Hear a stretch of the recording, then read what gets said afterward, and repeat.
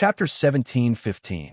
Hua Xiaoheng came to the kitchen and saw Gu Nianji rinsing the cherry tomatoes with water. He walked over naturally and took the fruit basket from her. Gu Nianji was so immersed in her thoughts that she almost didn't notice that someone had come in. She only noticed Hua Xiaoheng when he stood beside her and started to wash the fruits. Gu Nianji quickly turned around to look. Seeing that Lu Jin hadn't followed her in, she quickly said in a low voice, "Did you also think my dad spoke strangely just now?"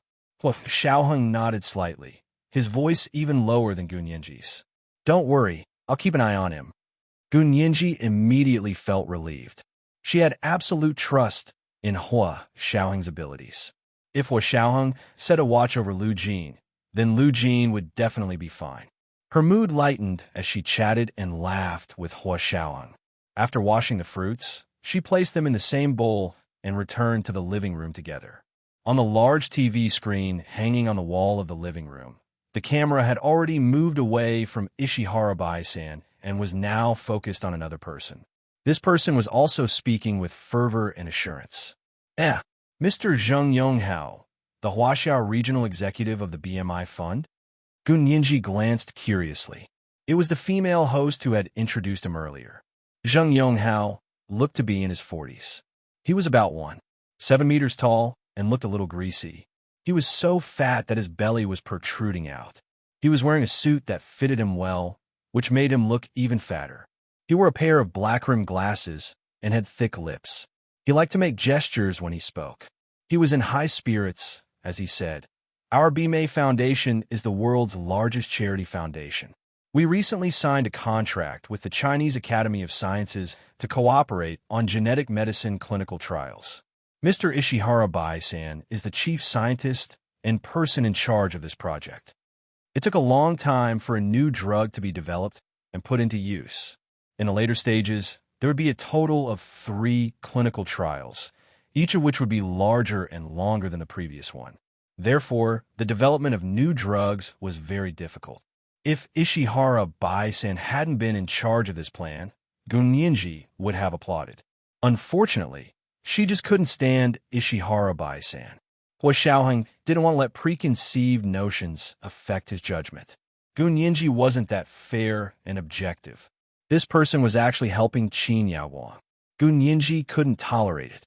Gu Nianji placed the jasper fruit bowl on the coffee table in front of the sofa and said to Lu Jin, who was watching the television intently, "Dad, do you want some fruit?" Lu Jin came back to his senses and nodded. He slowly took out a small and exquisite cherry tomato from the jasper fruit bowl and put it in his mouth to chew. The sweet and slightly sour taste filled the entire mouth, making it irresistible. Lu Jin swallowed, picked up the glass of water, and took a sip. He wiped his mouth with a tissue and said with a look of disdain, "Do the people at the Chinese Academy of Sciences have brains? They actually allowed foreign NGOs to conduct drug trials in our country." Gu Nianji blinked and asked curiously, "But in the context of global division of labor, isn't it normal for everyone to exchange what they need? What's the benefit of seclusion?" Lu Jin glanced at her and patiently explained, "Of course, it's too extreme to close the country. But if we're talking about mutual exchange, will these organizations that came to our country to conduct drug experiments hand over the formula of the new drug and share it with the Chinese Academy of Sciences? If not, then don't mention it." Gu Nianji, "But the formula for the new drug should have a patent, right? Why would they just take it out and share it with others?" Gu Nianji asked in confusion. "That's right. Why would they just take it out and share it with others? But they want to conduct drug trials in our country, and they don't have the formula. Don't you worry?" Lu Jin rolled his eyes rudely. "And even if they take out the formula, I don't believe it's complete. These foreign NGOs are used to hiding their true motives. Would they tell you the truth? They're too naive to believe them." Gu Nianji didn't know anything about this, so she chose to believe Lu Jin. Gu Nianji smiled and said, "That Ishihara Bai-san praised Qin Yaowang so much just now. I wonder if he knows about you, Dad. You're 10,000 times better than Qin Yaowang. Who wants such a person to know?" Lu Jin sneered and shook his head. "He's lowering my standards." Gu Nianji couldn't help it. She almost spat out the water she had just drunk. However, she still choked and started coughing. Lu Jin and Hua Xiaoheng took the tissues together and handed them over for both sides. Gun Yinji looked down and saw that the two hands in front of her were doing the same thing. Her mood was as good as a begonia under the spring sun, blooming with extreme beauty. She smiled and took the tissues from both sides. "Thank you, Dad. Thank you, Mr. Peter." Lu Jin glared at Hua Xiaoheng. Hua Xiaoheng didn't lower himself to Lu Jin's level. He smiled and retracted his hand. "You're welcome." At that moment, the greasy middle-aged man on TV, Zheng Yonghao, had already finished speaking, and the performance began again. Gun Yinji was no longer interested. She really wanted to investigate this Ishihara Bai-san. Gun Yinji quietly took out her phone and started searching. Half of Hua Xiaoheng's attention was on Gun Yinji, and the other half was on Lu Jin. Lu Jin kept watching the TV as if he was very interested. Gun Yinji searched around but didn't find anything wrong with Ishihara Bai-san.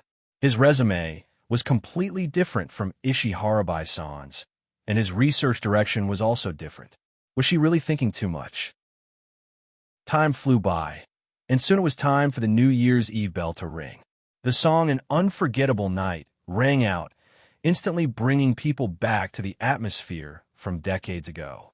Gun Yinji put down her phone and hugged Lu Jin's arm with a smile. She said loudly in his ear, "Happy New Year, Dad."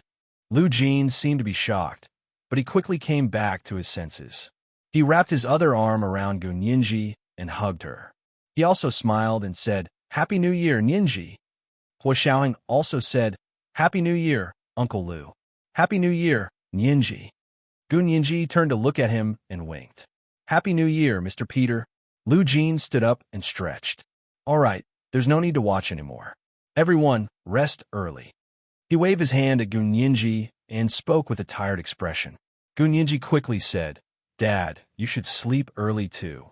Lu Jin turned to leave the living room, but when he reached the door, he stopped. He turned around and frowned. "Mr. Peter, aren't you leaving?" Hua Xiaoheng had no choice but to stand up as well. He looked deeply at Gun Yinji and said, "Good night." Gun Yinji couldn't help blushing. Fortunately, the living room was far away from the door. Otherwise, Lu Jin would definitely be able to tell. "Good night," Gun Yinji said in a low voice. Her heart was so full of happiness that it was about to overflow. Hua Xiaoheng looked at her smooth cheeks, which were as clear as a pearl. His Adam's apple bobbed up and down as he restrained his desire to kiss her. He said hoarsely, "I'll wake you up tomorrow morning and tell you good morning." "Okay, I'll wait for you." Gun Yinji's lips moved so softly that it was almost inaudible. However, Hua Xiaoheng's professionally trained hearing was very sharp, and he could read lips.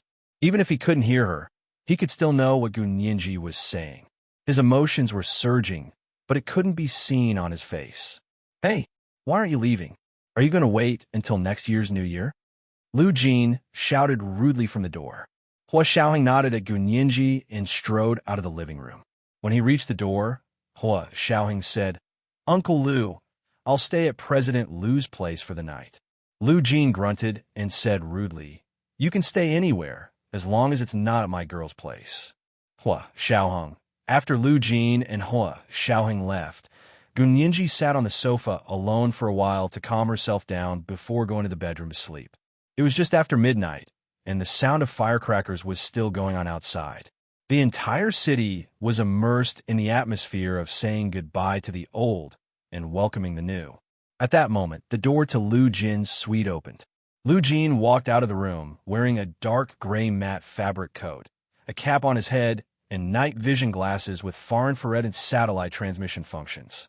He walked to Gun Yinji's door and touched it fondly. Finally, he kissed it before turning around and leaving resolutely. He entered the elevator. As soon as the elevator door closed, the door to Lu Yuan's suite opened and Hua Xiaoheng walked out. His appearance had been completely modified, and it was impossible to tell his original appearance at all. He only looked like a tough thug with broad shoulders and long, lean legs. He also had a thick beard on his face, and he also wore sunglasses with far infrared and night vision functions on the bridge of his nose. He raised his hand to look at his watch, a red that was clearly displayed on it. It was Lu Jin's coordinates. He could see the red dot approaching like a garage.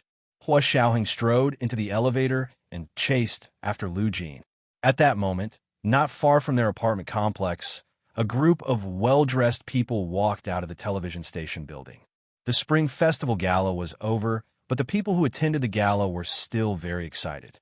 Zheng Yonghao, the executive of the Huaxiao region of the Beimei Fund, whispered to Ishihara Bai-san, "Mr. Ishihara, today is the Spring Festival Gala.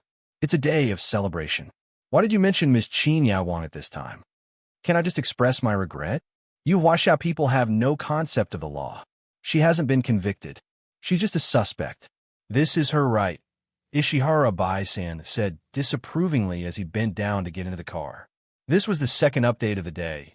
Chapter 1704, Lowering My Style.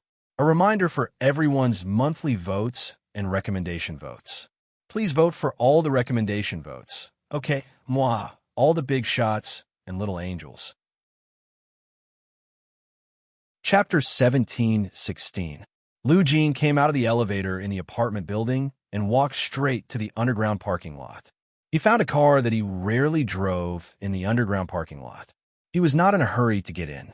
Instead, he put on a pair of transparent gloves, found 2 license plates in the trunk, and installed them on the front and back of the car. This was what Hua Xiaoheng saw when he came out of the elevator. He hid in the shadows of a concave corner of the parking lot with interest and observed secretly. He thought to himself that Lu Jin had accumulated a lot of fighting methods for being able to hide under He Chengjin's nose for so many years. After Lu Jin installed the license plate, he wiped the dust off his gloves with a tissue, opened the car door, and got in. After sitting in, he quickly scanned the parking lot. Seeing that there was no one else, he drove out with relief. After Lu Jin drove away, Xiaoheng flashed out and got into his own car. Unlike Lu Jin, the license plate on Hua Xiaoheng's car had already been changed, so there was no need to cram at the last minute.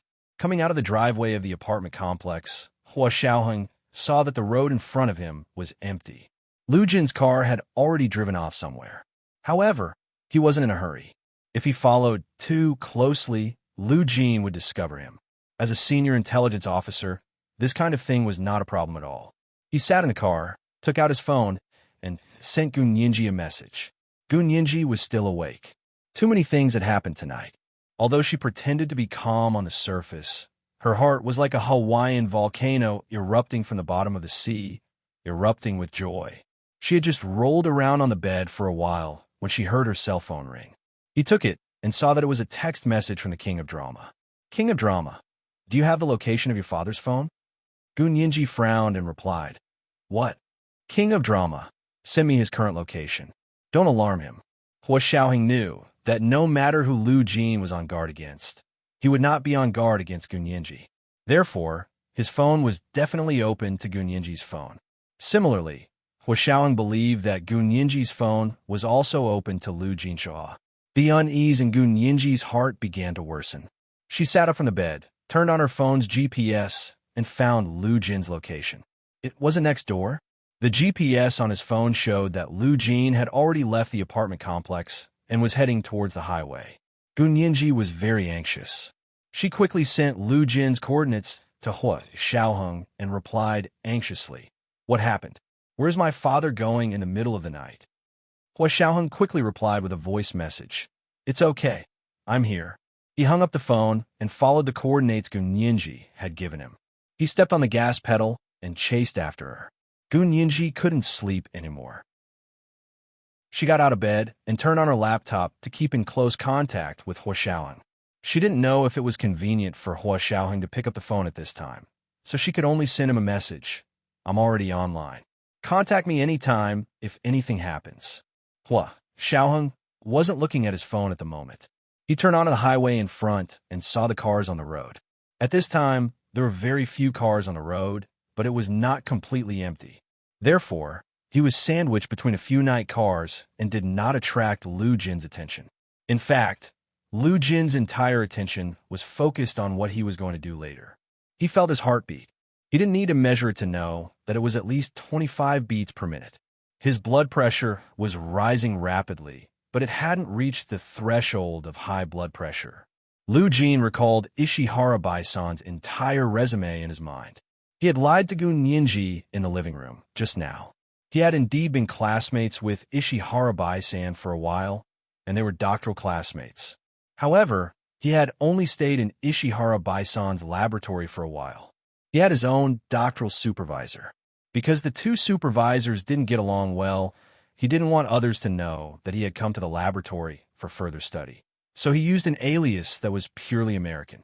He didn't want credits, nor did he want to be a student. He was just a student for further study in a laboratory, so the management wasn't that strict. Just by looking at the name, no one would be able to find out that he and Ishihara Bai-san had been classmates. Later, because of Qin Suan's sudden death, he was wanted by He Changjian. In order to avoid He Changjian, he had deleted all his previous resumes on the internet. There was less and less information about him that ordinary people could find. Of course, if they were acquainted with him, they would still know. However, there weren't so many traces on the internet. Lu Jin looked at his phone. He had already found the Dunhill Hotel where Ishihara Bai-san was staying in the imperial capital. After the Spring Festival Gala, Ishihara Bai-san would definitely go back to the hotel to rest. This person's schedule was actually very strict, and he didn't like to go to nightclubs, so he probably wouldn't go out with others. Lu Jin drove to the parking lot of the Dunhill Hotel and asked for a room with a real fake ID card. This ID card was also one of the few identities he had created for himself to avoid He Changjian's wanted order. These ID cards were all real in the government's ID management system, so they were real ID cards. However, the person was fake, so it was a real fake ID card. He found out the floor where Ishihara Bai-san lived and asked for a suite next to Ishihara Bai-san's room. It was the Spring Festival, a time when the Huaxia people reunited with their families all year round. Very few people were on business trips at this time, so the occupancy rate of the hotels in the imperial capital wasn't very high. Lu Jin easily reached the room. Lu Jin took the key card and went to his room. He went to the bathroom first and changed his appearance slightly. In fact, he only changed the shape of his eyebrows and nose and put on black-rimmed glasses. It'd be very different from his current appearance. After disguising himself, Lu Jin called the internal phone in Ishihara Bai-san's room. Ishihara Bai-san had just finished showering. He came out of the bathroom in a bathrobe and sat on the sofa with his feet crossed. He was about to light a cigar for himself to smoke. When he heard the hotel room's internal phone ring, he didn't even look at the caller ID. He thought it was from the lobby, so he picked it up and said hello.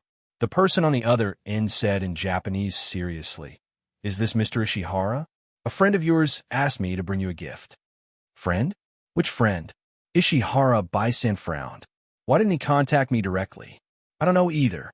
Lu Jin deliberately stammered in Japanese. "His name is Gu Xianwen." Ishihara Bai-san's pupils suddenly widened. Who did you just say?"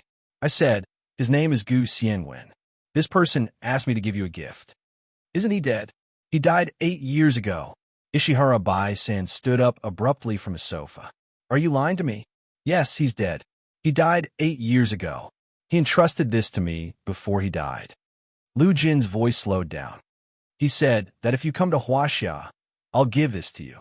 If you don't come, then forget it. Gu Xianwen had left him a gift before he died.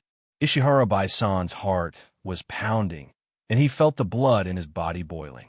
Gu Xianwen, that rare genius. Although he was more than 10 years younger than him, he had achieved something that he could never achieve in his entire life. Ishihara Bai-san had always respected the strong, but Gu Xianwen was too young. Moreover, when he worked with him in the laboratory, he couldn't tell that he was so powerful.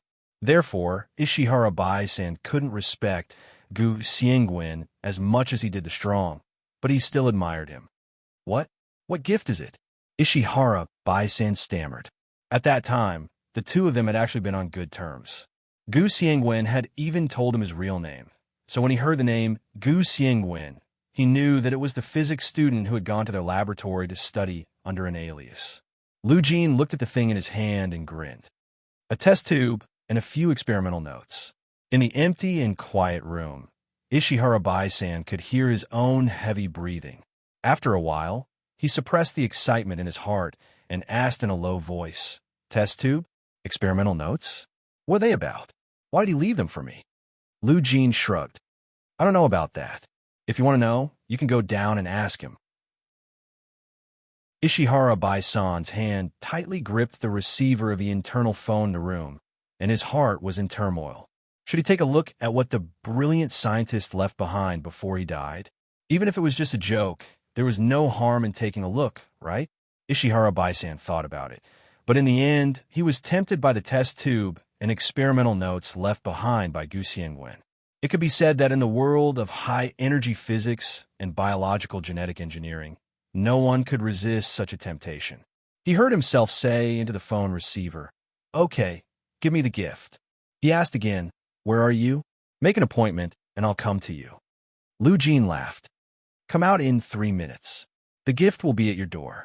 This was today's first update, Chapter 1705. No one can resist such a temptation.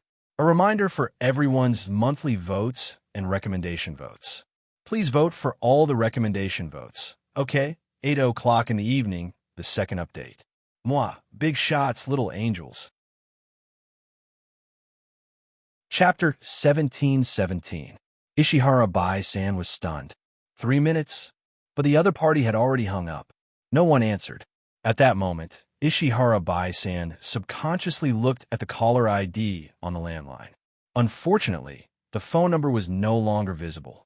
He pressed the button on the landline to see the previous number, but it turned out to be the hotel room's internal number. Could that person also be staying in this hotel? Ishihara Bai-san thought about it and felt even more excited. It seemed that it really was a gift that Gu Xiangwen had left for him. Maybe it wasn't a prank. After all, someone who could stay at the Dunhill Hotel couldn't be a penniless hooligan who had nothing to do outside. Ishihara Bai-san walked to the door and looked out through the peephole. The corridor was very quiet and empty. He didn't see anyone putting anything at his door. But what he didn't know was that Lu Jin didn't go to his door to put anything. He held the small test tube with a few old and yellowed lab notes and stood at the door of his room. He casually threw it at the door of Ishihara Bai-san's room. His movements were so fast that by the time Ishihara Bai-san walked to his door and looked out through the peephole, he had already thrown the thing away. When the 3 minutes were up, Ishihara Bai-san opened the door with a swoosh. The corridor was still empty. He didn't see anyone else. Lowering his head, he saw Gu Xiangwen's gift on the floor beside his feet before he died. A few yellowed lab notes were rolled into thin strips the size of test tubes and lying quietly at his feet. Ishihara Bai-san quickly picked them up and squeezed them. They were hard, and there was indeed something like a test tube inside. He looked around like a thief, then quickly dashed into the door and slammed it shut. He leaned against the door of his room and gasped for breath. That scene just now had been too exciting. It was like a dream, but he was extremely excited. If these things could provide him with clues and ideas for his experiments that were stuck in a bottleneck, it would be priceless. Ishihara Bai-san closed his eyes and tried to calm himself down. Then, with trembling hands, he opened the yellowed lab notes in his hand. He didn't even have time to see what was inside the test tube before he was attracted by the contents of the old experiment notes. His pupils suddenly dilated, and his lips trembled violently. He couldn't believe that Gu Xiangwen actually knew that year, because on those yellowed experiment notes, there were the steps of an experiment written on them. The flamboyant handwriting looked extremely familiar. It was really Gu Xiangwen's handwriting. However, this experiment was exactly the experimental design described in Dr. Ishihara Bai-san's thesis several decades ago. How'd he know? Ishihara Bai-san's ruddy and healthy face instantly lost all color, leaving only a pale and haggard expression. He slumped against the door and sat on the floor, holding his head. He fell into great fear. Just like now, back then his doctoral thesis was stuck in a difficult situation. There was an experiment that he couldn't do no matter how hard he tried. Seeing that it was almost impossible for him to graduate, Ishihara Bai-san, who was staying up all night in the laboratory, saw the experimental notes that Gu Xiangwen had forgotten to take away. There was a simple experiment design written on it, and it just so happened to solve Ishihara Bai-san's predicament. Ishihara Bai-san remembered looking at it over and over again. In the end, as if he was attracted by the devil, he took out his camera and took a picture of the experiment design. At that time, the laboratory wasn't as full of surveillance cameras as it was now, and Ishihara Bai-san didn't take away Gu Xiangwen's experimental notes either. They were still there. Therefore, after so many years, Ishihara Bai-san never thought that Gu Xiangwen would find out about his tampering. Later, when he defended his doctoral thesis, not only had Gu Xiangwen already left their laboratory and returned to his own laboratory, but he had also graduated earlier than him and returned to China. Ishihara Bai-san didn't completely copy Gu Xiangwen's experimental design. He only made some minor changes and explained the steps of the experiment in his own words. Even if Gu Xiangwen really saw his doctoral thesis, he would only be confused for a moment. He wouldn't think that Ishihara Bai-san had stolen his experimental design, right? That was because he was convinced that Gu Xiangwen's experimental design had not been published in a formal journal, nor had it been used in his own doctoral thesis. It was like an idea that he had come up with at the last minute, an experimental step that had already been abandoned. Therefore, he had no qualms about using it. In the end, he had even relied on this experiment to receive unanimous praise from the professors in the thesis defense team. He had even received the highest award for a doctoral thesis from Harvard University. His doctoral thesis had so much content, but only this experiment had been praised by the professors. Thinking about this, Ishihara Bai-san broke out in a cold sweat. He was silent for a while, trembling as he flipped the few yellowed experimental notes to the last page. He saw a few crooked diagrams, but he couldn't tell what they were. There were a few lines of words below the diagrams, which were obviously written later. It was probably written 8 years ago when Gu Xiangwen was on his deathbed, right? I know what you've done, trash. Even if you copy it, you won't be able to produce a perfect experimental result. Ishihara Bai-san looked at the crooked diagrams and howled. He hurriedly threw the few pages of experimental notes and test tubes away, as if they were hot potatoes. I'm not trash. I'm not trash. I'm not trash. His gaze gradually became blank, and he kept thinking, I'm trash. I'm not trash. I'm not trash. I'm not trash. It was like a program that had entered an infinite self-loop dead end. It's over. Everything is over. Soon, everyone would know what he had done. He didn't believe that Gu Xiangwen didn't have any backup plans to expose what he had done back then. Since he had prepared all of this 8 years ago, Ishihara Bai-san firmly believed that Gu Xiangwen must have a follow-up plan. From then on, the academic community would know that he, Ishihara Bai-san, the best biogenetic engineer in the Empire of Japan, the chief scientist of the United Nations Population Fund, was a plagiarist. Everything he had, his reputation, his status, and the results of his hard work over the years, would be discovered to be not his own creation. According to the regulations of his alma mater, Harvard University, plagiarism in a graduation thesis would result in the cancellation of the degree. So he's going to lose his PhD? Ishihara Bai-san knew better than anyone how serious the consequences of plagiarism in the academic community were. He had dared to do it back then because he was sure that Gu Xiangwen wouldn't find out. Moreover, he had waited 2 years for Gu Xiangwen to graduate. His published PhD thesis had nothing to do with these few pages of experimental designs. Only then did he carefully use them in his own graduation thesis design. He didn't expect Gu Xiangwen to be so scheming and cunning. He had dug a pit and was waiting for him to jump into it. Ishihara Bai-san stared straight ahead and slowly walked into his room. In his suitcase, there was a katana. It was the katana that his father had given him. No matter where he went, he would bring it with him as a form of encouragement. He had mentioned this habit to Gu Xiangwen back then. He had even shown Gu Xiangwen the katana.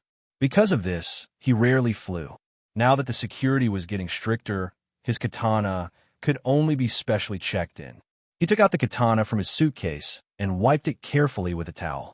The lights in the bedroom reflected the gleam of the katana.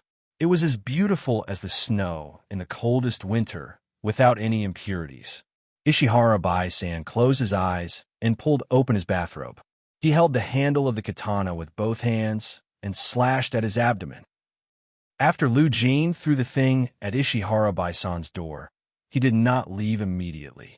He sat in his room, crossed his legs, and set the time on his phone.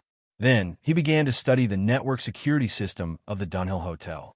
When his timer rang, there was the sound of chaotic footsteps in the corridor outside the door. What happened? What's wrong? This floor was filled with luxury suites. There weren't many people living in them, but there were still 7 or 8 people. Everyone opened the door and looked out. The hotel staff rushed to a room in a flurry.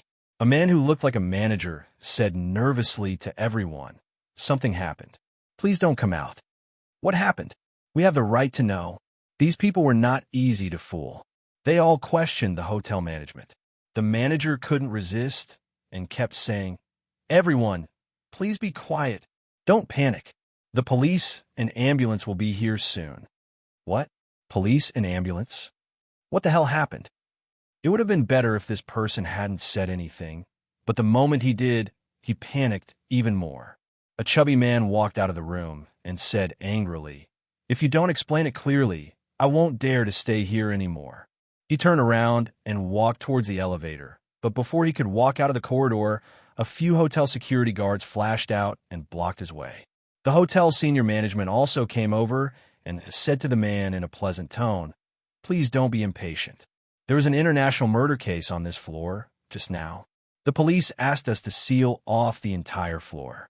No one is allowed to leave until they arrive." This is the second update of the day, Chapter 1706, I Know What You Did. A reminder for everyone's monthly votes and recommendation votes. Please cast a full vote for the recommendation votes. Okay, moi, everyone, little angels. Chapter 1718. Why? What does the murder here have to do with us? Why can't we leave? You can't do this. If you suspect that someone is a suspect, bring a court search warrant. If not, please get out of the way. We don't want to stay here anymore. Who the F***CK wants to stay in a place where murder happened? The louder shouts, and the quieter shouts, too, murmurs. The buzzing sound was endless, as if a hornet's nest had been poked. In fact, it was indeed illegal for the hotel to not allow the guests in the other rooms to enter freely just because a murder had occurred in one room on this floor. These guests were not at the scene of the crime, and the hotel management did not have any evidence to prove that the guests in the other rooms were related to the murder. The people who could stay in the luxurious suites of the Dunhill Hotel were not ordinary people. It didn't take long for them to pick up their phones and call their lawyers, relatives, and friends. Although it was early in the morning on the first day of the new year, many people had not slept because the Spring Festival Gala had just ended. Therefore, a lawyer drove over very quickly. Just as the guests were quarreling with the hotel management, Lu Jin calmly logged into the hotel's intranet and erased all traces of his check-in. From the registration records in the lobby to his credit card, the surveillance footage in the lobby, and the surveillance footage in the corridor on this floor, he had deleted all traces of his presence. Perhaps the attendant who had checked him in the lobby still vaguely remembered such a person, but when the place became a mess later, it would be strange if that person would remember an ordinary person like him. The only thing that was difficult to deal with was the access card in his hand. If the hotel management sorted out all the access cards on this floor, they would find that the access card for his room had been lost. And this room happened to be next to Ishihara-bai-san's room. Once it was investigated, the person who registered for him might think of him. Lu Jin pondered for a moment, wondering if he should hypnotize the attendant in the lobby when he returned the room to the door. At that moment, an ear-piercing fire alarm suddenly rang out from outside. Beep, beep, beep, beep. The sharp sound of the fire alarm rang through the entire corridor. The expressions of the guests who were confronting the hotel management changed drastically. "There's a fire. There's a fire. Run." When the fire alarm went off, the hotel management had no reason to stop the guests from leaving. In fact, even if the police came, they could only run down together. The hotel management staff were the first to turn around and run down the stairs. The rest of the guests also ran toward the staircase. Because the elevator would automatically shut down when there was a fire alarm, no one ran to the elevator. At this moment, Lu Jin dashed out of the room and ran down behind these people. Just as he reached the middle floor, the firefighters finally came up. One of the big firefighters in a yellow firefighter uniform rushed over and bumped into Lu Jin before continuing to run up. Lu Jin hurriedly dodged, but he was still knocked against the railing of the stairs. However, the man did not seem to have much strength. His back hit the railing, but it did not hurt at all. Lu Jin was not in the mood to argue with this person. He thought that it was understandable that the other person was going to put out the fire. He just needed to hurry home. When he finally ran downstairs, Lu Jin thought of his card and looked around for the attendant who had registered him. He tried to hypnotize him, but when he touched his pocket, the card was gone. Lu Jin's expression changed, and he quickly looked around. He was surrounded by guests who had just come down from upstairs. All of them were disheveled, and many of them were still wrapped in hotel nightgowns and bathrobes. It was obvious that there was no time to change. Although there weren't many people on their floor, there were still many guests in the entire building. For a building like this, if a fire broke out on one floor, the people on all floors would be evacuated. Lu Jin squeezed through the crowd and calmly looked for the attendant who had registered him. When the fire alarm went off, the hotel's attendants also had their own evacuation mission. At this moment, they were all working in an orderly manner according to the plan. Lu Jin did not find the person he was looking for. The group of firefighters who had rushed upstairs were the first to rush directly to the floor where the murder had occurred. The fire alarm record showed that it had first sounded from that floor, so the source of the fire should be there. The tallest firefighter, the one who had bumped into Lu Jin, was the first to rush into Ishihara-bai-san's room. He wore a fire mask and quickly looked around. Then, he entered Ishihara-bai-san's bedroom and found that it was pitch black. He shone a high-intensity flashlight and found two things next to his body that were out of place in the surroundings. A small test tube and a few pieces of yellowed paper that looked like they had been torn out of a notebook. The man didn't think too much about it. He quickly walked over and quickly picked up the two things and stuffed them into his thick firefighting suit. It was also because of the fire alarm that the power in the building had been suspended. Only the backup power in the corridor was still running. The man retreated from the pitch-black room and entered the suite next door where Lu Jin had just been. He casually overturned the tables, chairs, and sofa. It looked like someone had run out of the room in a panic, causing a chaotic scene. He then used the fire extinguisher to spray the room, erasing all the fingerprints and footprints that Lu Jin might have left behind. After coming out of Lu Jin's room, he went to the other rooms with a fire extinguisher and did the same thing. Then, he quickly retreated. The whole operation took less than 5 minutes. The other firefighters were still looking for possible sources of fire in the various rooms, but he had already retreated. He found a remote utility room, took out a folded duffel bag, and opened it. He took off his firefighting suit and stuffed it into it. Then, he carried the duffel bag and pretended to be a guest. He quickly rushed down the fire escape. When he arrived at the lobby, it was crowded. He quickly walked to the lobby where the registration office was located. The place was also crowded. The hotel staff were not there to check in. He stood at the place where the staff checked in. While no one was paying attention, he threw the key card into the drawer where the key card was kept. At the entrance of the hotel, the sound of police cars could be heard. The police finally arrived late. Just as a large group of police rushed in, a few firefighters rushed down from upstairs. It's okay. There's a problem with the fire alarm. There's no fire. It's a false alarm. For safety's sake, everyone wait for another half an hour. It won't be too late for everyone to go upstairs after we've eliminated the fire alarm in the entire building. The firefighters told everyone about the situation upstairs, and many people breathed a sigh of relief. Lu Jin was also paying attention to the situation in the crowd. When he heard that it wasn't a real fire alarm, he raised an eyebrow and felt that it was a little strange. Just as he was about to look for the hotel check-in attendant, a tall man walked over and whispered to him, "Sir, the car you asked for is here." Lu Jin immediately became alert when he heard the voice. It was the voice of the KGB, Peter Hua Xiaoheng. Looking at this person's figure, he was clearly the firefighter who had bumped into him just now. Lu Jin finally understood everything. The KGB had stolen the key card that he had lost, hadn't it? This person was Hua Xiaoheng. He grabbed Lu Jin's arm and whispered, "The key card has been returned. Let's go. The car is outside." Lu Jin heaved a sigh of relief.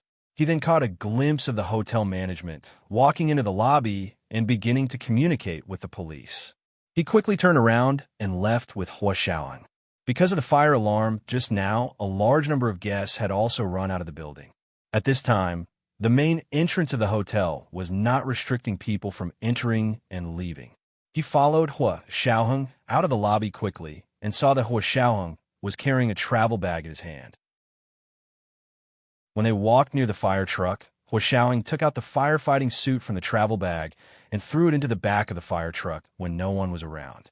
There were a lot of firefighting equipment piled up in a mess, including some scattered firefighting suits.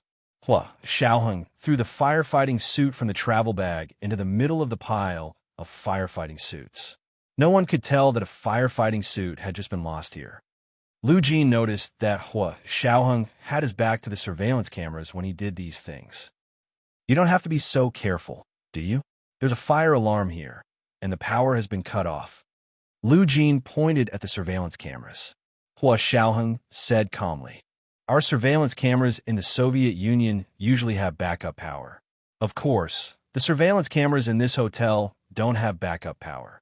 But it's better to be safe than sorry. It's good that everything's fine." Lu Jin pursed his lips and thought to himself, so what if he was photographed? With his methods, wouldn't it be a piece of cake for him to hack in and delete it? However, he had to admit that Peter's caution was indeed a sign of professionalism. He stopped arguing and obediently followed Hua Xiaoheng through the crowd on the lawn of the hotel building. He walked out of the door and across the street. There was also a group of people on the opposite side of the road. Some had rushed over to watch the show, while others had been called over by lawyers and the relatives and friends of the guests. There were also some hotel guests who had run to the opposite side of the hotel because they were worried that the fire would spread. After Hua Xiaoheng and Lu Jin left the hotel, they did not walk very fast. Instead, they joined the group of people who were watching the show from the opposite side of the road. Inconspicuously, they crept back among the crowd, and when they had reached the furthest point, they looked up at the dunghill for a moment and then slowly moved away from the spot. The two of them walked to the corner of the street. Hua Xiaoheng remotely opened a car and raised his chin at Lu Jin. Without saying a word, Lu Jin got into the passenger seat of the car. Hua Xiaoheng got into the driver's seat, stepped on the accelerator, and quickly drove away from the place. They were not the only car that had left the hotel, so it was not particularly eye-catching. Lu Jin was full of praise for Hua Xiaoheng's actions, but he asked in confusion, "How'd you know I was here? I was sure that no one was following me." Hua Xiaoheng did not answer him. Instead, he asked coldly, "Ishihara Bai-san is dead?" Lu Jin nodded and said with a smile, "Guess how he died?" "Why did you want him to die?" Hua Xiaoheng asked again, his heart a little heavy. This was the first update of the day. Chapter 1707, Seamless Cooperation. A reminder for everyone's monthly votes and recommendation votes. Please vote for all the recommendation votes. Okay, 8 o'clock in the evening, the second update. Moi, big shots, little angels. Chapter 1719. Lu Jin blinked and tried to pretend to be confused. "What do you mean I want him dead? What does his death have to do with me?" Lu Jin's gaze drifted as he looked out the car window at the night sky. The street lamps drew a long, shining line under the night sky, pointing in an unknown direction. The corners of Hua Xiaoheng's mouth twitched. He gripped the steering wheel tightly and stepped on the accelerator. He sped the car forward for a distance before saying, "It's none of your business. Why did you use a fake ID to stay in Ishihara Bai-san's room? And you stayed in the middle of the night?" Lu Jin laughed and said proudly, "Mr. Peter, you have to have evidence to prove it. Go to the Dunhill Hotel and check. If you can find out my check-in records, I'll admit defeat.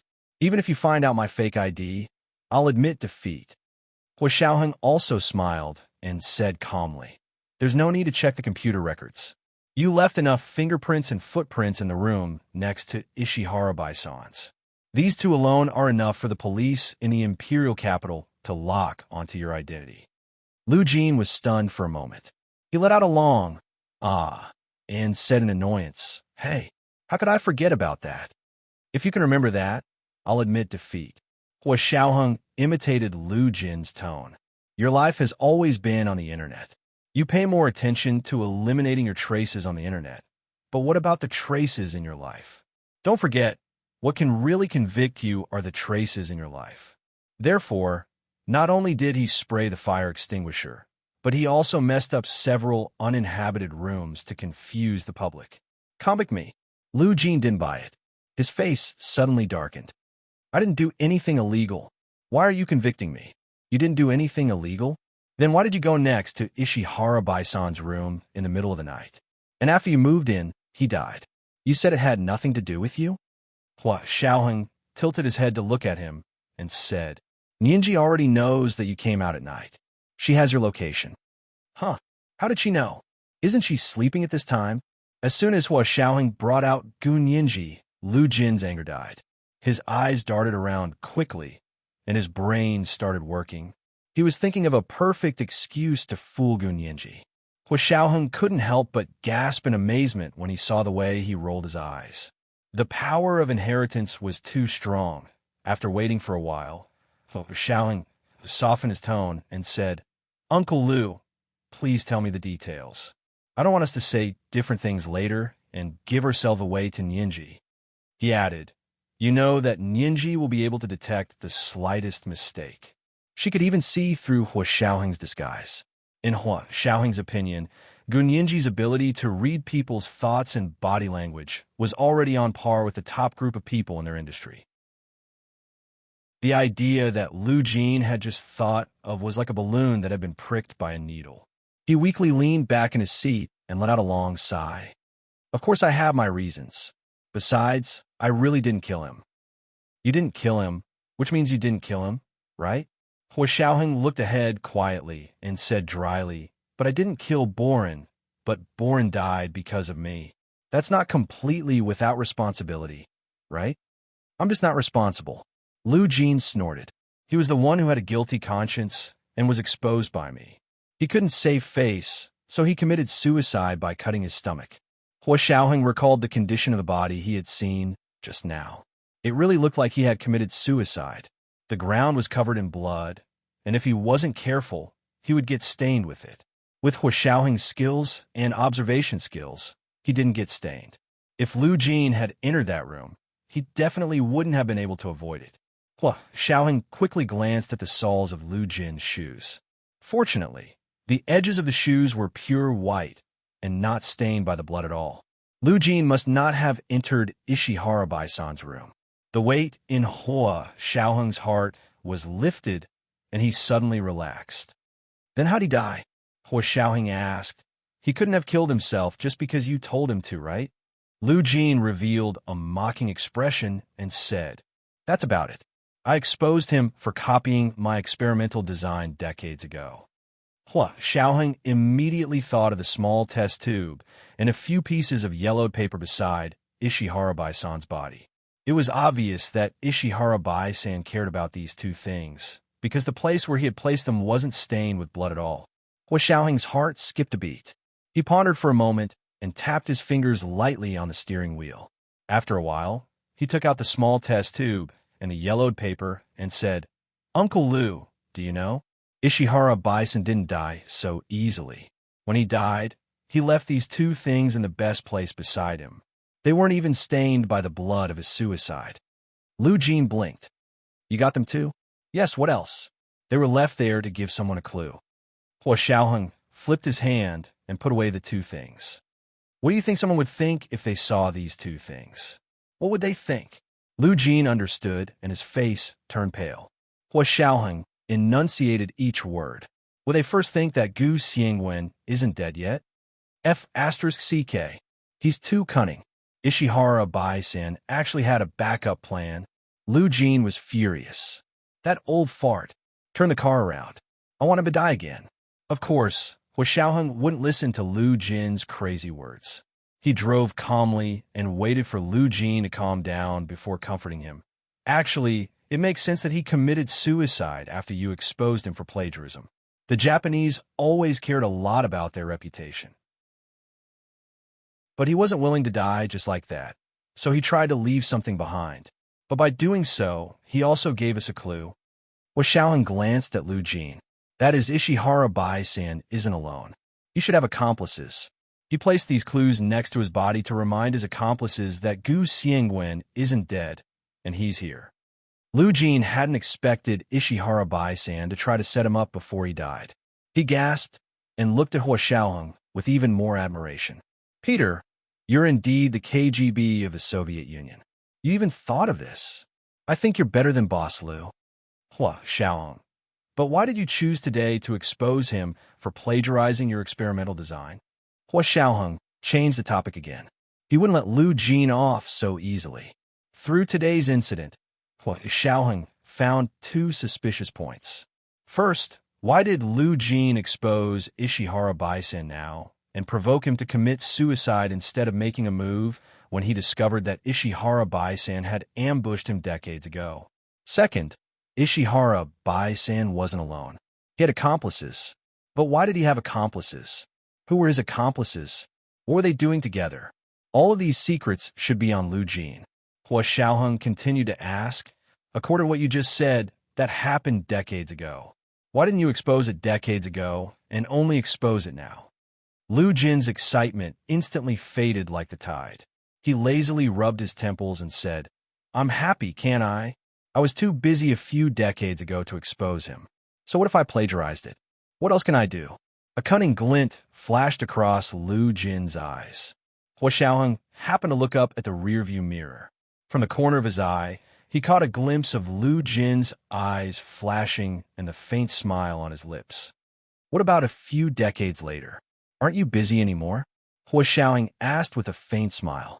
Yes, I'm hitting the child on a rainy day. I have nothing to do. Lu Jin laughed dryly and quickly said, I'm joking. I'm joking. How could I bear to hit my precious daughter? Only someone as shameless as Ishihara Bai-san wouldn't be a waste of time to teach him a lesson. You still haven't answered why you suddenly exposed him decades later, and why did you choose to do it in the early morning of the first day of the new year? Xiaoheng wasn't someone who was easily fooled. He could always successfully return to the original topic. Lu Jin was a little anxious by his question. He said angrily, I don't like his appearance at the Spring Festival Gala. Okay? What the hell? He actually came to our country to conduct genetic research. Oh, are you jealous of those who are capable? Xiaoheng said deliberately, you can't stand seeing someone who wasn't as good as you in the past, but now he's more famous and capable than you. Lu Jin opened his mouth and was about to say no, but he suddenly thought of what he was going to do. He pursed his lips tightly and said, Yes, I'm just jealous of him. I can't stand it when I see that he's more famous and capable than me, so it's best if he dies. The corners of Xiaoheng's eyes twitched imperceptibly. Lu Yuan was right. Something was wrong with Lu Jin. Something was really wrong. Xiaoheng just didn't expect that a small test tube and a few yellowed experimental designs would be able to provoke Ishihara Bai-san into committing suicide. But that wasn't Lu Jin's real goal. What exactly did he want to do? This was today's second update, Chapter 1708, Hitting the Child on a Rainy Day, Since I'm Idle. A reminder for everyone's monthly votes and recommendation votes. Please vote all the recommendation votes, moi, all the big shots, and little angels. Chapter 1720. Would a genius scientist who would rather fake his death and live in seclusion be jealous of a second-rate scientist, Ishihara Bai-san, who had never made any significant achievements? Xiaoheng didn't believe a single word. But this person was Lu Jin, Gun Yinji's biological father. He couldn't do anything to him. Xiaoheng sighed softly and said dryly, Uncle Lu, do you think Yinji will believe this reason? Lu Jin's face fell again. He rubbed his tangled hair and muttered, If you don't tell her, she won't know, right? She looked at Xiaoheng excitedly, as if she had found a great solution. Yes, to say that I came out for a ride and didn't do anything. I just strolled around and came back. He clapped his hands. Nothing happened. Everything is fine. If this was on the internet, he would definitely give his post countless likes. Hua Xiaoheng coughed and said sternly, Uncle Lu, I never lie to Nianji. When Hua Xiaoheng said this, he felt lucky that Nianji wasn't here. If she heard him say this, she would definitely scoff. He had lied to her countless times. It was just that in the past, he had a legitimate reason, and she didn't care. Lu Jin's expression twisted when he heard Hua Xiaoheng's words. Hearing this man say that he would never lie to his daughter, of course he was happy. Which father would like someone who often lied to his daughter? But now, if he said he didn't lie, he would be the one suffering losses. This was a little subtle. Lu Jin glared at Hua Xiaoheng for a long time, but he couldn't find the right words to retort. If Lu Yuan was here, he would definitely be laughing happily because he had finally gotten his revenge. How many times had he been insulted by Lu Jin? Just thinking about it made him want to cry. The two of them didn't speak until they drove back to the parking lot downstairs. Lu Jin looked at the apartment building and sighed. Who would have thought that he would be able to return? He had already made preparations. From today onwards, he would once again roam the world. He would not contact anyone until he completed his plan. He had never expected to come back alive. Hua Xiaoheng stopped the car and unbuckled his seatbelt. When he was about to get out, he saw that Lu Jin was still sitting there and had no intention of getting out. Uncle Lu, we're here, he warned, opening the door and getting out. Lu Jin was still sitting in the car, motionless. His expression was very conflicted.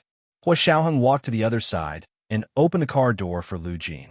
Lu Jin still did not get out of the car. He stammered, How about I don't go back? Just tell Nianji that you lost me. Uncle Lu, are you questioning my professional ethics? Hua Xiaoheng looked dissatisfied. If I, the KGB, can even lose someone with a location display, I'd have to commit seppuku like the Japanese. The corners of Lu Jin's eyes twitched. He was actually a little afraid to face Gu Nianji's questions. He poked his head out of the car and stammered. What should we do? Are you really going to tell me the truth? Hua Xiaoheng already had an idea. He calmly got out of the car and walked to the other side to open the door for Lu Jin.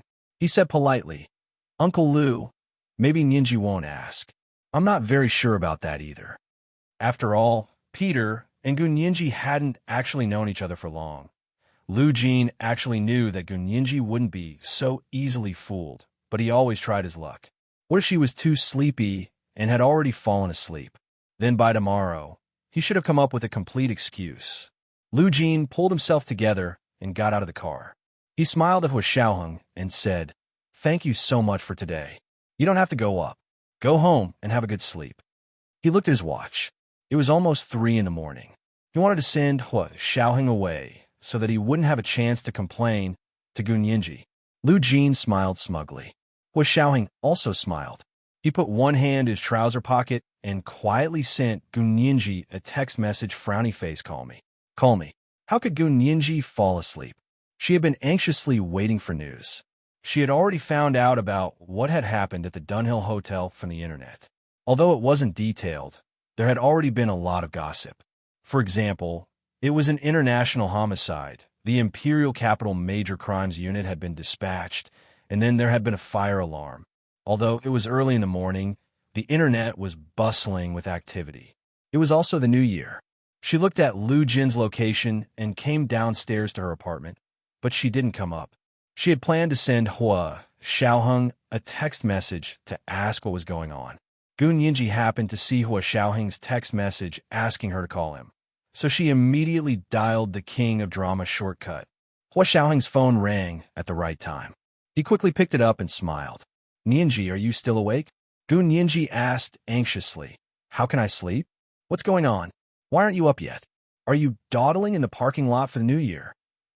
Her voice was so loud, and Hua Xiaoheng had deliberately turned the volume on his phone to the maximum. The parking lot in the early morning was as quiet as an ancient wasteland. It sounded like it was on speakerphone. Lu Jin was embarrassed. So his girl had been monitoring his movements the entire time? Hua Xiaoheng looked troubled. He glanced at Lu Jin and mouthed. What should we do? Lu Jin glared at Hua Xiaoheng and waved his hand vigorously. He heard Hua Xiaoheng say, "Nianji, your dad is here. I want you to talk to him." As he spoke, he directly handed the phone to Lu Jin. Lu Jin didn't know whether to pick it up or not. He really hated Hua Xiaoheng, but Gu Nianji kept calling out, "Dad, Dad, say something." Lu Jin couldn't resist Gu Nianji's voice. He picked up the phone helplessly and whispered, "Nianji, why aren't you sleeping yet?" "How can I sleep?" Gu Nianji was furious. "I'll give you 5 minutes. If you don't come up, I'll go down." "No, no, no." Lu Jin immediately surrendered. "We'll come up right away. Don't come out. It's cold outside. Your room is warm. It's still cold no matter how big your clothes are. Be careful not to freeze." As he rambled on, he was already walking in the direction of the elevator. Hua Xiaoheng heaved a sigh of relief. Fortunately, Gu Nianji was here. Otherwise, they really wouldn't be able to do anything to Lu Jin. He followed Lu Jin into the elevator. Lu Jin used the door to swipe the floor up. He didn't even look at Hua Xiaoheng. He held his phone and muttered to Gu Nianji. Hua Xiaoheng didn't care. He stood calmly beside him and practically escorted him into Gu Nianji's suite. "Dad, where did you go in the middle of the night?" Gu Nianji rushed out of the bedroom in a light pink coral velvet casual wear. She wore a pair of furry panda slippers on her feet. As she ran, the slippers made a lot of noise, and she almost didn't fall in the living room. Lu Jin saw his daughter and forgot himself. He quickly ran over to catch her and said, "Don't worry. I'm back now, aren't I?" "Dad, don't scare me." Gu Nianji's nose was red, and her eyes were sparkling with tears. She tugged at Lu Jin's shirt and finally cried. "It wasn't easy for me to find Dad. Are you going to leave me alone? I don't want to be an orphan anymore." "Dad, don't leave me alone. I don't want to be an orphan without parents anymore." Actually, in the beginning, Gu Nianji didn't care who her biological parents were. Hua Xiaoheng had taken good care of her, and she didn't have any regrets in this regard. But after coming into contact with the outside world, she gradually realized that her parents were different. They were completely different from the kind of feelings Hua Xiaoheng had given her. It wasn't until she came here and felt Lu Jin's meticulous care and care for her, as well as his unconditional doting and love, that Gu Nianji truly realized that children who grew up being doted on by their parents were different. They were especially confident. Even when she lost her temper, she was especially unscrupulous. Lu Jin's heart ached from Gu Nianji's crying, and tears flowed down his cheeks. "Nianji, don't cry. Nianji, don't cry. Dad isn't abandoning you. Dad is..." Lu Jin wanted to say that Dad was doing this for her to live a better life. But looking at Gu Nianji, she definitely wouldn't accept this reason. He didn't say anything. He just hugged her in his arms and gently patted her back. He walked to the bedroom and said, "It's late. You go to sleep first. We'll talk about it tomorrow, okay?" Hua Xiaoheng also said from behind them, "Nianji, go to sleep for a while. I'll be here to help you look after Uncle Lu." Gu Nianji quickly said, "Then it's a deal. Mr. Peter, help me look after Dad. I'll go to sleep for a while." She was indeed very sleepy. When she lacked sleep, her brain's IQ would drop. At this time, she couldn't think of any good ideas. Lu Jin had wanted to chase Hua Xiaoheng away, but now that his daughter had asked him to stay and watch him, he didn't dare say no. After finally coaxing Gu Nianji to sleep, Lu Jin gently closed her bedroom door and walked to the sofa in the living room to sit down. The ceiling light in the living room was off, and there was only a small gray lamp on the small table next to the sofa. Lu Jin sat in the shadow of the lamp and wiped his face tiredly. "What should I do? What should I tell Nianji tomorrow?" Hua Xiaoheng sat opposite him and said calmly, "To be honest, Nianji isn't an ignorant girl. She's experienced more than we can imagine. You have to learn to treat her like an adult." This was the first update of the day, Chapter 1709, Pretend Nothing Happened. A reminder for everyone's monthly votes and recommendation votes. Please vote for all the recommendation votes, okay? 8 o'clock in the evening, the second update. Moi, all the big shots and little angels. Chapter 1721. Lu Jin lowered his head and leaned back listlessly on the sofa. Half of his body was in shadow, and the expression on his face could not be seen. Hua Xiaoheng thought it was a good thing that Lu Jin still had someone he could not resist, and that was Nianji. As long as Nianji asked him, Lu Jin wouldn't lie to her. The two of them didn't speak and just sat quietly in the living room. At daybreak, both of them dozed off. Lu Yuan woke up in his room with a splitting headache. The feeling of a hangover was terrible. However, he hadn't gotten drunk in so many years. He was too happy yesterday, so he indulged himself. But after indulging himself, he remembered what he had done when he was drunk and couldn't help but hit his head with a headache. He could only hope that Hua Xiaoheng could help him put away the pencil sketches in time so that Gu Nianji and Lu Jin wouldn't see them. However, he remembered who he had drawn. If it was really Hua Xiaoheng who had put it away, Lu Yuan's face turned pale. He was done for. He was too ashamed to face anyone. At this moment, Lu Yuan did not want to get up at all. He wished he could dig a hole and bury himself. He would never wake up to face these people. This was too embarrassing. It was already 9 in the morning when Gu Nianji woke up. She washed up and came out of the bedroom to find Hua Xiaoheng and Lu Jin still sleeping on the sofa. Gu Nianji let out a long sigh. It was good to see Lu Jin and Hua Xiaoheng by her side. These were the two most important men in her life. He took out 2 blankets and gently covered them. Lu Jin was really asleep. Gu Nianji covered him with a blanket, but he didn't notice at all. He just changed to a more comfortable way to sleep. Hua Xiaoheng woke up the moment Gu Nianji opened the door, but he was still asleep and didn't move. When Gu Nianji covered him with the blanket, he gently kissed her cheek. Gu Nianji blushed and twisted Hua Xiaoheng's muscular waist under the blanket. Hua Xiaoheng was in pain, but he didn't make a sound. He only narrowed his eyes and smiled at her. Gu Nianji pouted but didn't say anything. She got up and went to the kitchen to check. They were all dishes that she didn't know how to cook, so she had to wait for Lu Yuan to cook breakfast. Gu Nianji thought about it and took the pencil sketches that Lu Yuan had drawn yesterday. She went to Lu Yuan's apartment and rang the doorbell. Lu Yuan didn't want to get up at first, but when he saw Gu Nianji ringing the doorbell on the monitor, he still got up and opened the door. "Good morning, Nianji." Lu Yuan was wearing casual clothes and opened the door with a smile. "You're up so early? I just came to see if you were feeling better, President Lu." Gu Nianji smiled and hid the stack of sketches behind her back. "I didn't disturb your sleep, did I?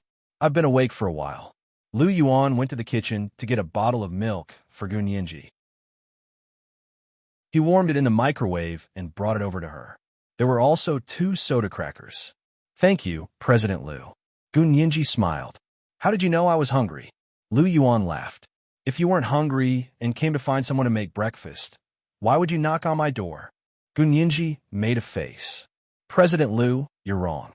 She leisurely took out the stack of pencil sketches. "I'm actually here to return them to their rightful owner." The pencil sketches slammed down on the mahogany dining table in front of her. Lu Yuan's expression changed slightly. Gu Nianji didn't say anything.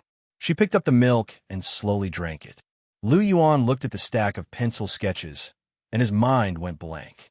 He had never expected that these things would not be kept by Hua Xiaoheng, but fall into Gu Nianji's hands. But on second thought, this was better than falling into Hua Xiaoheng's hands, right? After all, Song Jining was Hua Xiaoheng's mother, and he was Hua Xiaoheng's father's older brother. This relationship was too messy and complicated. Lu Yuan didn't know what Hua Xiaoheng would think of him, now that it had fallen into Gu Nianji's hands. Even though she was Hua Xiaoheng's fiancée, she didn't know that Peter was Hua Xiaoheng, so it shouldn't be anything, right? However, she knew Song Jining, so he had to think about how to explain this problem. Gu Nianji finished a bottle of milk and took a good look at Lu Yuan's expression before deliberately asking, "President Lu, who is this girl? She's so beautiful." Lu Yuan looked up at her and said frankly, "You don't know her. She's the person I like. I haven't seen her for many years." "Oh, is that so? She also looks like someone I know." Gu Nianji deliberately pretended not to know Lu Yuan's secret. "Could it be that we know the same person?" Lu Yuan calmly put away the pencil sketches and said, "Really? Who?" "But that person is in the other world." Gu Nianji asked curiously, "How do you know someone from the other world?" "The person I know is in this world, not in the other world," Lu Yuan said without hesitation. "Maybe she's her counterpart. Gu Nianji's lips twitched. If it weren't for that bowl of Sanxian fried rice, she would have believed him. Really? Gu Nianji picked up the baking soda biscuit on the white porcelain plate and said with a smile, "Let me meet her when I have the chance." So President Liu really has a second spring. Liu Yuan smiled and shook his head. Don't listen to your dad's nonsense. I didn't even have a first spring, so how could I have a second spring? Oh, so this is your first spring, Gu Nianji said meaningfully and stood up.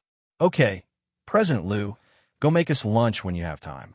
There's no need for breakfast. My dad and Peter are still sleeping. Liu Yuan didn't know that so many things had happened overnight. He nodded. I'll go wash up first, and then I'll go over to your side to cook. Thank you, President Liu. Gu Nianji beamed and turned to leave, but Liu Yuan stopped her. He took out a red envelope and handed it over. Nianji, this is your New Year's money. Gu Nianji took it in surprise. It's a real red envelope. I still have New Year's money. That was great. She used to be a red envelope expert on the internet, but she didn't send red envelopes much anymore. She opened it on the spot and saw a stack of brand new RMB, the kind with the largest denomination. Gu Nianji kissed the red envelope and smiled. Thank you, President Liu. This is the best gift. Liu Yuan smiled and patted her head. I'm glad you like it. He was as considerate and protective as an elder to a junior. Gu Nianji was in a good mood. She hummed her demonic off-key song as she returned to the suite opposite her. At this time, Hua Xiaoheng was no longer on the sofa. Lu Jin was sitting alone on the sofa, still covered with the blanket. His expression was one of shock. Gu Nianji walked over and sat beside him. She asked softly, Dad, are you okay? As she spoke, she tested Lu Jin's forehead with her hand, worried that he would have a fever and get sick. Lu Jin was extremely touched. He raised his hand and held Gu Nianji's hand that was testing his forehead. His voice was almost choked with sobs. Nianji, I made you worry. It's my fault. Dad, don't say that. Gu Nianji brought Lu Jin a bottle of water. Drink some water. President Liu will come and make us lunch later. Lu Jin lifted the blanket and sat up straight. He asked with concern, Nianji, have you had breakfast? I just drank milk at President Liu's place and ate a few baking soda biscuits. Gu Nianji looked at Lu Jin and her voice became stern. Dad, can you tell me now why you went to the Dunhill Hotel in the middle of the night last night?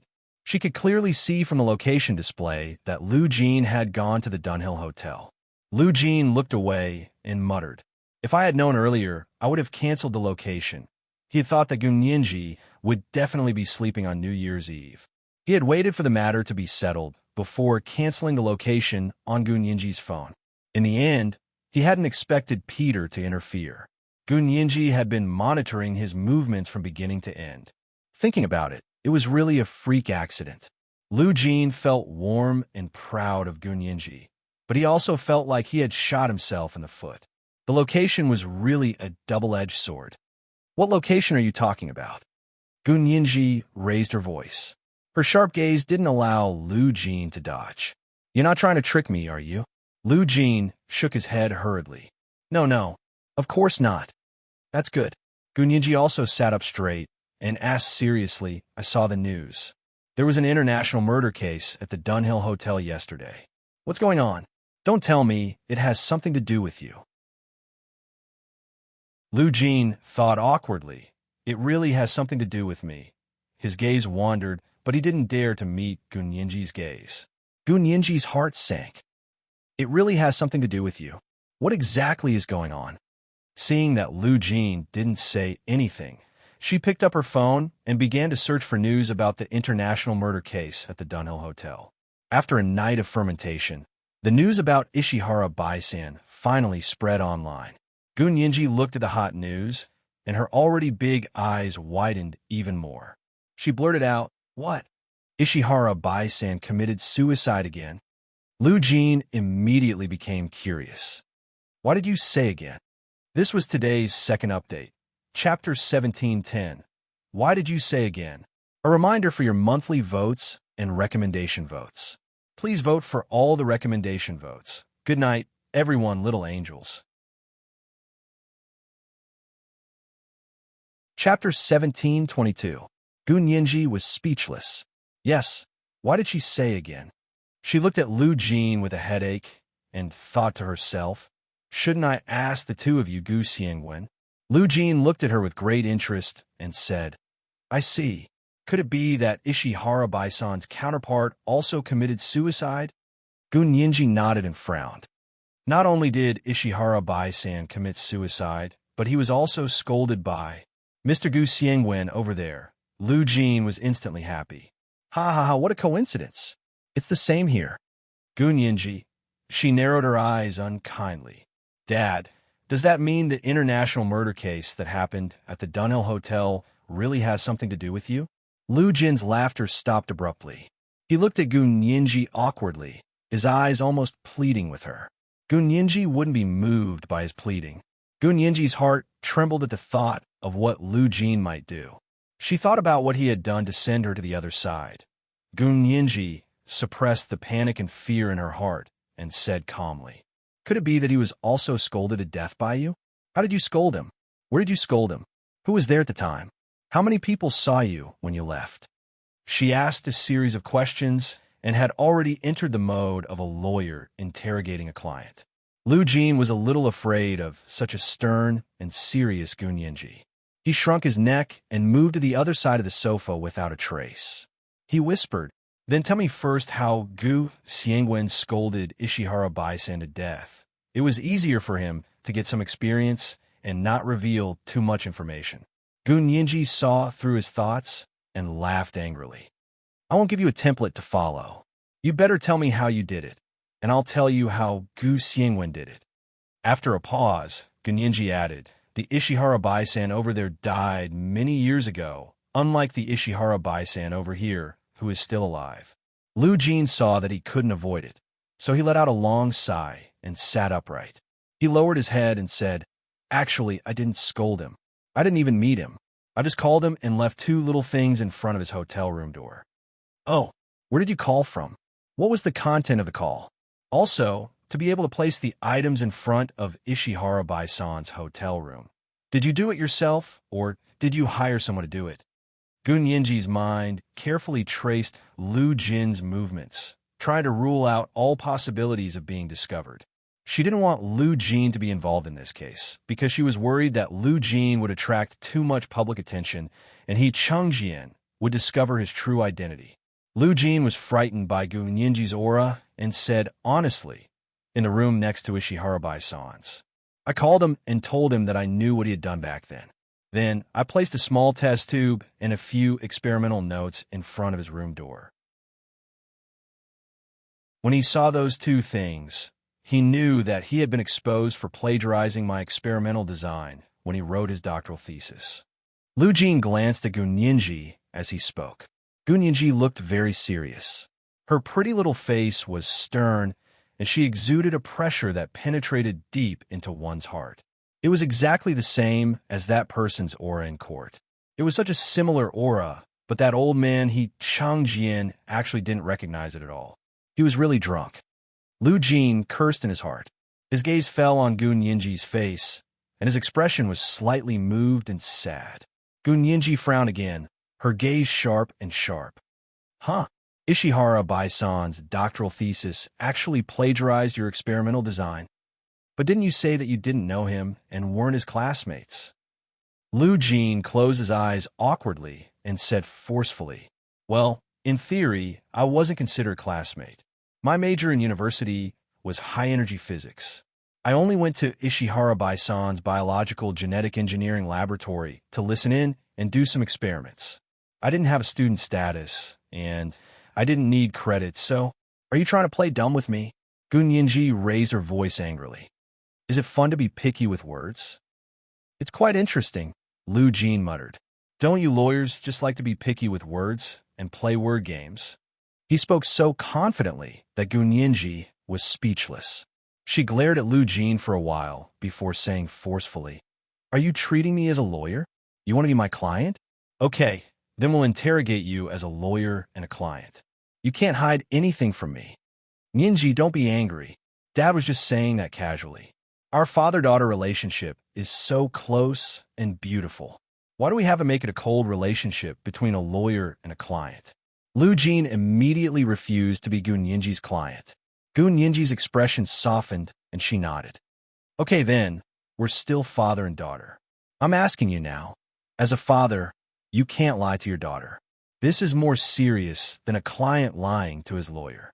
Lu Jin, okay, in terms of logic, he was also trash in front of Gu Nianji. Gu Nianji raised her chin at Lu Jin. Tell me specifically how your experimental notes fell into Ishihara-bai-san's hands back then. Lu Jin, he scratched his head. Do I have to say that? There's nothing much to say about that. My experimental design was placed on my desk in the laboratory, and Ishihara-bai-san saw it. Is that so? That Ishihara-bai-san seems to be a genius himself. Why did he copy your experimental design? Gu Nianji asked in confusion. You also said that your main profession is high-energy physics. You only went to their biological genetic engineering laboratory to listen in and do a few experiments. Ishihara-bai-san was the most talented doctoral student in the laboratory at that time. Was there a need to copy your experimental design? Lu Jin smiled slyly and said, You'll have to ask him about that. He's already dead. I can't ask him. I can only ask you, Gu Nianji said calmly. Her gaze was like a laser detector as she locked onto Lu Jin. Under such a gaze, Lu Jin didn't dare to make any unusual movements. He tried his best to maintain his composure and said unhappily, So what if I'm an auditing student? Even if I'm an auditing student in their laboratory, I'm still better than them. Okay, I know you're a genius. But in terms of academics, have you ever shown your genius as an auditing student? Gu Nianji asked in detail. She needed a lot of actual information from back then to speculate all the reasons why Ishihara-bai-san had committed suicide. In Gu Nianji's opinion, committing suicide because of plagiarism was indeed the Japanese style of doing things. But was that the only reason? Lu Jin saw that Gu Nianji didn't seem to be pestering him about why Ishihara-bai-san had copied his experimental design anymore, so he relaxed and smiled. Well, I'm still very low-key. I occasionally show off my talent in high-energy physics and computers. I was still learning when it came to biological genetic engineering. Oh, you were still learning at the time. As a doctoral student in this laboratory, would Ishihara-bai-san plagiarize your experimental design and use it in his doctoral thesis? Why does it sound so unreliable? Gu Nianji tapped her right cheek with one finger, her expression incredulous. How is it unreliable? Lu Jin blinked, also puzzled. Are you looking down on my ability? Of course you're a genius in my eyes. Gu Nianji's stern expression relaxed slightly, and the corners of her lips curled up. But you just said that when you were in that laboratory, you were still in the learning stage. In other words, you didn't show much talent in biological genetic engineering. For example, it's like a college student writing a graduation thesis. No matter how much he plagiarized, he wouldn't plagiarize a primary school student's essay, right? With Ishihara-bai-san's education background and years of doing experiments, you were like a primary school student in front of him, right? Gu Nianji deliberately exaggerated. Lu Jin was indignant. Why am I like a primary school student? In that laboratory, I was at least at the level of an undergraduate student. Okay. That's right. Even if you were at the level of an undergraduate student in biological genetic engineering at the time, Ishihara-bai-san was already at the level of a doctoral student. Why would he plagiarize an undergraduate student's experimental design? Unless you had already shown outstanding talent in biological genetic engineering at the time. Gu Nianji remained calm and collected as she circled back to the question step by step. Lu Jin didn't notice for a moment and happily jumped into the small hole that Gu Nianji had dug. He extended his right index finger and pointed at Gu Nianji.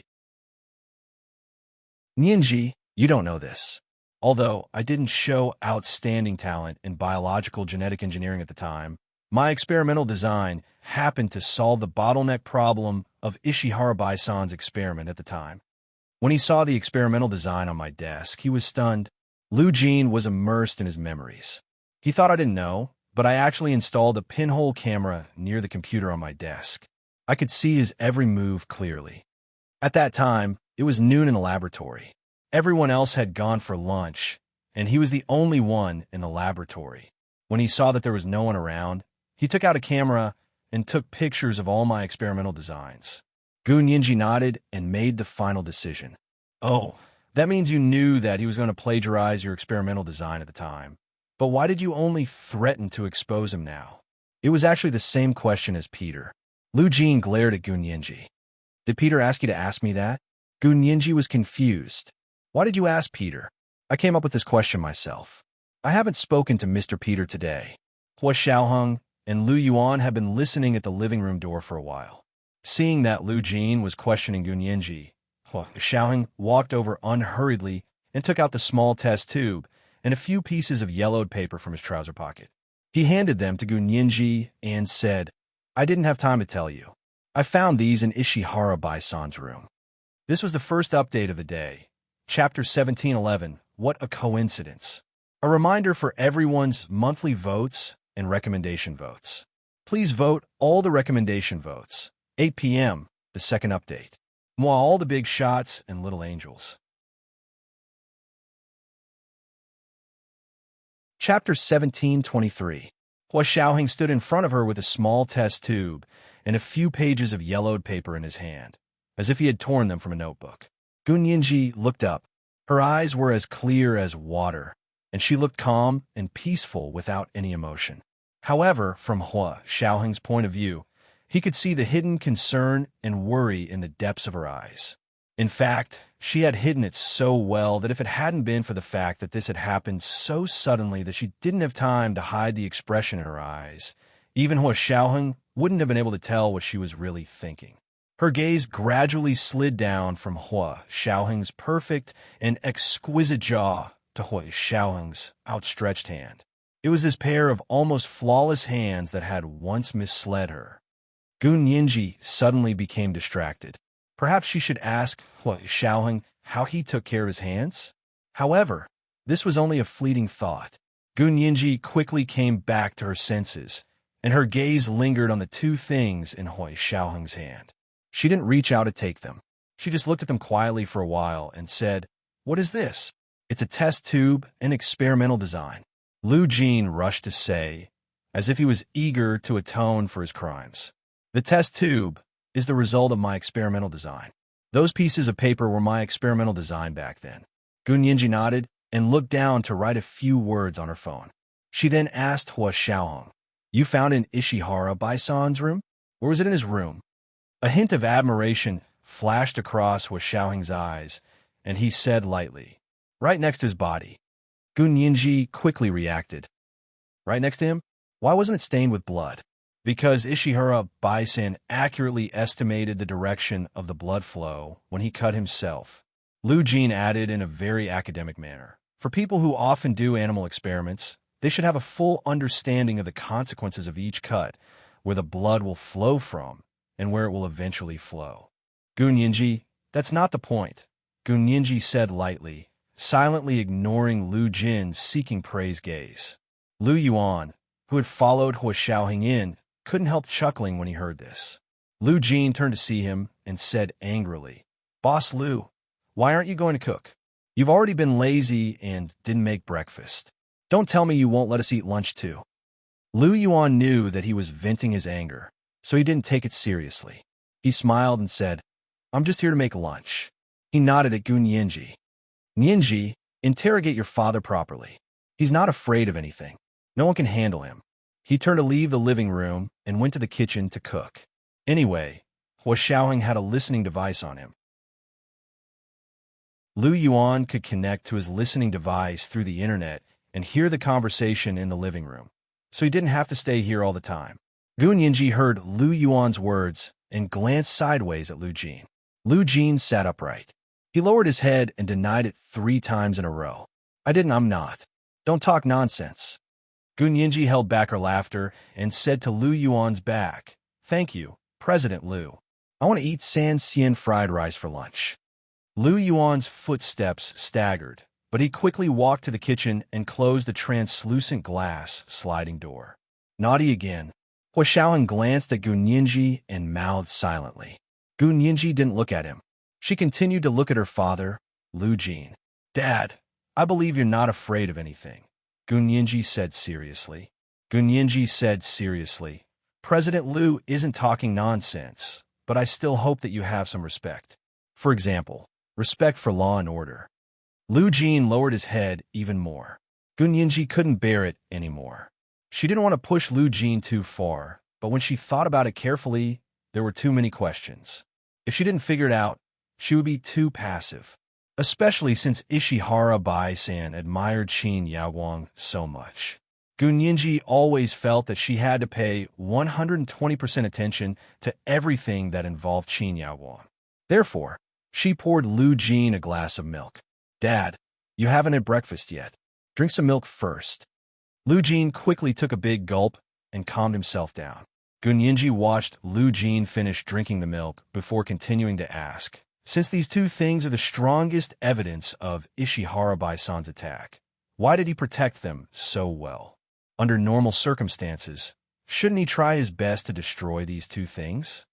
Or rather, even if he didn't destroy them, why would he carefully calculate which part of his body was the most conspicuous and wouldn't be stained with blood when he would commit suicide? Gun Yinji asked a series of questions.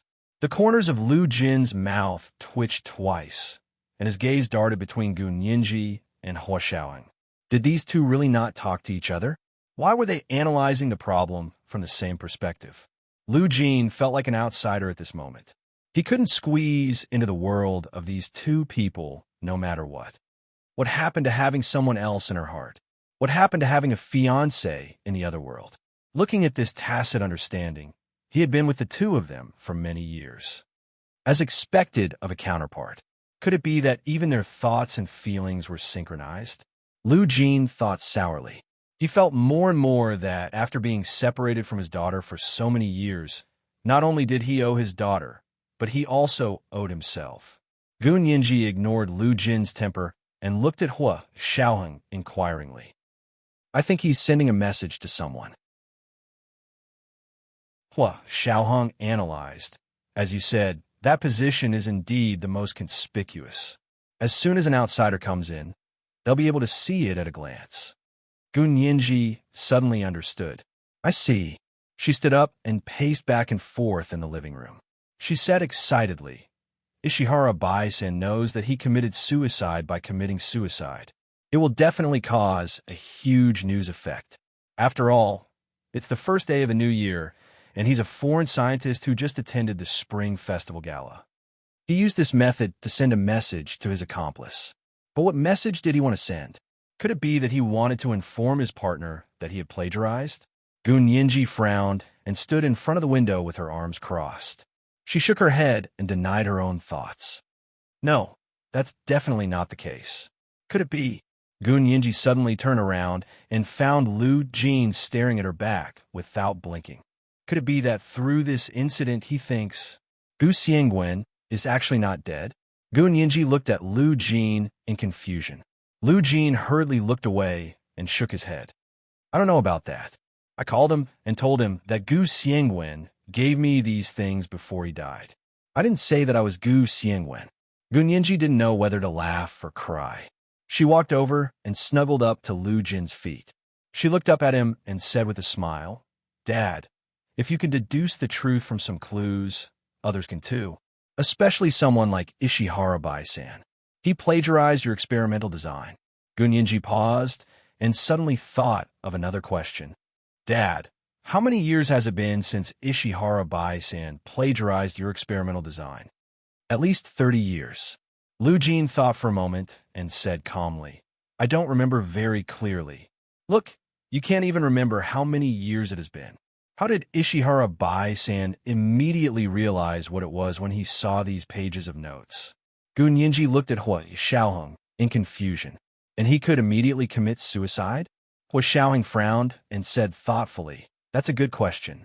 I didn't even think about it. Lu Jin tried his best to keep his expression calm, but his back was already sweating slightly. He didn't expect his biological daughter to be even more difficult to deal with than the KGB. Gun Yinji's gaze quickly fell on Lu Jin again. Although Lu Jin looked no different from before, upon closer inspection, she could see the fine beads of sweat seeping out of his forehead and hairline. His arms were also trembling slightly. Like Parkinson's disease, Gun Yinji held Lu Jin's hand gently and firmly. She thought to herself, what is he afraid of? However, seeing Lu Jin like this, Gun Yinji couldn't bear to continue asking him. Today was the first day of the new year. This was the first time the father and daughter had spent the new year together in so many years. They couldn't be led astray by Ishihara Bison. Gun Yinji smiled and changed the topic. Forget it. Maybe Ishihara Bison has always been feeling guilty about the plagiarism incident. So when he saw these pages of notes, he thought, oh my, the other boot has finally dropped to the ground. Actually, he has ulterior motives, right? Gun Yinji smiled and shook Lu Jin's arm. Lu Jin finally breathed a sigh of relief and quickly nodded. Yes, that's it. That's it. As he spoke, he stood up. Yinji, I prepared a gift for you. I'll bring it to you. This was today's second update, Chapter 1712, more difficult to deal with than the KGB. Reminder, monthly votes and recommendation votes. Please vote for all the recommendation votes. Moi, all the big shots and little angels. Chapter 1724. Sure, this is the first New Year gift Dad gave me. Gun Yinji clapped her hands and laughed. Her smile involuntarily revealed a childish innocence. Lu Jin looked at her in a daze and laughed as well. His current appearance didn't look like his original appearance at all, but when he smiled, he looked very similar to Gun Yinji's. Hua Xiaoheng looked at the father and daughter without batting an eyelid. He didn't say anything for the time being. He understood Gun Yinji's intentions. Today was the first day of the new year, so she didn't want to push Lu Jin too hard. Let's let them have a real New Year's reunion. Hua Xiaoheng thought about it silently and stood up. I'll go to the kitchen and help President Lu make lunch. Lu Jin wasn't so gentle towards him. His eyelids drooped and he snorted. Remember to remind President Lu that my girl wants to eat Sanxian fried rice. Hua Xiaoheng. Gun Yinji held back her laughter and quickly said, Dad, go get the gift. I'm waiting to see it. Lu Jin looked away and smiled. I'll go get it right away. He hurried back to his apartment and saved the large amount of internal information he had downloaded from the Qin Corporation's private hospital's intranet into a meticulously encrypted soft drive. He took a few more legal documents and returned to Gun Yinji's apartment across the street. Gun Yinji was sitting alone on the sofa, staring at the yellowed lab notes. Although she was reading them seriously, she didn't understand them at all. She didn't know anything about biological and genetic engineering. She was even more confused about high-energy physics. Lu Jin coughed softly. Yinji. Gun Yinji looked up. Dad, you got it so soon? Lu Jin nodded and sat down beside her. He handed her the soft drive and said, This is all the information I got about the Qin Corporation's private hospital's intranet, from customers, suppliers, to patient lists, as well as the internal corporate structure of financial statements over the years. It's all in there. Gun Yinji's eyes lit up. Huh, you really got all. Dad is so amazing. You were actually able to break the Qin Corporation's intranet password. Actually, if Gun Yinji had a supercomputer system, she could have broken it with some time. Unfortunately, she didn't have one, so it wasn't a password system that could be cracked with time. Lu Jin was different. His studio had a computer system that was comparable to the Huaxia Empire's central control room, so he could crack the Qin Corporation's intranet password in a short period of time. Lu Jin smiled happily. Unless they have content that they haven't put online, all the content online is with me. Gun Yinji hugged Lu Jin's neck and kissed him. Thank you, Daddy. This is the best spring festival gift. Lu Jin quickly said, There's more. As he spoke, he placed the legal documents in front of Gun Yinji. Here, sign your name. Everything I have is yours. He had originally wanted to leave these documents with his will. When he was no longer in this world, Gun Yinji would automatically receive his inheritance. But this time, he had been discovered by Gun Yinji and Peter. It would probably be more difficult for him to escape in the future, so he simply gave all his assets to Gun Yinji first. Gun Yinji looked down at the names of the documents and was shocked. Dad, what company is this? An offshore company in the Cayman Islands. Lu Jin put on an enigmatic expression. These offshore companies hold the ownership of all of my assets, including but not limited to the shares of the Lu Corporation, bank deposits, investment funds, stocks, my collection of antiques, calligraphy and paintings, and the patent trust fund under Gu Xiangwen's name. Gu Ningji listened to these things and felt that they sounded familiar. In the other world, when she was pursuing Gu Yanran for the Gu family's assets, it seemed to be the same structure. It was indeed the parallel world's counterpart. Gu Ningji was amazed. Lu Jin flipped through the legal documents and pointed to the place for signature. This is it. Sign your name. You're also one of the owners of these offshore companies. The shareholding structure of offshore companies is more complicated. The shareholding structure I designed doesn't need to be reported to the securities regulators of various countries, so don't worry. No one will know that I transferred my assets to you. Gu Ningji looked at the astronomical amount of assets and was very nervous. She quickly said, "Dad, you don't have to be like this. I'm already very happy that you gave me a red packet. You suddenly transferred half of your assets to me. I'm timid, so don't scare me." Lu Jin said disapprovingly, "You should be afraid when I transfer all my assets to you. I'm only transferring half of my assets now. What are you afraid of? I still have half of my assets. Actually, to me, as long as I have enough money for my research, it's fine. The extra money is just sitting there. You can use it to buy something you like." Gu Ningji, this money was more than enough to buy all the brands she liked, not to mention the things she liked. But what did she want these things for? Previously, she had been struggling to make ends meet for the down payment of hundreds of thousands of yuan, but now she had suddenly become a major shareholder of a real estate company. Gu Ningji lowered her head and stroked the legal documents.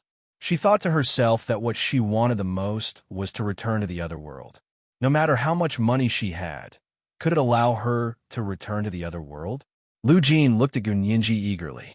He thought that she would be even more elated, but she didn't look too happy. Gu Ningji looked up and saw Lu Jin's gaze. She smiled and said, "Dad, I'll leave these things with you.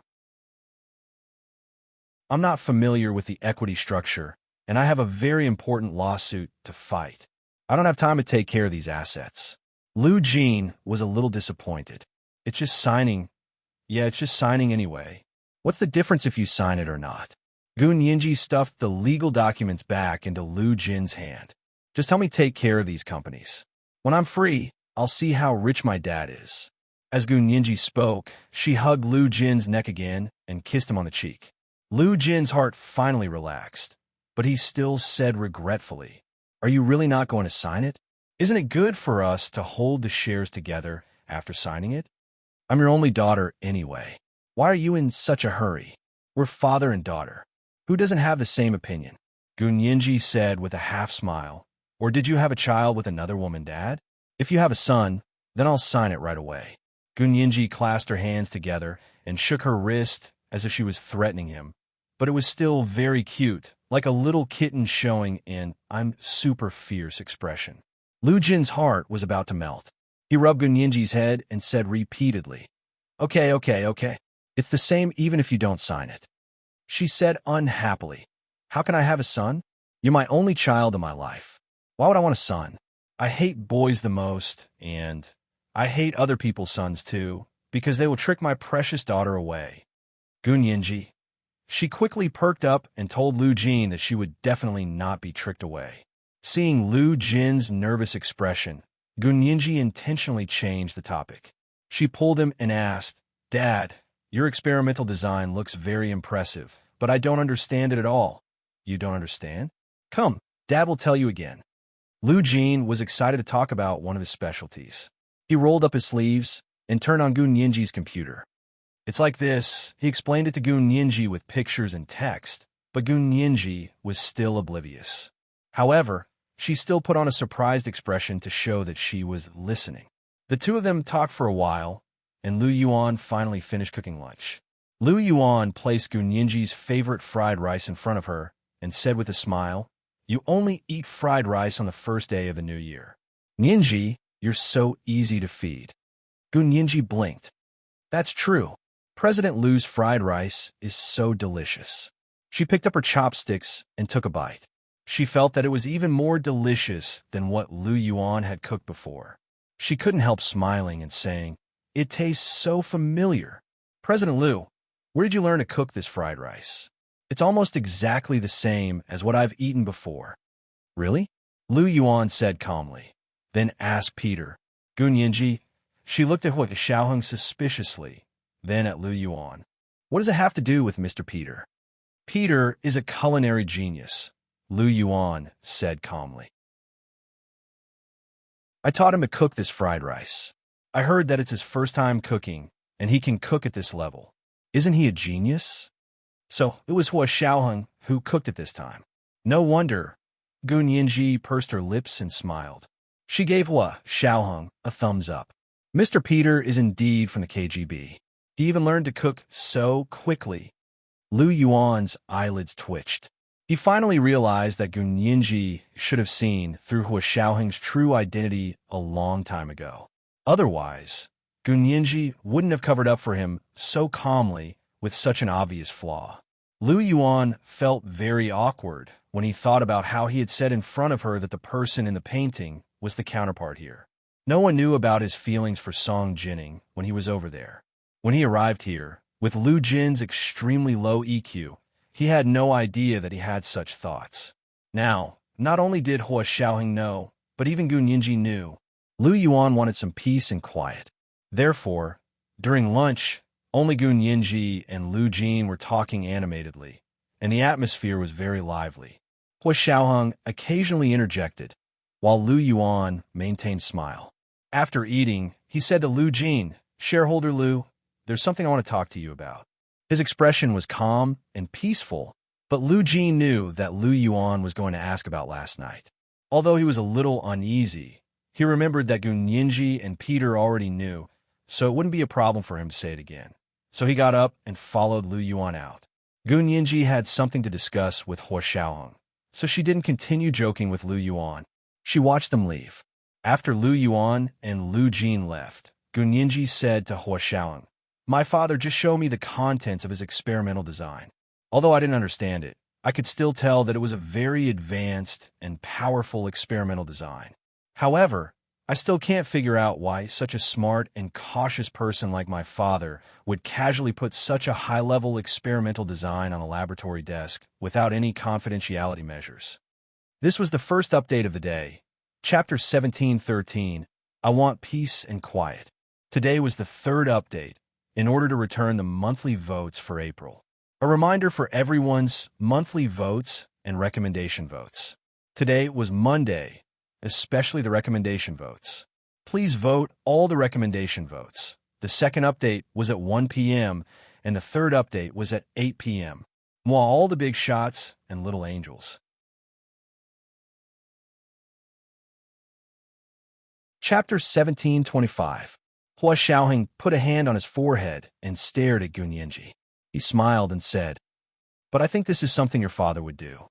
The implication was that Lu Jin wasn't very reliable. Perhaps he didn't pay attention to it sometimes and casually left such an important thing on the table in the laboratory. Gun Yinji was also puzzled when she said that. She also knew that her father was sometimes unreliable, so she didn't dare tell him the true identity of Peter from the KGB. But when she thought about how Lu Jin had told her about the experiment with great enthusiasm, it was obvious that he was very familiar with the experiment and was very proud of it. After so many years, not only had he been able to accurately find this information and use psychological pressure to make Ishihara Baisan commit suicide, but he had also remembered the contents of this experimental information. Wasn't it suspicious? And for these researchers, if it was their proudest work, would they casually put it on the table for everyone to admire? Gun Yinji felt that something was wrong. Hua Xiaoheng hadn't seen Lu Jin explain the experimental design to Gun Yinji with his own eyes, but from Gun Yinji's expression, he could guess that Lu Jin must have shown something different that made Gun Yinji suspicious. So Hua Xiaoheng said very gently, "Then what's your inference? Your father didn't just put it on the table?" Gun Yinji shrugged and said resentfully, "I don't understand biological genetic engineering. This experimental design is too profound.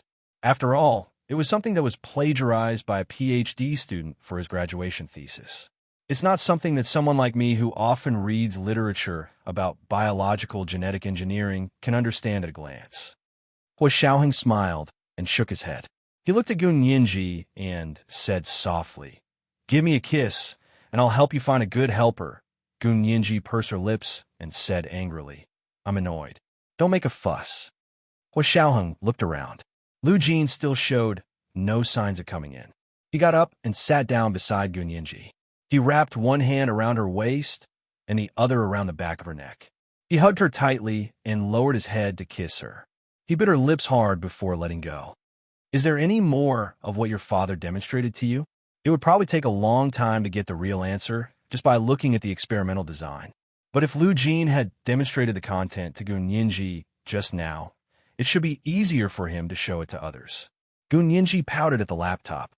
"Look, it's over there, but there are only some pictures and steps. Is that okay?" She asked again, "Who are you going to show it to?" Hua Xiaoheng smiled and said, "There are experts in biological genetic engineering in the KGB of the Soviet Union."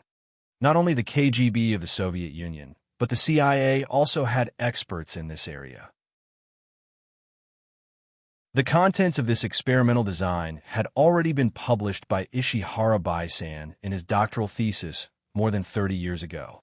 Therefore, it was not considered confidential, and it was fine to let others see it. Gun Yinji quickly said, "I just want to know what's so great about this experimental design and what benefits and conveniences it provide for Ishihara Bai-san's research." Hua Xiaoheng nodded. "Wait here. I'll edit the content and send it back." Gun Yinji pressed her palms together and looked at Hua Xiaoheng with stars in her eyes. "You're amazing." Hua Xiaoheng couldn't help but lean over and kiss her again. He whispered in her ear, "I'm not as good as you." "Gun Yinji, how is that possible? Don't tease me." Gun Yinji wrinkled her little nose.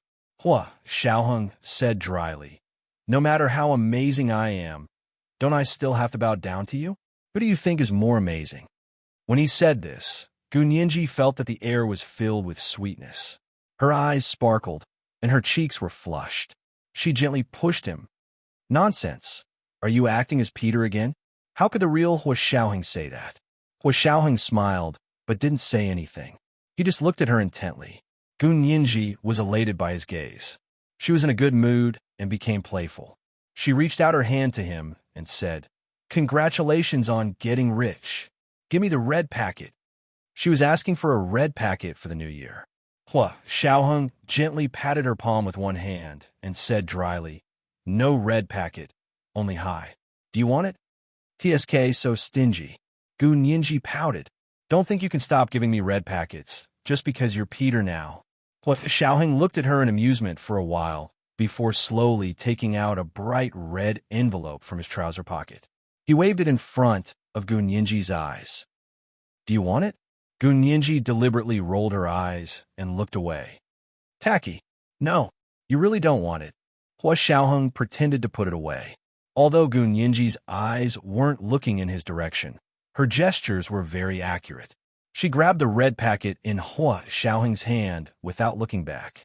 She squeezed it with her hand and was a little disappointed. "It's so thin."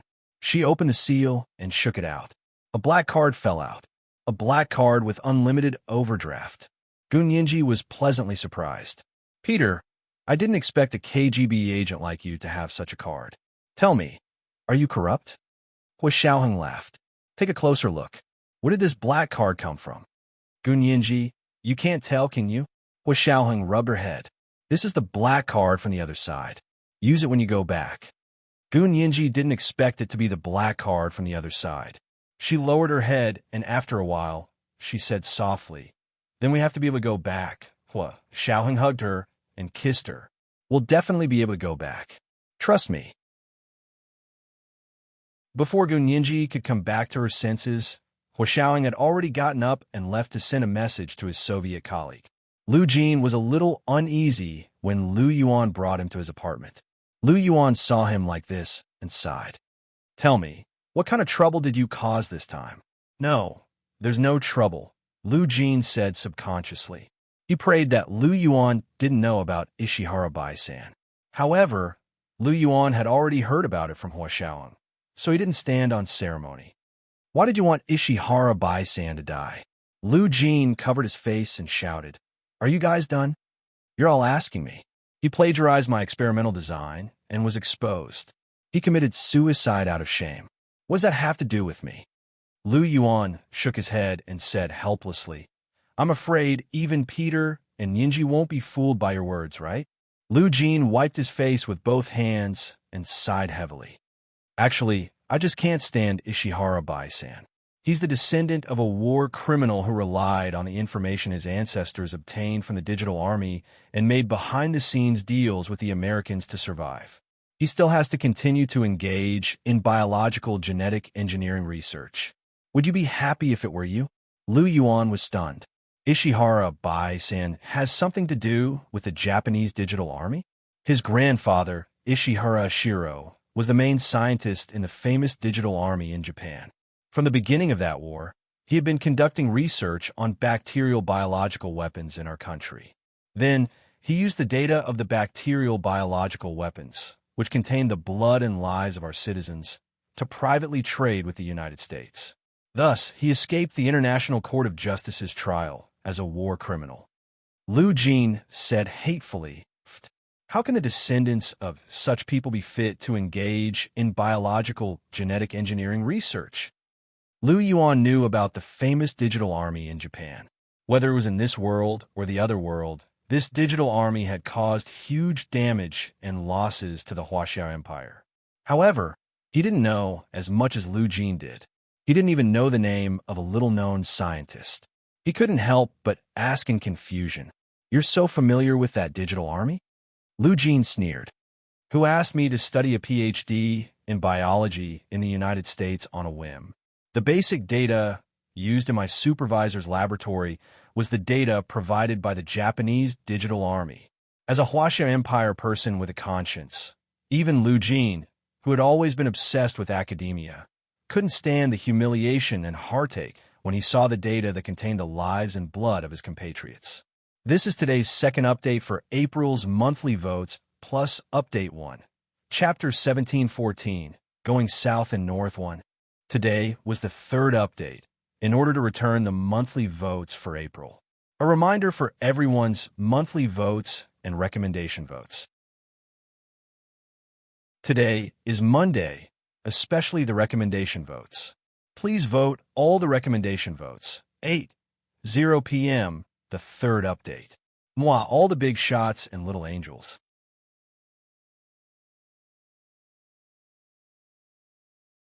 Chapter 1726. Lu Yuan didn't speak for a long time. After a while, Lu Jin thought he had stopped, but Lu Yuan asked faintly, Because of this, you set up this trap more than 30 years ago? You're so good at hiding it. I didn't even see through it. Don't call me Boss Lu in the future. You're the boss. Lu Jin, all right, I'll follow up on this matter. Don't worry about it anymore. Lu Yuan raised his hand. Don't go out for the next few days. Yinji and Peter are both very observant people. If you continue to cause trouble, I think they'll lock you in your studio. Lu Jin, he stood up to leave, but Lu Yuan rubbed his temples and continued. Help me check again. I've been having headaches more frequently recently, and I often suffer from insomnia. Lu Yuan's headache was caused by the resonance of the magnetic field during that experiment. It still hadn't been cured. This disease had nothing to do with genetics, and Gun Yinji couldn't help him. Lu Jin took Lu Yuan to the studio in his apartment. There was a full set of equipment there that could give Lu Yuan a comprehensive physical examination.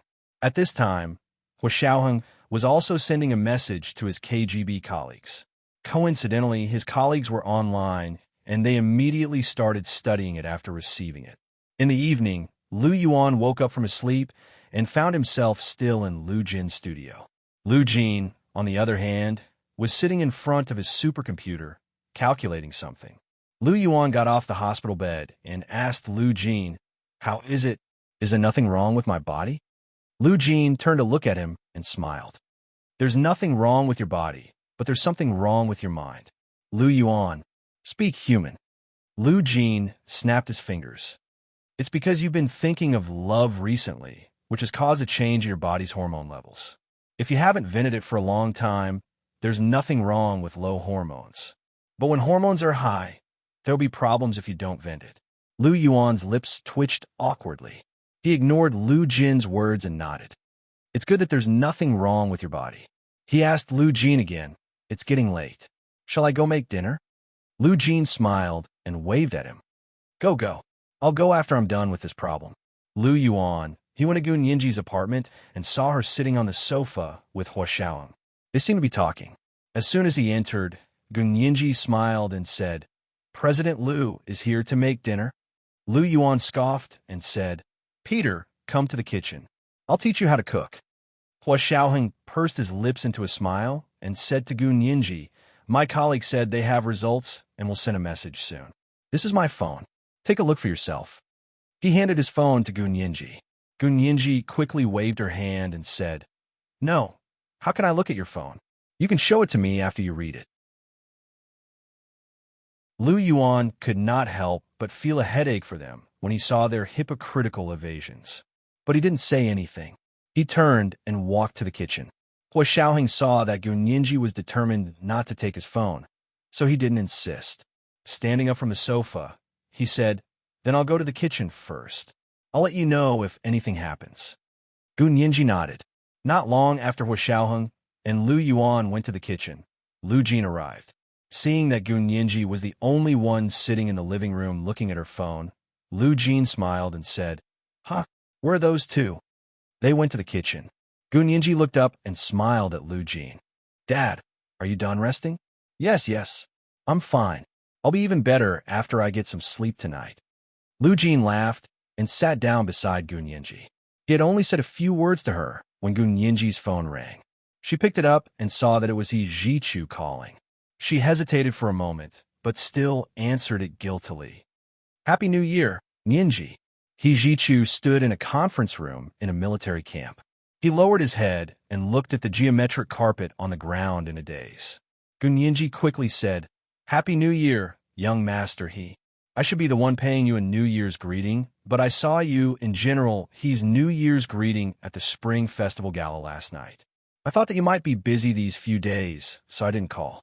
He Jichu had gone to the grassroots level with He Chengjian early this morning to pay New Year's greetings to the soldiers. He was indeed very busy. He Jichu smiled faintly and said coldly, No matter how busy I am, I still have time to call someone. Some people who don't even make a phone call because they're busy either don't take you seriously or they don't want to talk to you.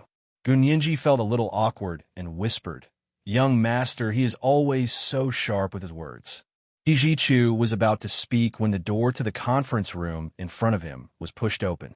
Xie Qingying, who was wearing a camouflage winter military uniform, poked her head in and said with a smile, Young master He, it's your turn.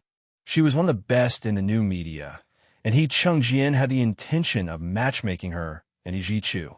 Therefore, he had allowed Xie Qingying's new media company to participate in this activity on the first day of the new year.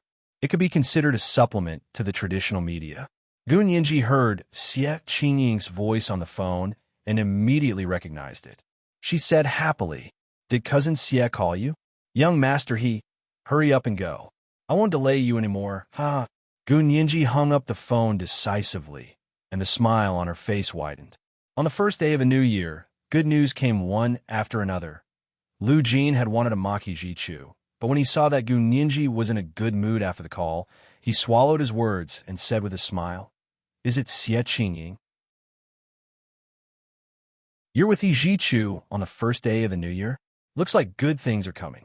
Gun Yinji smiled, but didn't say anything. At that moment, her phone dinged again. Gun Yinji looked down and saw that it was a text from Hua Xiaoheng asking her to check her email. Gun Yinji quickly opened her email and saw that there was an attachment forwarded by Hua Xiaoheng. She glanced at Lu Jin and said calmly, Dad, I want to eat some mangoes. Can you help me see if there's any more in the kitchen? Mangoes? Okay, I'll go take a look. I remember there's more. But it's not good to only eat mangoes. I'll go see if there's any other fruit. Lu Jin quickly stood up. Just you wait. He happily went to the kitchen to prepare some fruit for Gun Yinji. Gun Yinji wanted mangoes because it would take longer to prepare, and Lu Jin would stay in the kitchen for a while longer. After Lu Jin left, Gunyinji opened the attachment in her email and looked at it. This was an attachment sent by Hua Xiaoheng's Soviet colleague. It mainly explained the pros and cons of the experimental design to Hua Xiaoheng. After Gunyinji saw a long list of data analysis in the attachment, the person wrote, "This experimental design was indeed very advanced more than 30 years ago, and it was also very perfect and precise. It was proposed by Ishihara Bai-san, an expert in biological genetic engineering in Japan, in his doctoral thesis." Later, Ishihara Bai-san's research and the entire biological genetic engineering research in Japan were carried out under this framework. But the strange thing is that Ishihara Bai-san's research hasn't yielded any meaningful results in the past 30 years. Gunyinji's heart skipped a beat when she saw this. She quickly searched the academic papers that Ishihara Bai-san had published over the past 30 years on the internet. Even if she didn't understand biological genetic engineering, Gunyinji found that although Ishihara Bai-san had published many biological papers in top academic journals over the past 30 years, the titles and abstracts of those papers were obviously useless scraps. They weren't as sensational and useful as the concept of gene editing that Qin Yaowang had proposed more than a decade ago. That was strange. She held her phone and pondered until Lu Jin placed a fruit plate in front of her. There were cut ivory awns, peeled lychees, and some white and fresh water chestnuts. Gunyinji picked up a few water chestnut slices with a toothpick and ate them. She smiled as she chatted with Lu Jin in a roundabout manner. "Dad, tell me about our family. What do Grandpa and Grandma do? Where are they?" Lu Jin was very happy that Gunyinji had taken the initiative to ask about the Gu family. He sat beside her and took a toothpick to feed her lychees. He said, "Your grandfather, Gu Haoze, went abroad a long time ago. He used to be a very famous psychologist, but he's no longer around. Your grandmother followed your grandfather's footsteps and lived a very good life, but she's no longer around." Gunyinji was very regretful and continued to ask tentatively, "Has grandfather ever been to Germany?" Lu Jin, he frowned at Gunyinji. "Why did you go to Germany? What are you thinking about?" Gunyinji didn't beat around the bush. "I'm thinking about the corresponding body. That Gu Haoze in the other world is a very powerful person. He's very good at hypnosis, but he was locked up in the concentration camp of the Northeast Digital Army. Later, before the end of World War II, he was sent to Germany." Lu Jin shook his head as if he wasn't surprised at all. "That's different. Our Gu family has never been captured by the Japanese Digital Army. My father went abroad to study when he was a teenager. He finished his PhD in psychology in the United States and stayed there to settle down. Therefore, Gu Xiangwen, the genius Lu Jin, was not created by the Japanese Operation Borrowed Seed. He was a natural-born descendant of the Huaxia Empire." "Then you were born abroad?" Gunyinji perked up and became even more curious. "What about the He family? Is young master He's grandfather called He Shouwang? Is he also a good friend of my grandfather?" Lu Jin nodded. "I was born and raised abroad. After I finished my PhD, your grandfather asked me to return to China, so I returned to China to do research. He Qingjian's father is indeed called He Shouwang.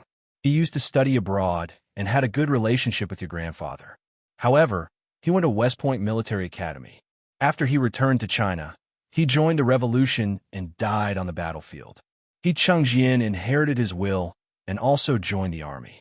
Gunyinji could tell that the experiences and encounters of He Shouwang and Gu Haoze on this side were completely different from those of He Shouwang and Gu Haoze on the other side.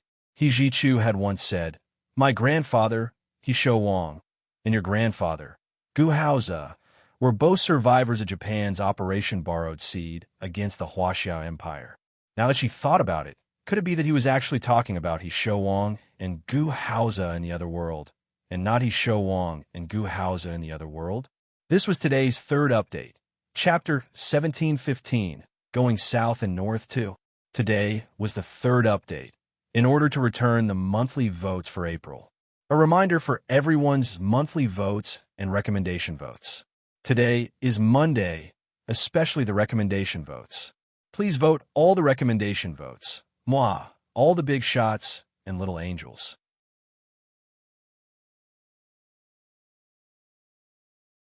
Chapter 1727. Compared to He Jichu's words, Gu Nianji naturally trusted her father, Lu Jin, Gu Xiangwen more. Moreover, He Jichu had a legitimate reason for saying that. Because he had been in the other world at the time, he had tried to use little Nianji's background on Gu Nianji so that she could have a complete family background, so that no one would find out that her background was actually unknown. Therefore, he had directly told the people on the other side about the family history of the Gu and He families. If He Chengjian hadn't kidnapped her back to this world, Gu Nianji would have really lived as little Nianji. In fact, she was the counterpart of little Nianji on the other side, so the family history was almost seamless on her. Just like how Hua Xiaoheng had come here and used Xie Xian's KGB identity as his family history. Gu Nianji said in a low voice, "Dad, young master he once said in the other world that his grandfather, He Shouwang, and my grandfather, Gu Haoze, were both victims of the Japanese Operation Borrowed Seed." Lu Jin snorted. He was putting on false pretenses. "I'm not very sure about the Gu and He families in the other world, but you can investigate our side. Our Gu family used to be a wealthy family in the north. Before the war started, all of our family members went abroad. Some went to Europe, some went to America. Almost no one stayed in the country. The He family didn't go abroad. They stayed in this country. Their family sacrificed many lives for the revolution.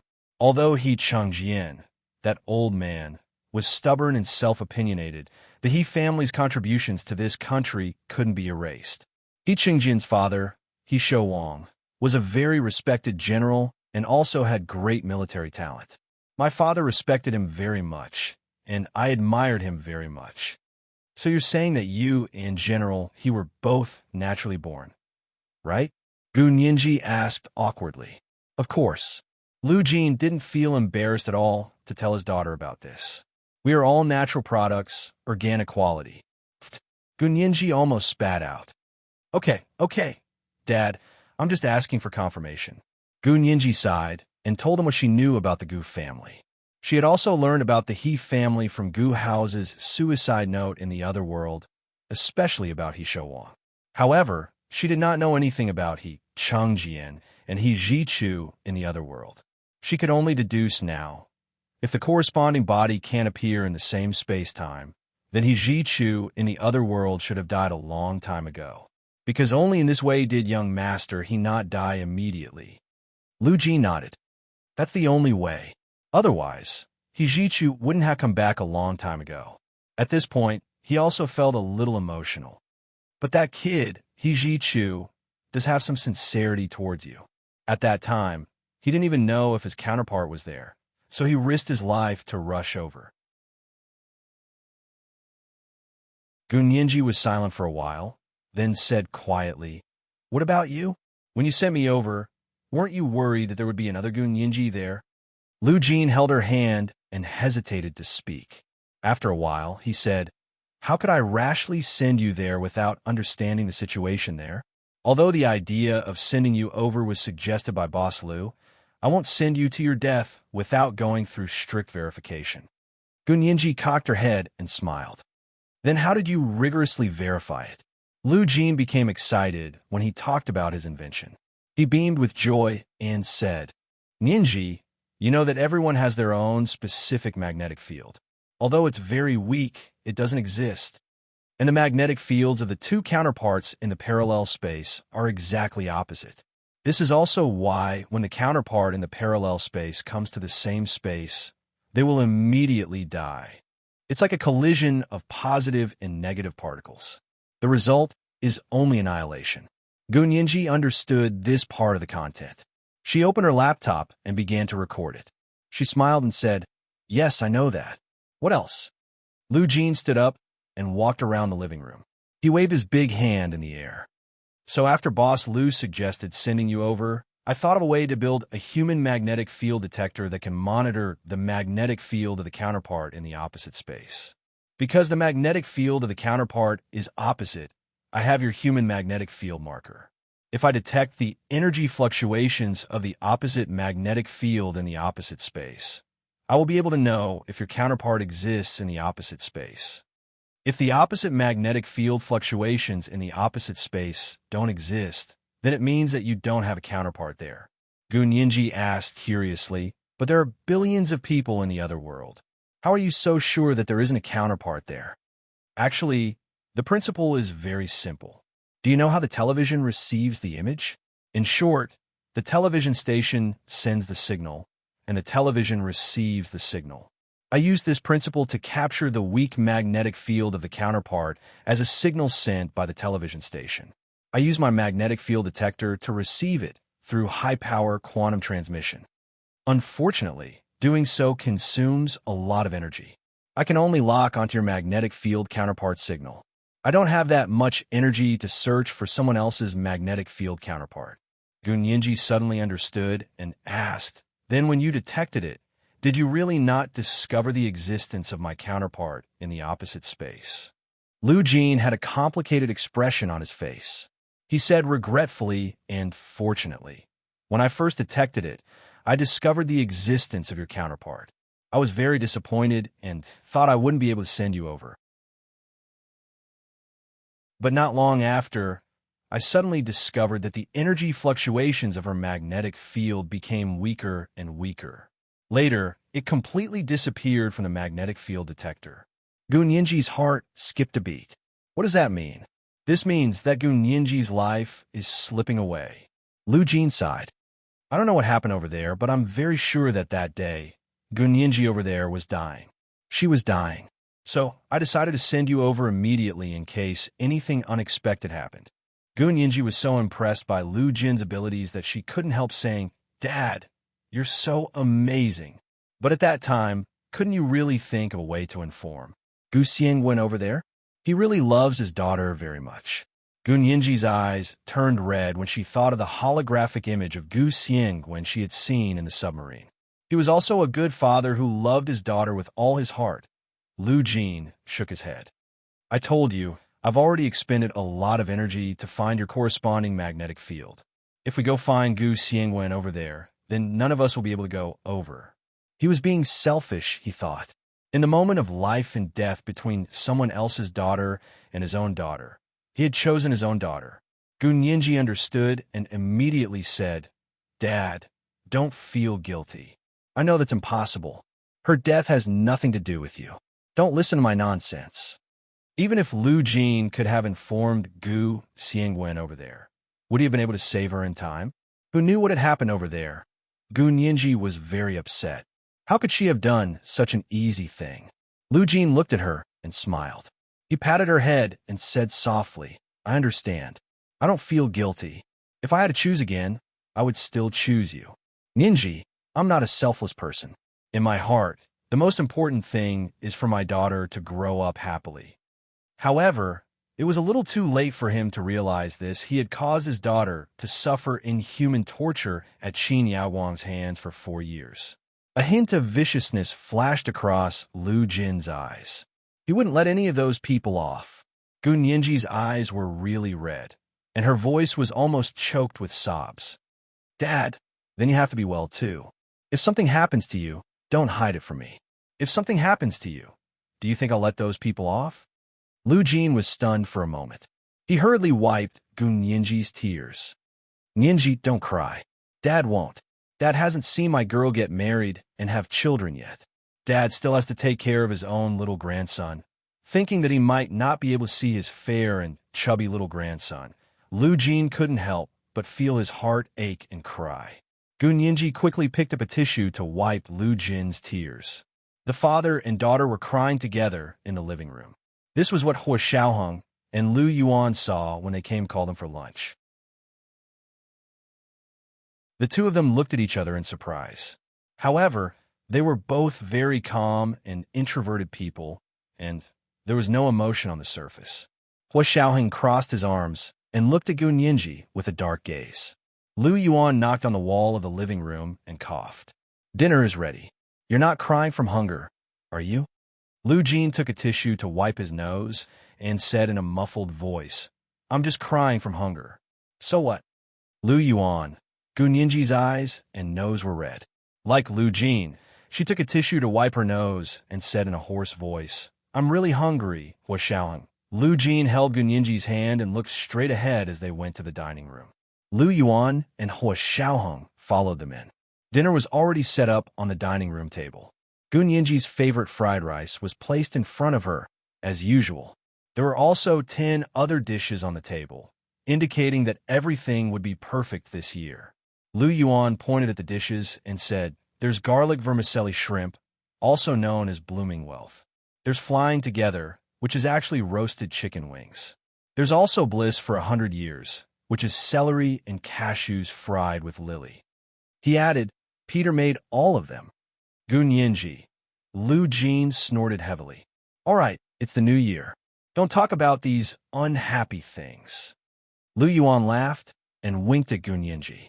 "Of course it's unhappy for major shareholder Lu, but for Yinji, it's all happy things."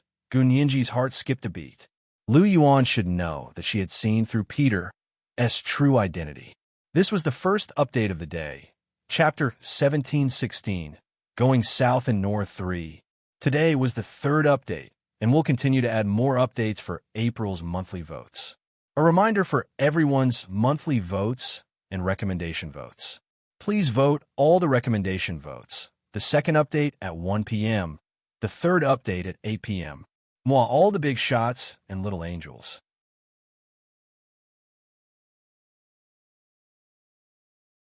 Chapter 1728. Gun Yinji quickly glanced at Lu Yuan.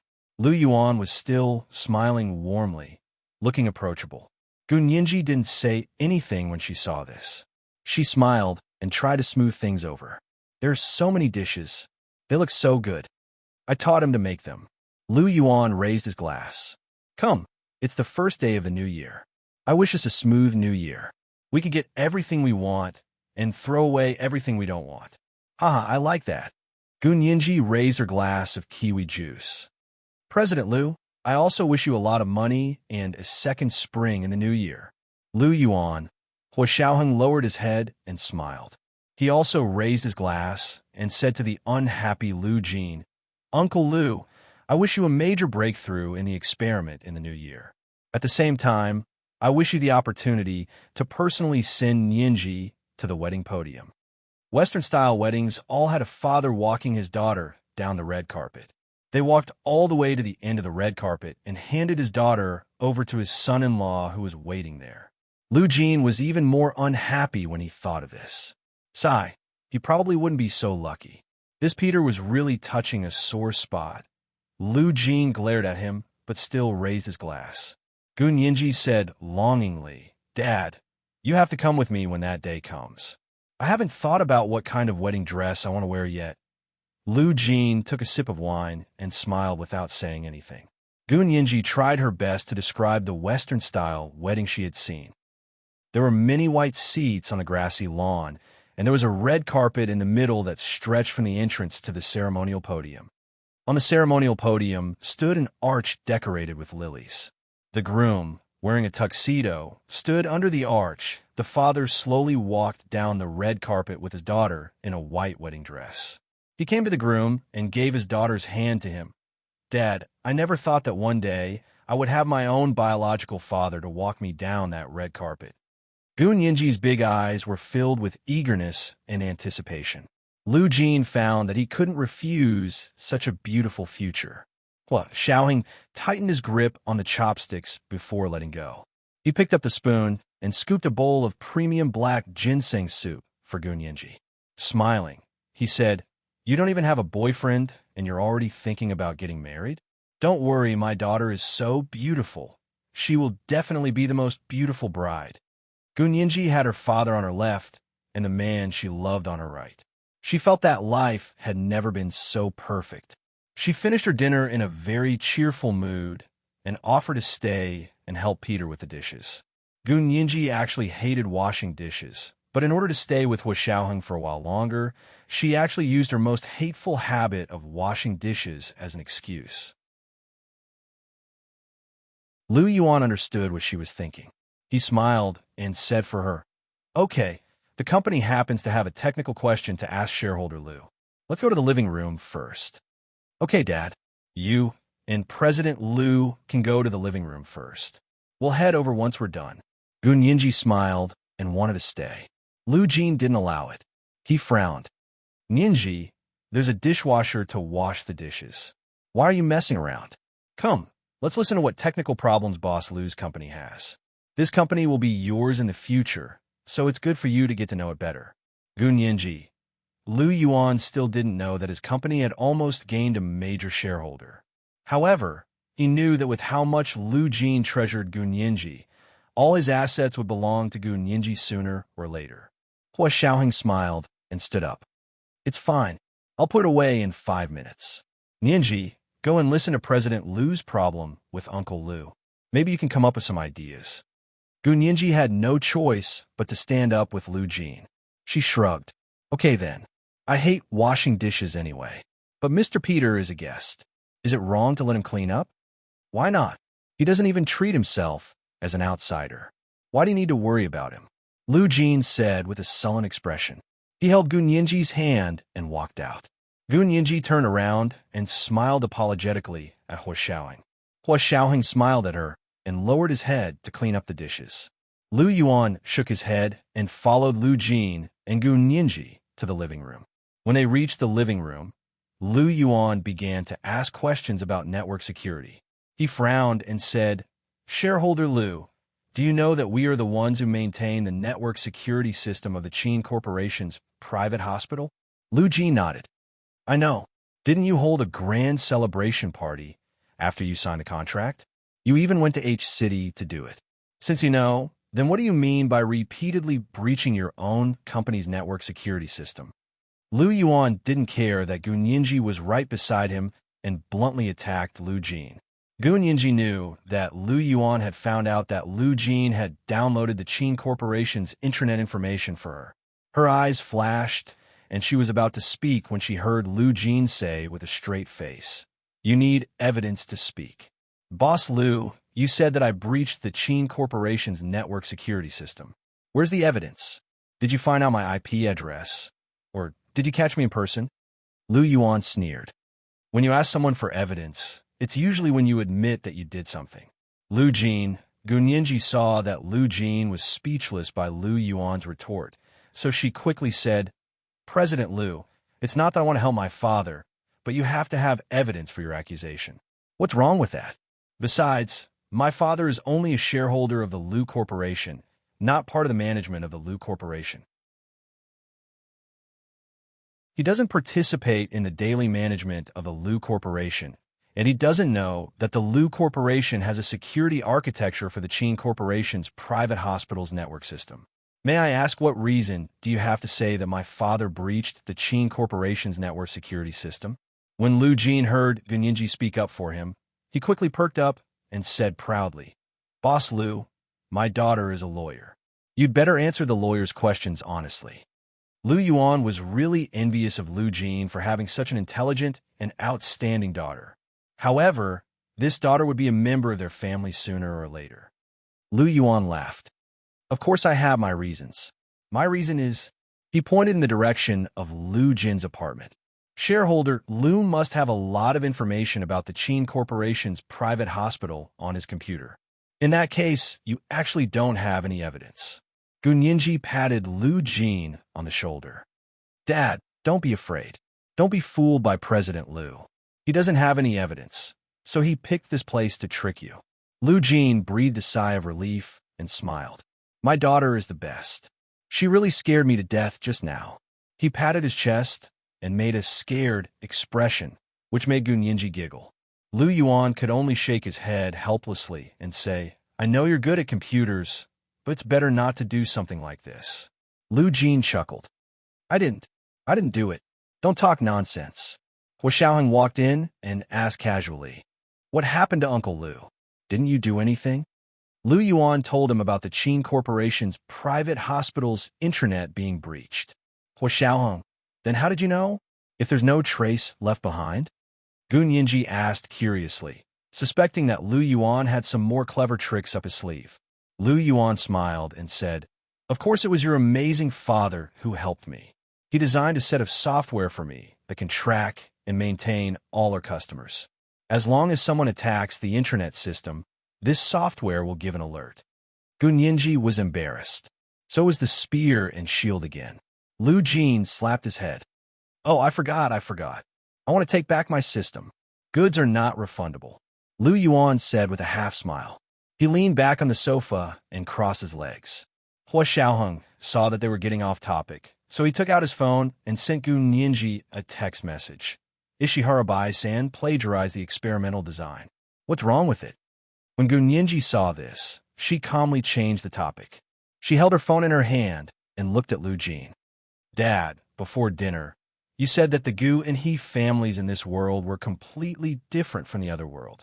Is that true? Not to mention Lu Yuan's true identity. Even in the past, Gu Nianji knew that Lu Yuan knew about the other world. This was because when Gu Nianji was kidnapped by He Changjian, Lu Yuan knew about the energy battle between Lu Jin and He Changjin's troops. He had already known that Gu Nianji was Lu Jin's daughter and had been kidnapped by He Changjian from the other world.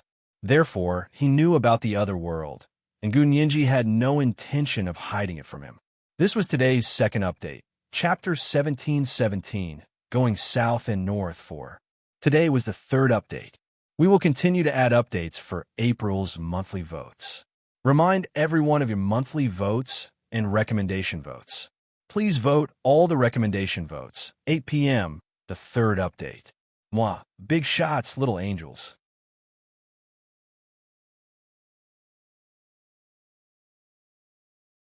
Chapter 1729. Lu Jin nodded. It's different. I've already told you. Lu Yuan couldn't help glancing at Gu Nianji. She cared so much about the experiences of the Gu and He families. Was it the same as the experiences of the Gu and He families over there?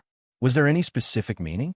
Lu Yuan thought this way because he knew that the Gu Xiangwen in this world, who was Lu Jin, had a completely different experience from the Gu Xiangwen in the other world. In other words, the experiences of the Gu and He families in the two worlds were completely different. Lu Yuan was in the other world and had once had one-way contact with Gu Xiangwen. He knew better than Gu Nianji and Hua Xiaoheng what kind of huge sacrifices the Gu and He families had made in the Northeast. They had once worked together to destroy the largest research base of the Japanese digital army in the Northeast.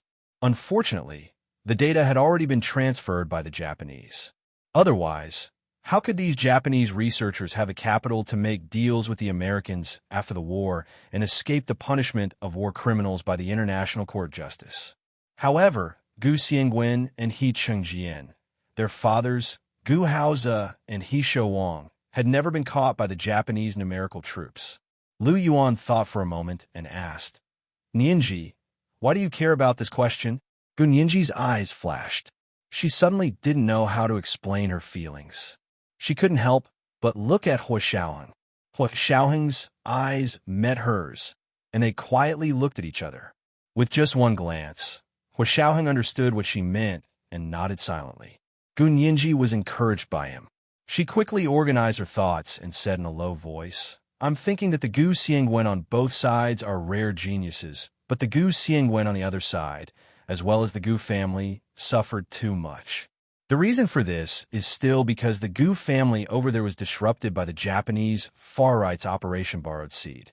But the Gu Xiangwen here, my father Lu Jin, has not been affected by the Japanese's Operation Borrowed Seed. He is a natural-born descendant of the Huaxia Empire, but he is even more talented and capable than the Gu Xiangwen over there. What does this mean? This means that the birth of a genius in Huaxia has nothing to do with the far-right Japanese Operation Borrowed Seed. Even without the far-right Japanese Operation Borrowed Seed, Huaxia would still produce geniuses. In this sense, the Japanese extreme right-wing's anti-human Operation Borrowed Seed has actually killed who knows how many of our Huaxia's true elites. If it wasn't for their interference, Gu Xiangwen would be even more talented, and the Gu family wouldn't be in such a miserable state. Unfortunately, the Gu clan in the other world was not as lucky as this one. Throughout their entire lives, they probably never managed to shake off the dangers and troubles of Japan's Operation Borrowed Seed. Lu Jin's eyes turned red. Although the He family and the Gu family were not affected by the research of the Japanese digital army, When he was studying biological genetic engineering in the United States, he happened to come into contact with the data that the Japanese digital army handed over to the Americans. He could not forget the intense shock and humiliation he felt from the bottom of his heart when he sat in the chilly room controlled by the central air conditioning system and read the data on that hot afternoon. Lu Jin got carried away and said coldly, "Ninji is right. That's why the descendants of war criminals of the Japanese digital army are not worthy of continuing to engage in biological genetic engineering research. That's why I specially designed that experiment for him." As soon as Lu Jin said it, he knew something was wrong and immediately shut up. However, Gunninji grasped this sentence, and her mind suddenly lit up. It was like a chip loaded with a large integrated circuit. Under the guidance of quantum mechanics, all kinds of effects that could not be explained by classical physics occurred. However, when these effects came together, they broke through the walls of parallel space and made Gunninji understand Lu Jin's true intentions. She thought of the experimental design that Hua Xiaoheng had asked his KGB colleagues to explain to him. She thought of Ishihara Baisan's insignificant research results over the years. She thought of how all of Japan's biological genetic research was limited to this framework. Her dark, jade-like eyes sparkled as she looked at Lu Jin. Suppressing the excitement in her heart, Gunninji enunciated each word clearly. "Dad, you deliberately designed this experiment for Ishihara Baisan. You designed this experiment to target Ishihara Baisan's experimental bottleneck. But in fact, you led his experimental direction astray. Many times, when you look at a problem from a different perspective, the conclusions you draw will be completely different. The wrong angle and direction will cause you to go in the opposite direction. And the faster you run, the further away you are from the right direction. Dad, you used such a completely wrong experiment to lead Ishihara Baisan and even the entire biological genetic engineering research in Japan to a dead end. Thus, you blocked the progress of their biological genetic engineering research. Dad, you're so amazing." Hua Xiaoheng and Lu Yuan were both shocked. Their gazes fell on Lu Jin's unassuming face, and they couldn't help but feel respect. It was such an unreliable person, such a person with a serious interpersonal disorder, who had used a meticulously designed experiment more than 30 years ago to lock in the development of biological genetic engineering in Japan, or even the entire Japanese country. For more than 30 years, they had made no progress. Hua Xiaoheng instantly understood why Lu Jin had chosen this time to expose Ishihara Baisan's plagiarism of his experimental design. "Uncle Lu, do you know something? As the chief scientist of the United Nations Population Fund, Ishihara Baisan suddenly came to the Huaxia Empire and wants to cooperate with the Academy of Sciences to conduct research on biological gene therapy. Is there some ulterior motive behind this? Or has he finally realized that the direction of his research for more than 30 years is wrong?" Hua Xiaoheng was keenly aware that there was something fishy about this collaborative research. Lu Jin ignored Hua Xiaoheng. He looked at Gunninji in a daze. He hadn't expected that his daughter would discover the intentions he had hidden for more than 30 years. The joy in his heart was like a large flower garden planted with exotic flowers and herbs. At this moment, the flowers were blooming, and they were beautiful and dazzling. "Dad, did you notice something?" Gunninji also held Lu Jin's hand and asked carefully. Lu Jin came back to his senses and held Gunninji's hand. His lips trembled, and there was a fierce struggle in his mind. In the end, he lowered his head and said in a low voice, "From the moment he publicly mentioned Qin Yawang at the Spring Festival Gala, I knew that he must have discovered the problem with his research direction from Qin Yawang's research. He's a very smart person. As long as he corrects his research direction, his progress will be rapid. I can't let that happen." Lu Jin pursed his lips and said stubbornly, "His research direction is the genetic fragment system unique to the Huaxia people.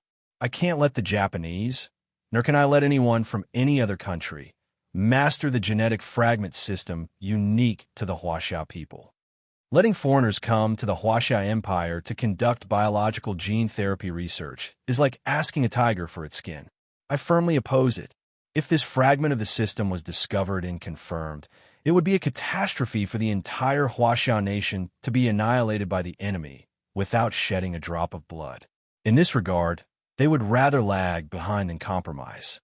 Ishihara Bai-san was the most powerful biological genetic engineering expert in Japan. If he died, Japan's biological genetic engineering would lag behind by at least 50 years.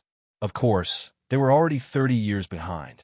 The gap of 80 years wasn't that easy to make up for. Gun Yinji hadn't expected her father, who seemed to only have academics and experiments in his heart, to have such a deep sense of nationalism and patriotism.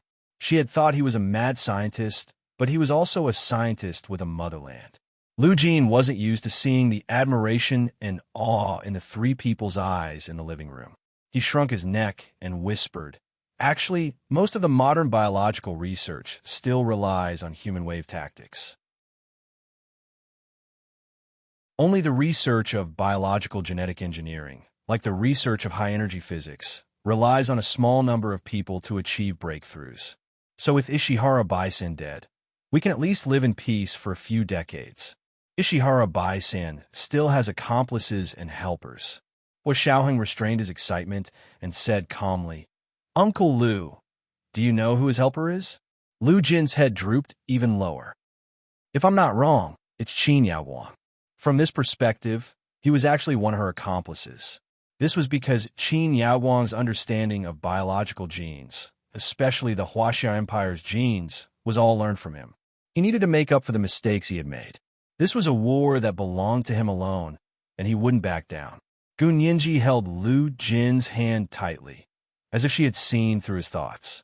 She said calmly, "Dad, it's not your fault. Qin Yaowang is the scum of the Huaxiao Empire. She wants to sell herself for glory, but it depends on whether she has the life to do so. Don't worry, after the new year, Qin Yaowang's case will be heard again.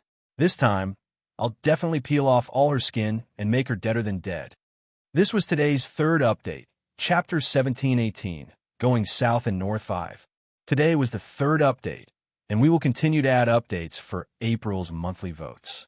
Remind everyone of your monthly votes and recommendation votes. Please vote all the recommendation votes, moi, all the big shots, and little angels.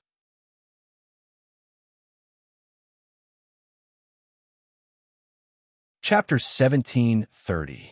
Lu Jin looked at Gun Yinji, touched. He thought to himself that his girl was so nice. She even had to diss her own mother for him. He held Gun Yinji's hand and advised her seriously. "Qin Yaowang is your mother after all. It's better not to have a public falling out with her. Leave her to me to deal with, lest others say you're unfilial." Gun Yinji, Lu Yuan, the other three people in the room fell into a strange silence. None of them expected to hear the words filial or unfilial from Lu Jin's mouth. Because Lu Jin had gone so far on the path of science, they often felt that he had exceeded the ethical boundaries of ordinary people. How could such vulgar words as filial or unfilial come out of his mouth? It was so out of place. Lu Jin turned his head and saw that they were all staring at him.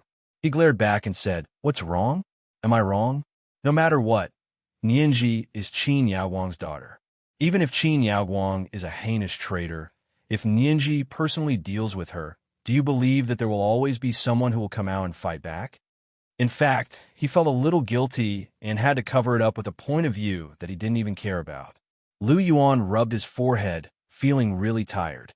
In front of Gun Yinji, Lu Jin could be considered an extremely meticulous and filial father. He could even consider the smallest details. "You said you're a stickler, so why bother with those people? If they want to say it, let them say it. Who cares about them?" Lu Yuan shook his head helplessly. "That won't do. Even the contrarians can't say that about my girl." Lu Jin waved his hand without hesitation. "I can't give the contrarians any opportunity. My girl is the best. Everything was fine. Anywhere is fine. No rebuttals accepted." He defended Gun Yinji righteously and would rather face all the darkness and slander himself. Gun Yinji could cry to begin with, but now she was so moved that her eyes were filled with tears. She hugged Lu Jin's arm and cried. Hua Xiaoheng couldn't take it anymore. He walked over and took the tissue that Lu Jin had specially made on the coffee table and handed it over. It's the first day of the new year. Why are you crying? Aren't you Huaxiao people very particular about auspiciousness and good luck? This is called crying of joy. You Soviet, don't talk nonsense if you don't understand. Lu Jin righteously took the tissue from Huaxiaoheng and personally wiped Gunyinji's tears. His movements were slow and gentle, as if he was performing the most delicate biological experiment. Gunyinji cried and laughed at Lu Jin's words. She was so excited that she couldn't think normally. It was only when Huaxiaoheng sat down beside her that she calmed down. Huaxiaoheng didn't need to say or do anything. As long as he was by her side, she would have endless courage and confidence. Gunyinji cleared her throat. She had cried so many times today that her voice was really hoarse. However, she still said very cautiously to Lu Jin in a hoarse voice, "Dad, this isn't a matter of filial piety, nor is it a matter of facing the contrarians. To me, this isn't the point. But it's the main point to me," Lu Jin muttered, but he immediately nodded at Gunyinji. "Then what do you think is the main point?" "My point is, we have to take care of Qin Yaowang, but we have to use legal methods to take care of her. I don't want Dad to take the risk of breaking the law for me. Your daughter, I am a lawyer. If you break the law, how can I continue to be a lawyer? I might as well ask the Bar Association to revoke my law license." Gunyinji used her career as a bet that Lu Jin wouldn't ignore her interests and career future. Lu Jin didn't buy it and said unhappily, "How did I break the law? What did I break the law about Ishihara Bai-san? Tell me, did I force him to plagiarize?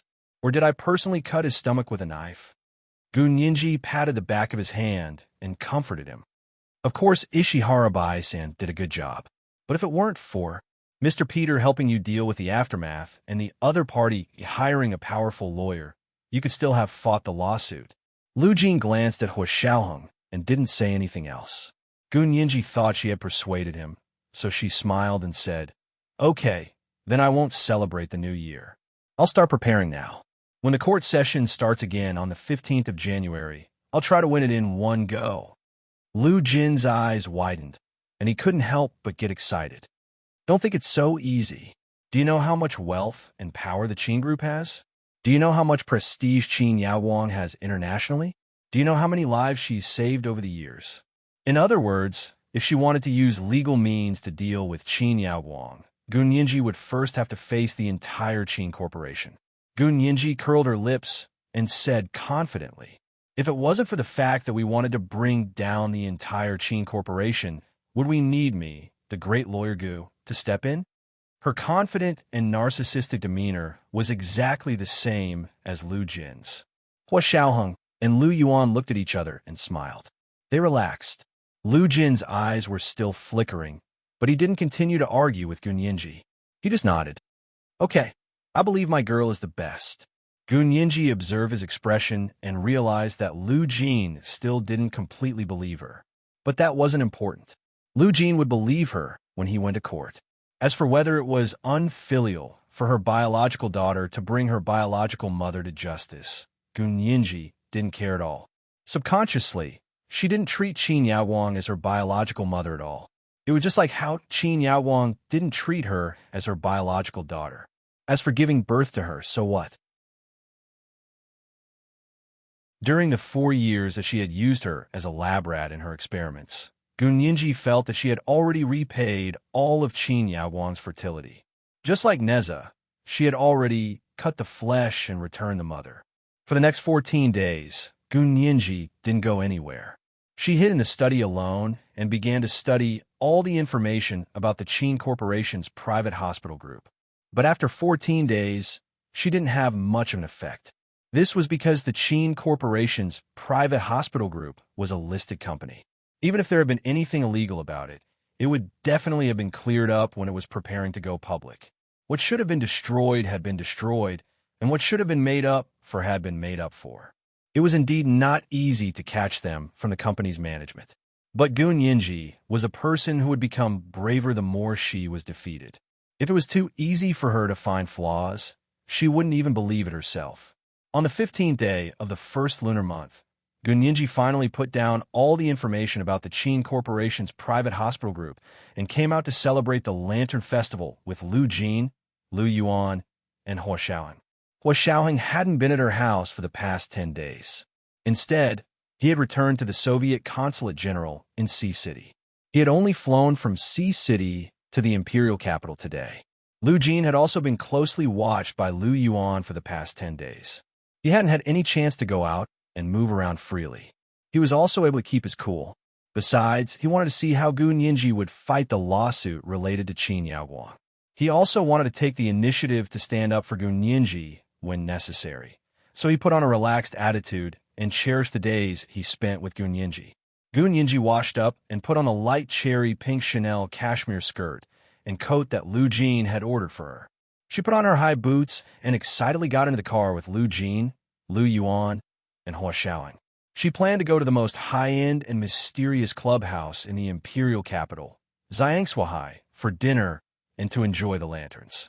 Gunyinji had been to this place before, and so had Hua Xiaoheng. Lu Yuan had gone there to discuss business with someone. The only person he hadn't been to was Lu Jin. However, Lu Jin wasn't very interested. He muttered, "I might as well barbecue myself at home." As for the lanterns, Lu Jin only needed to look at it on the internet. Gunyinji ignored him and said, "Dad, I haven't seen the Lantern Festival here yet." Lu Jin immediately changed his tune and said with a smile, "Okay then, let's go see the lanterns." Lu Yuan and Hua Xiaoheng were already used to it. One of them was driving, and the other was sitting in the front passenger seat. They didn't speak. Gunyinji and Lu Jin were chatting in the back seat. "Dad, this invitation was sent by young Master He. It's a free VIP card." "It's a waste not to go." Gunyinji smiled and showed Lu Jin Xiang Shuehai's VIP card. He Jichu was quite generous. He gave her 4 VIP cards at once, one of which was a long-term VIP card. She could go in the future for free. The other 3 VIP cards were only valid once. Lu Jin glanced at them and nodded. "That's more like it." He asked again, "Will He Jichu and He Changjian go today?" "Young Master, he sent me a text message saying that General he won't go because he has to attend the Army's Lantern Festival performance and won't go to Xiangshuahai." Gunyinji pulled out the text messages He Jichu had sent her over the past few days and showed them to Lu Jin. She said, "Actually, young Master, he won't go either. He said that he's on duty in place of his colleagues today and asked Cousin Xie to help entertain us. It's the Lantern Festival today. What kind of shift is he on?" Lu Jin pursed his lips disdainfully. It doesn't matter if he goes to his shift or not. He has the final say on when to work and when to take a break. "Dad!" Gunyinji didn't know whether to laugh or cry. She quickly covered Lu Jin's mouth. "If you don't expose it, we're still good friends." Lu Jin pulled her palm down and smiled. "I'll get my girl face. My mouth is sealed today." As Lu Jin spoke, he made a zipper gesture with his other hand to show that his mouth was sealed. Gunyinji smiled like a flower. "Dad, so you're not talking to me anymore? I'm an exception with you." Lu Jin patted Gunyinji's shoulder and gave the front seat a smug look. Lu Yuan happened to be looking at the car behind him through the rearview mirror. When he saw Lu Jin's smug and arrogant gaze, he almost vomited blood. He didn't want to say it at first, but now he couldn't help but say, "There's a car following us. It's been following us since we left the apartment complex." This was the first update of the day. Chapter 1719, Don't Give the Contrarians a Chance. Today was still the 3rd update, and they continued to update in order to return the monthly votes for April. A reminder for everyone's monthly votes and recommendation votes. Please vote for all the recommendation votes. The 2nd update was at 1 o'clock in the afternoon, and the 3rd update was at 8 o'clock in the evening. Mwah, all the big shots and little angels.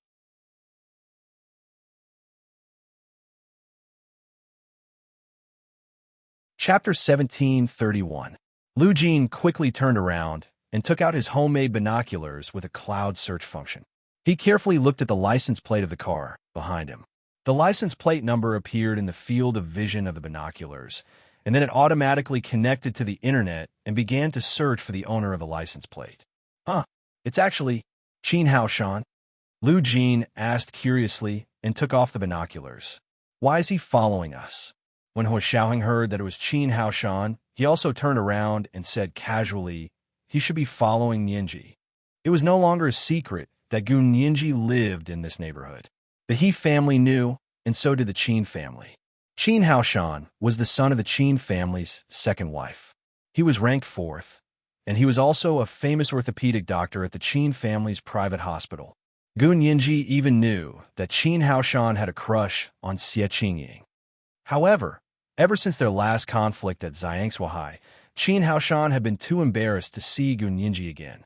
Since then, he had basically avoided seeing Gu Nianji whenever she appeared. Now that he was suddenly following Gu Nianji's car, she really didn't know what he meant. Gu Nianji also turned around and said calmly, "Don't worry about him.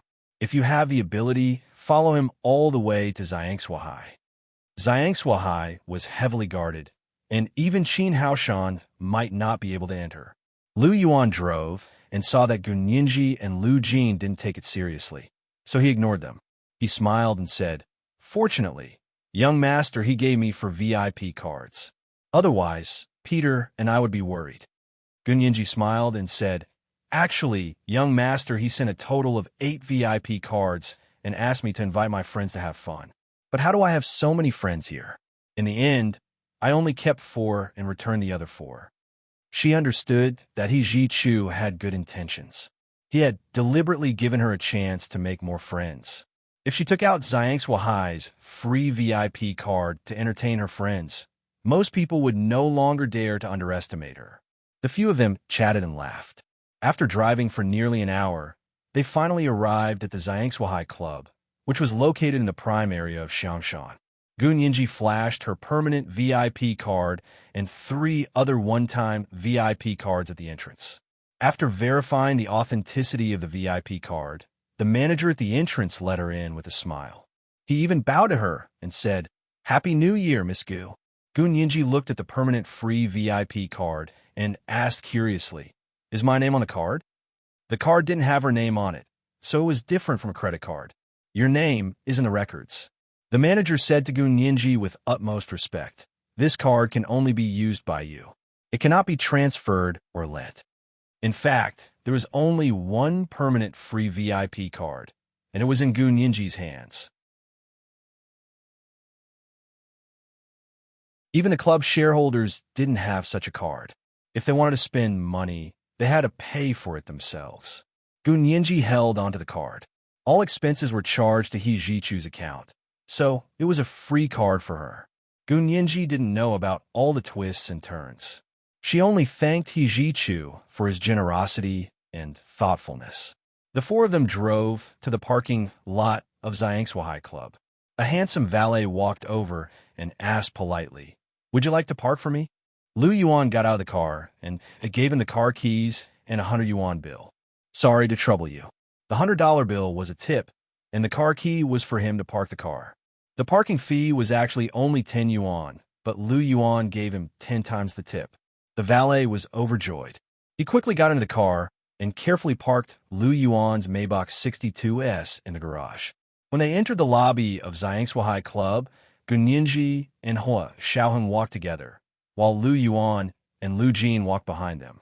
In public, Gu Nianji couldn't be as intimate with Lu Jin. However, Hua Xiaoheng was pursuing her as Peter, so the 2 of them walking together in public wouldn't arouse any suspicions. As soon as they walked in, Xie Qingying came up to them. "Nianji, you're here." Xie Qingying was wearing a rose-red suede dress with a military-style rose-red waist. Her shoulders and cuffs were decorated with leather buttons, and her chest was wearing a Victoria's corset vest. It made her breasts even bigger and her waist even thinner. She swayed as she walked, and every step she took was like a lotus. Gu Nianji smiled and hugged her. "Cousin Xie, you're so beautiful today." Xie Qingying only had light makeup on her face, but the good complexion from the bottom of her skin made her look even more graceful and elegant. "Nianji, you've become even more beautiful." Xie Qingying held her hand and looked at the person who had followed her. When she first saw Hua Xiaoheng, Xie Qingying winked at her. "Nianji, Haven't you agreed to Mr. Peter yet? How can I agree so easily? Gu Nianji glanced at Hua Xiaoheng with a half-smile. I'm still under observation. A girl is only noble when she's being pursued. Xie Qingying smiled and turned to see Lu Yuan and Lu Jin. She was more familiar with Lu Yuan, so she quickly nodded at him. President Lu is here too. What a rare guest. Lu Yuan smiled and said, Lawyer Gu invited us here to play. It's hard for me to refuse, haha. He then pointed at Lu Jin and said, This is the major shareholder of our company, and also my brother, Lu Jin. He's here to join in the fun. Xie Qingying saw that Yi Chu had given Gu Nianji 4 VIP cards. Other than Peter, Gu Nianji had actually given the other 2 to the big boss of her company. This maneuver was commendable. Xie Qingying felt that Gu Nianji was really smart, and her EQ was quite high. She was able to win over the big boss of her company like a friend. Her methods were extraordinary. She smiled at Gu Nianji and said, Nianji, you're really amazing. You even invited President Lu and Mr. Lu as guests. Xie Qingying wasn't familiar with Lu Jin, but she vaguely knew that the Lu Corporation was founded by the 2 brothers, Lu Yuan and Lu Jin. Therefore, she warmly reached out her hand to shake his. Lu Jin's hands were in his trouser pockets, and he had no intention of shaking hands with Xie Qingying. He raised his chin and said arrogantly, Shaking hands is very unhygienic. There are about 1,500 bacteria on every square centimeter of skin on your hand. Your hand is bigger, about 70 square centimeters, so there are at least 105,000 bacteria on one hand. Shaking hands with you once will increase the probability of me getting sick by a lot. The corners of Xie Qingying's eyes twitched, and she naturally retracted her hand. She said, Mr. Lu is really interesting. He even knows how many bacteria there are on his hand. This is basic physiological hygiene knowledge. You don't know it. Maybe you didn't pay attention in class. Lu Jin continued to attack Xie Qingying unceremoniously. Hua Xiaoheng didn't understand why Lu Jin was choking Xie Qingying like he had taken medicine, but Xie Qingying still smiled good-naturedly and said without retorting, Yes, maybe I was indeed distracted. Thank you for your advice, Mr. Lu. I can show off in front of my friends in the future. How ignorant are you to show off such basic knowledge? Lu Jin was completely unpretentious, and the disdain on his face was even more obvious. Xie Qingying was put in a difficult position. Hua Xiaoheng glanced at Gu Nianji, then signaled to Xie Qingying. Gu Nianji had no choice but to smooth things over. She held Xie Qingying's hand and said with a smile, Cousin Xie, we haven't had dinner yet. Is there anything delicious to recommend here today? Hearing that Gu Nianji was hungry, Lu Jin stopped attacking Xie Qingying and followed her to the dining room without a word. Hua Xiaoheng deliberately lagged behind and walked with Lu Yuan. He asked softly, What's going on? He glanced at Lu Jin's back.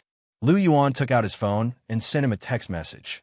Lu Jin is unhappy with Xie Qingying's cold treatment of Nianji in the past. He's taking revenge on his daughter's behalf. Hua Xiaoheng, when did this happen? He replied on his phone. It's been a month or 2 just before you came. So that was how it was. Hua Xiaoheng shook his head and put away his phone. Xie Qingying led Gu Nianji to the dining room and personally led her to the best seat in the dining room. There were just enough seats for 4 people. They faced the transparent floor-to-ceiling window, and outside the window was the romantic scenery of Xiangshan Mountain. There was also a greenhouse garden in front of the window. There were all kinds of colorful flowers blooming in the winter. It was almost 11 o'clock. It was a little early for lunch elsewhere, but in Xiangshan Shuahai, it was just right. It took a long time to have a meal in Xiangshan Shuahai. Most people would start eating at 11 o'clock and eat until around 2 o'clock in the afternoon. The restaurant was almost full. Waiters in black vests, white shirts, and bow ties held menus and began to take orders from the customers. Xie Qingying received a call from the manager at the entrance. Miss Xie, Mr. Qin, who says he's your friend, wants to come in. May I ask if you'll let him in? Xie Qingying quickly said to Gu Nianji, I'll take a call. Excuse me. She took her phone and walked to a leeward spot at the door. What's his name? He said his name is Qin Haoshan. Xie Qingying frowned. She thought about how Qin Haoshan and Gu Nianji had gotten into a big fight here that day. She had also said that she wouldn't appear anywhere Qin Haoshan appeared. She hadn't expected Qin Haoshan to take the initiative to look for Xiangshan Xuehai. If there's nothing else, you can come back later, Xie Qingying said tactfully. It's already full today. Qin Haoshan heard Xie Qingying's refusal at the entrance at the foot of the mountain. He quickly took the guard's landline and said, Miss Xie, I know it was my fault last time. I'm here to apologize to you. No need. You didn't offend me. Xie Qingying didn't think much of it. I'm still very busy. I'll hang up now. Qin Haoshan gritted his teeth and quickly said, Miss Xie, don't go overboard. I have a photo here. I wonder if you want to take a look? This was the second update of the day, Chapter 1720, Don't Go Overboard. It was still the third update of the day. I'll continue to add more updates for April's monthly votes. A reminder for everyone's monthly votes and recommendation votes.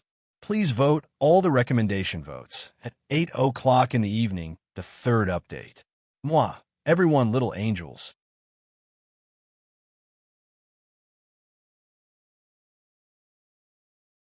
Chapter 1732. Xie Qingying wanted to hang up, but she hesitated when Qin Haoshan said photos. What photos? Xie Qingying asked suspiciously. You'll know when you see them. Qin Haoshan's voice trembled slightly. I know that Miss Xie is actively planning to marry into the He family, so you should see these photos. Xie Qingying's voice also turned cold. Qin Haoshan, don't be so strange. Just say what you have to say. What kind of man are you to hesitate? Really? Qin Haoshan took out a cigarette and lit it in his mouth. He said vaguely, You'll know if I'm hesitating or not when you see the photos. Miss Xie, have you forgotten your former boyfriend? Xie Qingying had had a boyfriend when she was studying abroad. She was almost 30, so it was impossible for her to still be pure. Besides, what era was it now? There was nothing to be proud of being an old virgin. And He Jichu should know that she had a boyfriend before. She hadn't hidden it from him, and all her friends knew about it. But knowing is one thing. Seeing a picture and being visually shocked is another. Although Xie Qingying didn't think that her ex-boyfriend would be so immoral, what if it was? She had been secretly in love with He Jichu for so many years, and she didn't want to fail when she was finally about to get married.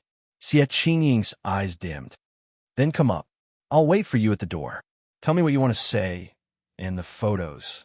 Of course I'll show them to you. Qin Haoshan threw the cigarette on the ground. He transferred the call to the manager. The man received Xie Qingying's instructions and let Qin Haoshan in. Qin Haoshan quickly drove to the parking lot of Xiangshuahai Clubhouse. After parking the car, he slowly walked to the entrance of the Xiangshuahai Clubhouse. Xie Qingying held her phone and stood there waiting for him with a cold expression. Qin Haoshan, what photos are you talking about? She asked anxiously. Qin Haoshan looked at her and smiled. Miss Xie, let me see Gu Nianji, and I'll show you the photos. Xie Qingying was furious. That's not what you said just now. You're threatening me. Whatever you think. Qin Haoshan was anxious. He pushed Xie Qingying away and quickly rushed into the lobby of Xiangshuahai Club. He used to be a regular customer of this clubhouse, so he knew it was time for lunch. Gu Nianji and the three men had most likely come here to eat at the restaurant. Xie Qingying was suspicious about the photos, so she sent the two guards away. At this time, when Qin Haoshan used his strength, she didn't even have the strength to resist. She could only watch as he ran in. Xie Qingying hurriedly turned on the walkie-talkie to call someone over as she ran in. Qin Haoshan went straight to the restaurant of Xiangshuahai Clubhouse and saw Gu Nianji at a glance. She sat in the best seat in the dining room. Beside her was a crystal-clear, floor-to-ceiling window. Outside the window was the scenery of fragrant mountain, as well as a variety of beautiful flowers in the greenhouse garden. However, she was even more beautiful than the scenery around her. Qin Haoshan clenched his fists and walked quickly to the protruding stage in the middle of the restaurant. Usually, There would be well-known singers singing here. Today was the Lantern Festival. Everyone wanted to have a happy reunion with their family and friends, so there were no singers arranged here. However, the microphone and instruments on the stage were already made. As soon as Qin Haoshan got on the stage, he took off the microphone and checked it. It was powered and could be used. Qin Haoshan coughed into the microphone. The cough was immediately amplified and spread throughout the entire dining room. Many people couldn't help looking up in the direction of the stage. The entire dining room was designed to ensure that every guest at the table could see the performance stage. So Qin Haoshan suddenly became the focus of everyone's attention. After he attracted everyone's attention, he held the microphone and said loudly in Gu Yinji's direction, "Miss Gu, please be merciful and let my grandfather, Mr. Qin, go. He's already in his 70s and just had surgery, but he's been detained for more than 2 weeks for no reason." Gu Yinji looked up in shock and saw Qin Haoshan holding the microphone on the protruding stage in the middle of the dining room. He knelt down straight in her direction. There was an uproar in the dining room. Those who knew Qin Haoshan exchanged glances. "What's wrong with Haoshan? Who is that Miss Gu? I know her. She's young master, he's ex-fiancé, Gu Yinji. I heard she's a lawyer." "Huh, it's her? But isn't her mother Dean Qin? So old Master Qin was her maternal grandfather? TSK. She detained her own grandfather? That's quite a lot of power. It's not just her own grandfather." Someone who knew some inside information scoffed. As expected, Qin Haoshan continued on the stage. "Miss Gu, it's one thing for you to sue your own mother, but don't tell me you're also going to sue your grandfather, who you have nothing to do with at all." As soon as he finished speaking, he saw Xie Qingying's face turn ashen. She rushed in with 2 tall and muscular men in security uniforms. Qin Haoshan immediately kowtowed to Gu Yinji on the stage. Xie Qingying had been instructing the 2 security guards to pull Qin Haoshan down, but she hadn't expected him to kowtow to Gu Yinji in front of so many people. The people in the dining room had been whispering to each other just a moment ago, but now they were completely silent. They were all watching the show with great interest. The 2 security guards rushed to the stage and saw that Qin Haoshan was still holding the microphone. The 2 of them didn't say anything. They looked at each other and flanked him from the front and back. Qin Haoshan knew that he wouldn't be able to defeat the 2 security guards by himself, so he seized the opportunity to kowtow to Gu Yinji and beg for mercy. This new year, without old Master Qin, the Qin family didn't feel at ease. Qin Haoshan was even more filial, so he had been planning to ask Gu Yinji to let Qinbei go. "Miss Gu, I beg you. Grandfather is so old, and his health isn't good. He hasn't taken his usual medicine for the past few days. I wonder how he's doing. Our family misses him very much. Miss Gu, please let him go home on account of my aunt, Qin Yaoguang. Miss Gu, don't go too far. If you want to sue my grandfather, please show us the evidence and let the prosecutor's office file a case. There are no charges against him now, but you're restricting his personal freedom. Our Qin family won't accept it." Gu Yinji didn't get angry at all when she heard his bloody accusations. Instead, she laughed. He Chengjian was the one who ordered the arrest of old Master Qin. What did it have to do with her?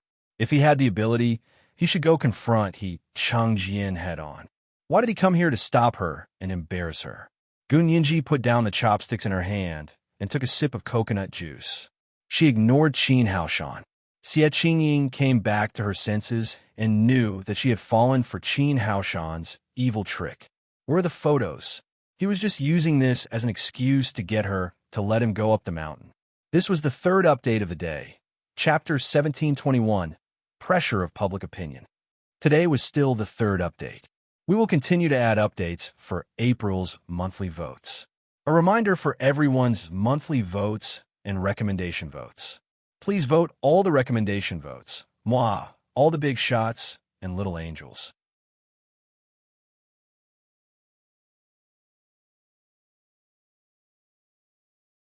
Chapter 1733. Seeing Qin Haoshan Kao to Gu Yinji on the stage in the middle of the restaurant, Xie Qingying couldn't believe that this person was Qin Haoshan, whom she had known for more than 10 years. Among this group of people, Although Qin Haoshan was from the Qin clan and had his own abilities, he was very modest and polite. Moreover, he also had the habit of being bookish. His personality was very upright, to the point that sometimes he didn't know how to be flexible. Moreover, he was also famous for being an honest person. It was said that he had never lied to anyone. That was to say, this kind of person who had never lied to anyone, once he started to lie, he could really cheat people to death. Xie Qingying's face was already extremely dark. She stood below the stage and said coldly to the security personnel she had brought, "This person is picking a fight. Take him away and send him directly to the police station. Our club is private property. If you don't follow the rules, let the police teach you the rules." Qin Haoshan turned his head and saw two burly men rushing up, and his sweetheart for many years standing under the stairs looking at him angrily. He couldn't help but smile bitterly. When he chose to listen to that person's advice and do this, he gave up the possibility of being with Xie Qingying in this life. But how could the happiness of his family be more important than the safety of the old man? Qin Haoshan was burning with anxiety. When he was pulled off the stage by the two burly men, he was still shouting, "Miss Gu, Lawyer Gu, please be merciful. My grandfather is old and sick, and he just had an operation. He can't stand the torture of prison." People who could eat at Zhangsuahai Club were basically rich and powerful in society. When they heard that the chairman of such a large group as the Qin group had been detained in prison without a trial, these people suddenly felt sad. Someone had already shouted with dissatisfaction, "Let him go. Let him speak. Old Mr. Qin has done so much for the country. How can he be taken away and locked up so casually? Is there any law?" Xie Qingying raised her eyebrows and said calmly, "I don't know what's going on with old Mr. Qin, but he made a noise here for no reason and affected our club's business. He violated our club's management regulations, so I asked him to leave according to the law." The corners of Gu Nianji's lips curled up when she saw the indignant looks on their faces.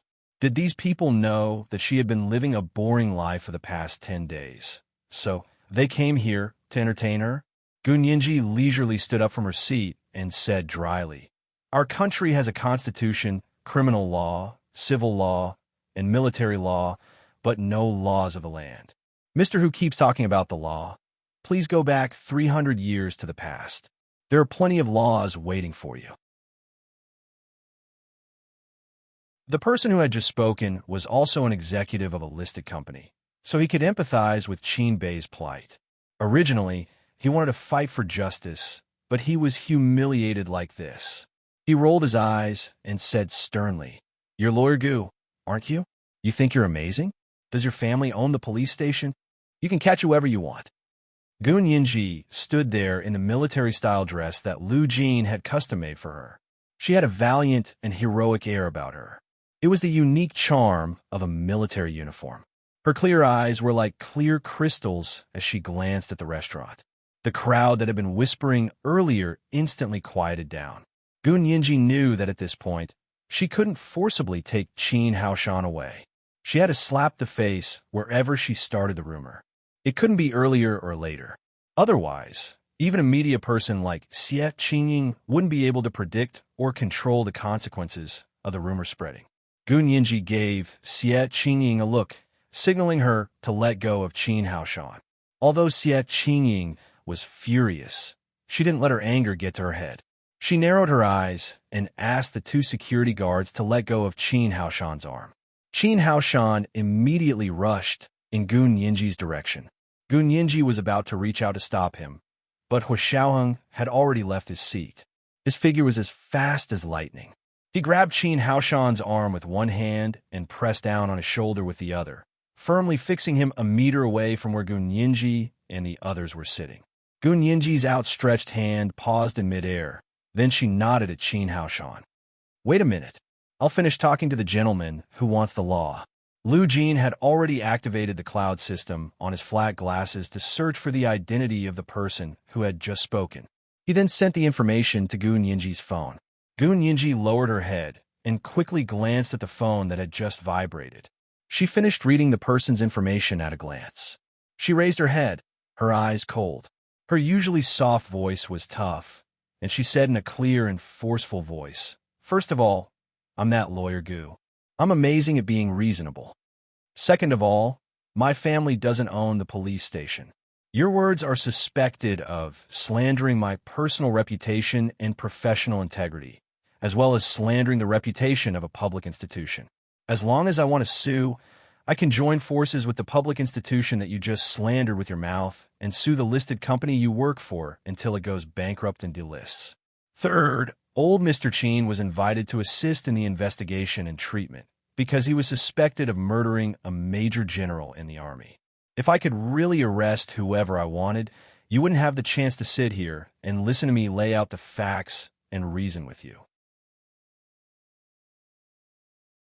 The matter of Old Master Chin and Qin Yaoguang's alleged use of infrasonic weapons to murder He Zichu was still under investigation. Because there was a year in between, the preliminary results of the investigation would probably not be released until tomorrow, which was the 16th of the first month. Qin Haoshan had chosen a particularly good time to shout out at this moment. The executive of his superior's company, who had just been arrogantly defending Old Master Chin, immediately shivered when he heard that this matter had something to do with the military. He forced a smile on his face and said respectfully to Gun Yinji, "Huh? So that's how it is? Thank you, Lawyer Gu, for answering my questions. Those who don't know are not guilty. I'll drink 3 glasses as a punishment." 3 glasses as a punishment. He poured himself 3 glasses of brandy and hurriedly downed them in one gulp. He then showed the bottom of the glass, as if he was really drinking with Gun Yinji. Gun Yinji snorted and said aloofly, "It's too late. Everyone here heard what you said just now. 3 glasses as a punishment isn't enough. Wait for my lawyer's letter." Gun Yinji didn't need a lawyer's letter to subdue those people who wanted the world to be in chaos. It would definitely be difficult to let today's matter go. The man's flushed face suddenly turned pale. His lips trembled as he wanted to plead with Gun Yinji. However, in front of so many people, it was impossible to plead publicly for mercy. It was impossible in this lifetime. He sat down uneasily and hated Qin Haoshan, who had just shouted loudly, "To death." Gun Yinji settled the guests and then looked at Qin Haoshan. She looked him up and down with a cold and emotionless gaze. It was as if she was sizing up a piece of merchandise and estimating his value, which made Qin Haoshan very uncomfortable. And Gun Yinji's goal was to make him uncomfortable. Xie Qingying glared at Qin Haoshan and gritted her teeth. "Qin Haoshan, we've known each other for so many years. I didn't expect you to use such a despicable method to trick me." Qin Haoshan smiled bitterly and turned his head away, not daring to look at Xie Qingying's face. Gun Yinji blinked and suddenly understood. She said, "Qin Haoshan, so you lied to cousin Xie to get in? I was wondering how the security here is so tight. How could they let you in again?" Xie Qingying's face turned red. They had caused a ruckus here before the new year. At that time, Xie Qingying had already fallen out with Qin Haoshan. She hadn't expected Qin Haoshan to lie to her with a photo today. "Yinji, it was my fault today. I also didn't expect Qin Haoshan to lie to others. He wasn't like this before. He was a rare gentleman. He never lied to others, but he was more impulsive." Xie Qingying shook her head. "Qin Haoshan, how did you become like this?" Gun Yinji understood that Qin Haoshan had done something he wouldn't have done in the past to mislead Xie Qingying. "That was interesting. Cousin Xie, what did Qin Haoshan lie to you about?" Gun Yinji asked curiously. Xie Qingying's face turned from red to white. She suddenly realized that Qin Haoshan's move was really vicious. He wanted her to suffer without being able to say anything. She had indeed had a crush on He Zichu in the past, but she had never hoped that she would be with him one day. Therefore, she had buried that deep love in her heart and continued to live her own life. She had dated boyfriends and behaved intimately, but that was a normal reaction between lovers. She didn't have any special hobbies, and she hadn't taken any inappropriate photos. But what if her ex-boyfriend had secretly taken photos? That was also one of the reasons why Qin Haoshan could lie to her. Because the word photos magnified the dark side of human nature. Xie Qingying had already decided that she would confess her past love history to He Zichu, But that didn't mean she was willing to show He Jichu the photos that she had secretly taken. The person who came up with this idea really understood Xie Qingying's mentality as a woman in love too well. They knew that she didn't want to show He Jichu the photos that she had secretly taken. They knew that she wanted to maintain a beautiful image in front of the person she loved deeply. They knew that she valued her new relationship with He Jichu. But now that she thought about it, there were no photos taken secretly at all. It was purely Qin Haoshan using this despicable method to trick her. Xie Qingying gritted her teeth and said, "Qin Haoshan, you really disappoint me. How could you use such a despicable method to lie to me?" Gun Yinji saw that Xie Qingying wasn't willing to say anything, and she vaguely understood something. What else could it be to make a woman say that she had been lied to? But it was hard for her to say it. Gun Yinji's expression darkened. She hated men who used such despicable methods to threaten women the most. "Cousin Xie, you can't know a man's heart from his face. Qin Haoshan might have hidden it too well in front of you in the past. Today is his true face." Gun Yinji crossed her arms and snorted. "Qin Haoshan, you lied to me first and have already violated the rules of this club. You also slander my reputation in public. I want to ask you, what kind of hatred do you have for me that you keep making things difficult for me?" Qin Haoshan glared at Gun Yinji and said hatefully, "Didn't you personally send my aunt, your mother, to prison? Didn't you instigate General He to lock my grandfather, your maternal grandfather, up?" Gun Yinji almost couldn't hold back her laughter when she heard this completely ignorant remark. "Who did you hear this nonsense from?" Gun Yinji shook her head. "If I were you, I wouldn't have come here to embarrass myself. I would have gone back and beaten up the person who misled you." Qin Haoshan was so agitated by Gun Yinji that he blurted out the person who had given him the idea. "She wouldn't mislead me. She worked hard for the Qin family. She didn't even have a good New Year. She was in meetings all the time, thinking of ways to save grandfather and aunt. On the contrary, you, the granddaughter of the Qin family, went crazy and sent your own family to prison." Gun Yinji immediately understood, and her voice became even colder. "When Shui told you to do this? This is the first update of the day. Chapter 1722, Is There Law Still Left? Today is the last day of May. Dear friends, you have already voted for your monthly tickets. Expired tickets will be invalid. We will continue with the third update today, and we will also add more monthly tickets for April. Please vote all the recommendation tickets. The second update will be at 1 p.m., and the third update will be at 8 p.m. Mwah, everyone little angels."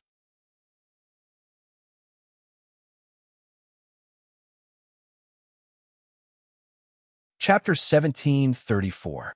Qin Haoshan hadn't expected Gun Yinji to be so smart and immediately guess who he was talking about. His mouth froze, and his eyes bulged as he stared at Gun Yinji, unable to say a word. Seeing his dumbfounded expression, everyone knew that Gun Yinji had guessed correctly. Xie Qingying was so angry that the veins on her forehead popped. She took a step forward and whispered, "Did Wen Shui teach you to lie to me just now?" Qin Haoshan pursed his lips and refused to speak again. Gun Yinji nodded with a sneer. "Okay, looks like she can't wait any longer. I told everyone to have a good New Year, but she's been pestering me all day and sizing me up. I really can't deal with her, can I?" As a lawyer, Wen Shui was very good at playing on the edge of the law. She kept making moves and making mistakes, but she was always walking in the gray area on the edge of the law. It was too difficult to catch her off guard. Gun Yinji sometimes wanted to set her up, but she quickly suppressed that thought. As a legal practitioner, if she gave up self-discipline, the consequences would be more serious than ordinary people who didn't know the law. Xie Qingying wasn't as calm as Gun Yinji, because this matter had crossed her bottom line. She walked to the door without saying a word, took out her phone, and dialed Wen Shui's number. Wen Shui stood in front of the floor-to-ceiling window of her luxurious penthouse with a glass of wine in her hand, waiting for Qin Haoshan's news. When she heard her phone ring, she quickly took it out and saw that it was Xie Qingying's number. Wen Shui narrowed her eyes. She didn't like Xie Qingying now very much. However, She was very surprised that Xie Qingying would call her on the 15th of the first lunar month. When she slowly unlocked her phone and answered the call, before she could say hello, Xie Qingying's furious voice came from the other end of the line. Wen Shuyi, aren't you afraid of retribution for coming up with such a vicious idea? Wen Shuyi's heart skipped a beat. Oh no, did that idiot Qin Haoshan betray her? How is that possible? Wen Shuyi's mind raced, and she immediately said, Is it Miss Xie? Did you call the wrong number? I had an all-nighter meeting yesterday, and just woke up today. I don't understand what you're talking about. You don't understand? Xie Qingying sneered and mimicked Qin Haoshan's tone. She won't mislead me. She worked hard for the Qin family. She didn't even have a good New Year. She had meetings all the time, thinking of ways to save grandfather and aunt. On the other hand, you, the granddaughter of the Qin family, went crazy and sent your own family to prison. Wen Shuyi, do you know who said this? You're the one Qin Haoshan mentioned. The one who hasn't had a good New Year and has been in meetings all the time? Wen Shuyi gritted her teeth so hard that they almost broke. Sure enough, it was Qin Haoshan, that incompetent fellow who only knew how to spoil things. She suppressed her anger and said gently, Miss Xie, I think there must be some misunderstanding. Why don't you let Qin Haoshan talk to me? I'll ask him what happened. Xie Qingying saw that Wen Shuyi still refused to admit it, so she didn't want to continue arguing with her. Holding the phone, she said word by word, Wen Shuyi, I have no grudge against you, but you used such a vicious method to humiliate me. I'm not going to let you off. Listen, I, Xie Qingying, am not a good person. Don't expect me to swallow my pride just because I suffered a loss. Xie Qingying then hung up the phone. She didn't want to go back to the restaurant and face Qin Haoshan's hateful face. Holding the phone, Xie Qingying walked a few steps to the entrance of Zhangsuhai Clubhouse and called He Jichu again.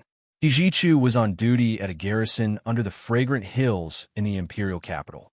He wouldn't go home until after today.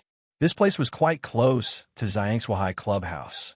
When he looked up, he could see the direction of Zhangsuhai Clubhouse. He could also imagine who was eating there today and what they ordered.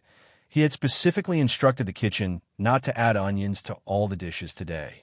So when he heard his phone ring and saw that it was Xie Qingying, he didn't hesitate to answer it. Is this Qingying? What is it? Did Nianji and the others come to Zhangsuhai? He Jichu held a cigarette in his hand as he stood in the open space in front of the barracks. When Xie Qingying heard He Jichu's cold voice, her restless heart gradually calmed down. She took a deep breath and said with a smile, I miss you. I want to see you. He Jichu flicked the ash off his cigarette and looked at the withered grass on the ground.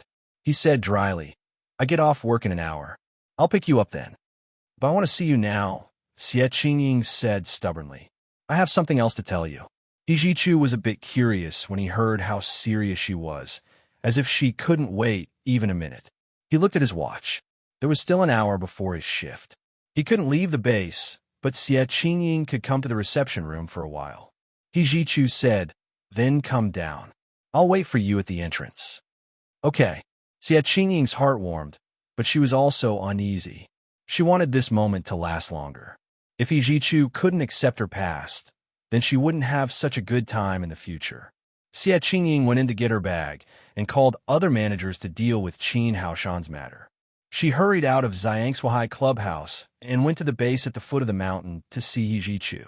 He Jichu was wearing a well-ironed winter military coat. He leaned against the wall of the barracks and smoked. The sky above Xiangshan was very blue, without a trace of impurity.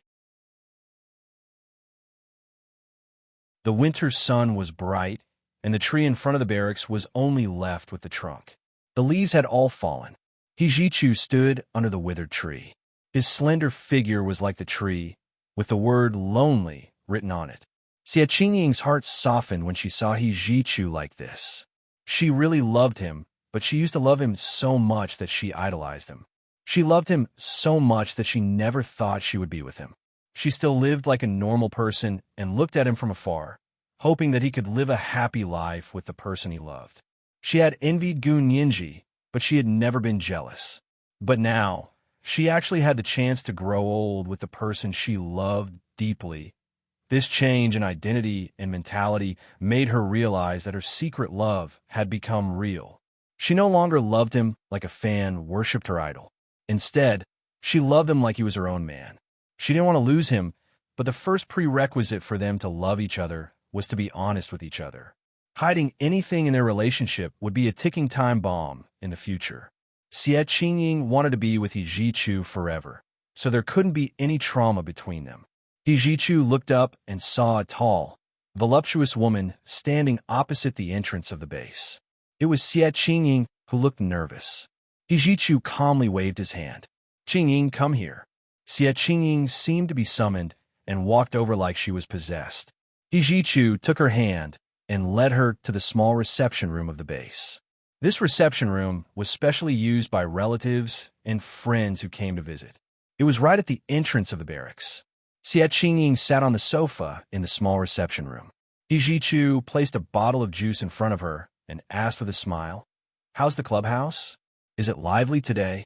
Are you ready for the lantern show tonight?" "It's all ready. There are a lot of people today, and it's very lively." Xie Qingying was extremely nervous. She answered He Jichu's questions mechanically. She didn't dare to look at his sparkling almond-shaped eyes anymore. "What's wrong, Qingying?" He Jichu leaned forward. "You're a little absent-minded. Is there trouble at the clubhouse?" After a pause, He Jichu asked, "Who did Nianji come with? Is it because they're in trouble?" Xie Qingying looked up at He Jichu and said slowly, "They're fine. It's not a big problem. It's already been resolved. I came to confess something to you." Xie Qingying's fingers unconsciously dug into the corner of the conference table. She lowered her head and mustered up her courage to say, "Young Master I used to have a boyfriend, but we broke up a long time ago." She didn't dare look He Jichu in the eyes. She was afraid to see disappointment, anger, and pain in his eyes. She couldn't bear any of them. If she had known that she would still have a chance to be with him, she would have kept her chastity until she was 30. But there were no ifs in life. Xie Qingying didn't hear He Jichu's words, so she could only bite the bullet and continue. "I've always had a crush on you, but I couldn't see hope. In order to get out of this hopeless crush, I dated a man who pursued me for a year when I was studying abroad." He Jichu chuckled and took a tissue from the conference table to wipe the sweat off her forehead. He said aloofly, "That's it? I thought it was something big. Don't you care?" Xie Qingying raised her head abruptly and stammered, I used to be a couple with him. There's no need to say anymore." He Jichu gently covered her mouth. His palm was dry and warm, which was a huge contrast to his cold voice. He said, "I also used to have a fiancé. You have an ex-boyfriend. We're all adults. What does it matter?" He Jichu was already 30 years old, and Xie Qingying was also 27 or 28 years old. "Really? You really don't care?" Xie Qingying asked in surprise. He Jichu stroked her hair and asked softly, "Do you still love him now?" "No, I don't love him at all." Xie Qingying shook her head like a rattle. "In fact, he was the one who broke up with me because he felt that I didn't love him that much." This was today's second update. Chapter 1723, the first prerequisite for mutual love. Today was the last day of May. Dear friends, you've all voted for your monthly votes. It's invalid after it expires. We'll continue with the third update today, and we'll also add more monthly votes for April. Please vote for all the recommendation votes. 8 o'clock in the evening, the third update. Want all the big shots and little angels.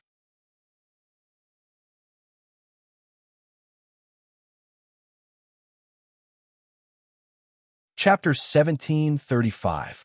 Okay, then that's fine.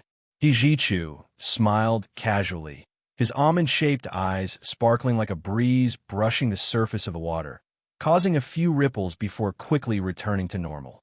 Xie Qingying breathed a sigh of relief, her racing heart finally calming down. She looked up at He Jichu with a slightly infatuated expression and mustered up her courage to continue. "I didn't take any indecent photos with anyone else. If I did, it was taken secretly." He Jichu was stunned. "Why do you say that? Why did she suddenly mention photos?" Xie Qingying's eyes reddened. Thinking about the fear of Qin Haoshan's threat and the warmth of Yijichu's gentle care, Xie Qingying couldn't help feeling even more wronged. Someone threatened me with photos, but I didn't take any. I really didn't take any photos, Xie Qingying said agitatedly. He actually used such a thing to trick me. Him? Who? Your ex-boyfriend? Yijichu narrowed his eyes unkindly. Everyone knew about Xie Qingying's relationship with him. How could anyone dare to threaten her? Was he threatening the He family and him? After all, if Xie Qingying was shameless, Yijichu would be shameless too. Besides, it was too despicable for a man to use this to threaten a woman. Xie Qingying quickly shook her head. It wasn't him. He shouldn't be so despicable. Qin Haoshan deliberately tricked me. Qin Haoshan? He dared to threaten you? Does he want to die? Yijichu said calmly. Where is he? I'll go meet him after my shift changes and see what he's up to. Xie Qingying's heart was soothed, and the grievance in her heart instantly disappeared. Yijichu was 100 times better than when she had a crush on him. She wiped the tears from the corner of her eyes and said with a smile, Actually, you can't blame him. He's a well-known honest man. He couldn't stand someone fanning the flames from the side, so he was foolishly used. There was someone fanning the flames? Yes, this evil idea was given to him by someone else. Xie Qingying now hated Wen Shuyi to the core. She knew that Wen Shuyi used to be close to the He family, and had even become Yijichu's personal secretary. However, she still said it out loud. It's Wen Shuyi, your former personal secretary. Wen Shuyi gave Qin Haoshan an idea? What's going on? Yijichu frowned. I don't understand. It's like this. Xie Qingying lowered her head in embarrassment. Qin Haoshan called me at the Fragrant Shuahai Club just now. He threatened me with the photos and said that he would come up the mountain to see me. I was too worried about being secretly photographed, so I let him go up. Yijichu's face suddenly darkened. He suddenly stood up and said, Didn't I say that Xiang Shuehai will not receive Qin Haoshan in the future? Why did you let him go up again? Nianji is eating at Xiangshuahai, so I'm afraid he's going after Nianji. Yijichu stood up with a domineering aura.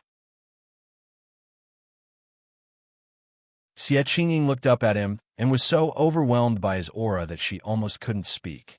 She felt her mouth go dry and quickly said, I didn't let him in. I just wanted to meet him at the door, but he pushed me away and ran in himself. He even yelled at Nianji and said a lot of nasty things. A storm was brewing in Yijichu's shimmering almond-shaped eyes. He clenched his hands so tightly that his knuckles almost cracked. Xie Qingying quietly held his hand and said softly, But Nianji is really powerful. Moreover, Nianji didn't take Qin Haoshan's rumors to heart at all. Yijichu's reaction was too strong. She had a subtle feeling that he was a little unhappy. What did he say? Yijichu looked down at Xie Qingying. He's still in Xiangshuahai. Xie Qingying paused and thought for a moment. He was just pleading for his grandfather.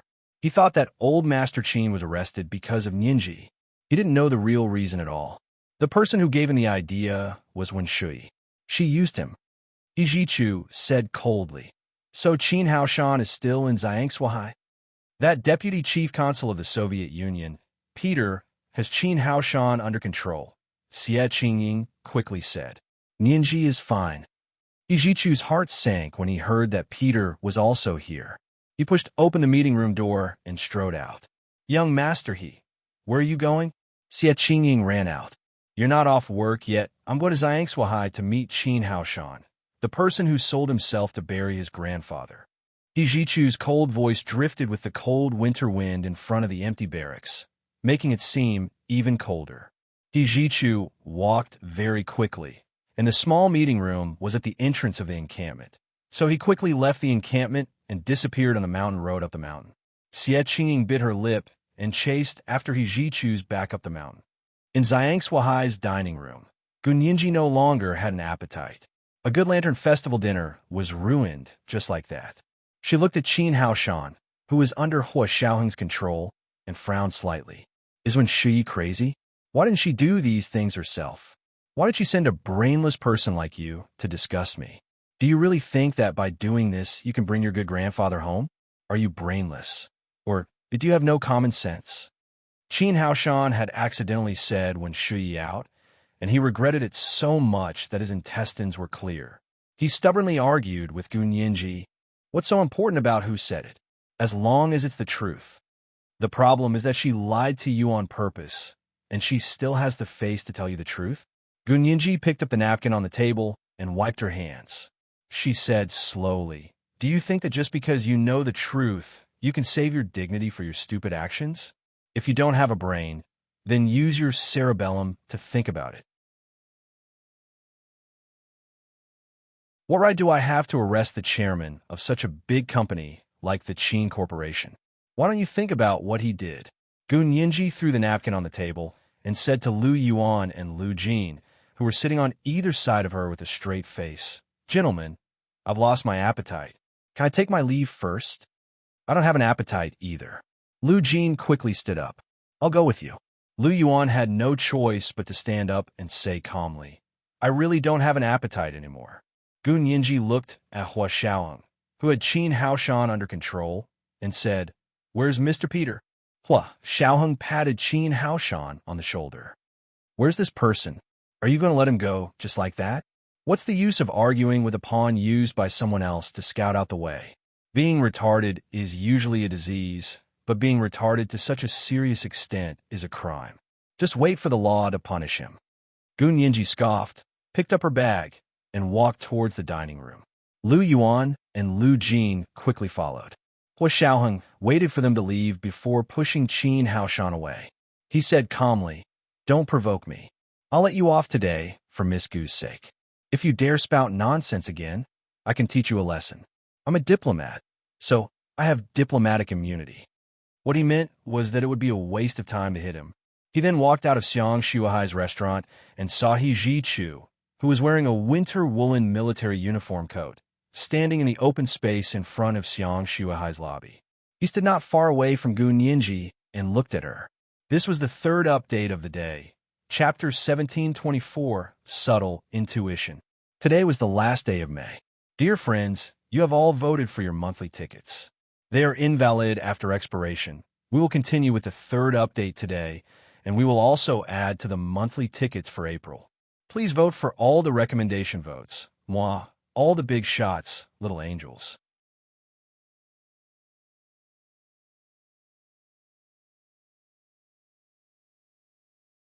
Chapter 1736. Lu Yuan and Lu Jin stood diagonally behind Gun Yinji, one on the left and one on the right. It was as if they were waiting for her, or as if they were two bodyguards. He Ji-chu looked at Gun Yinji deeply. From the corner of his eye, he couldn't help but see Lu Jin, Lu Yuan, and Hua Xiaoheng, who had just walked out of the lobby of Zhangsuahai Club. "Ninji, so you invited President Lu and Mr. Peter." He Ji-chu's expression didn't change. He was still cold and aloof, but his almond-shaped eyes were as black as ink. "Are you done with lunch? There's still a lantern festival tonight. Are you leaving now?" Gun Yinji said unhappily, "I'm already full of anger. Who can still eat?" As she spoke, she took out the permanent VIP black card He Ji-chu had given her. She took a few steps forward and stuffed it into He Ji-chu's hand. She said angrily, "This gift is too expensive. I can't afford it. Happy Lantern Festival, young master He. I'm leaving." She walked around He Ji-chu and walked briskly towards the parking lot. When they brushed past, He Ji-chu suddenly reached out and grabbed Gun Yinji's arm. "Let go of her! Let go of her!" Lu Jin and Hua Xiaoheng shouted at the same time. The corners of Lu Yuan's mouth twitched, and he also said, "Is there anything else, young master He?" Gun Yinji slowly raised her head. Her gaze moved from He Ji-chu's hand that was grabbing her arm to his side profile. "Young master He, what's the matter?" Gun Yinji asked lightly. Xie Qingying had already caught up. Standing at the entrance of the Zhangsuahai Club's wall, she looked at the situation in front of her in bewilderment. He Ji-chu's back was facing her. She couldn't see his expression, but she could see his movements. Gun Yinji was facing the mountain road. When Xie Qingying walked over, she saw her at a glance. Gun Yinji smiled at Xie Qingying, who was standing behind He Ji-chu, and said, Cousin Xie, did you find young Master He? Thank you. He Jichu suddenly let go, but he still didn't turn around.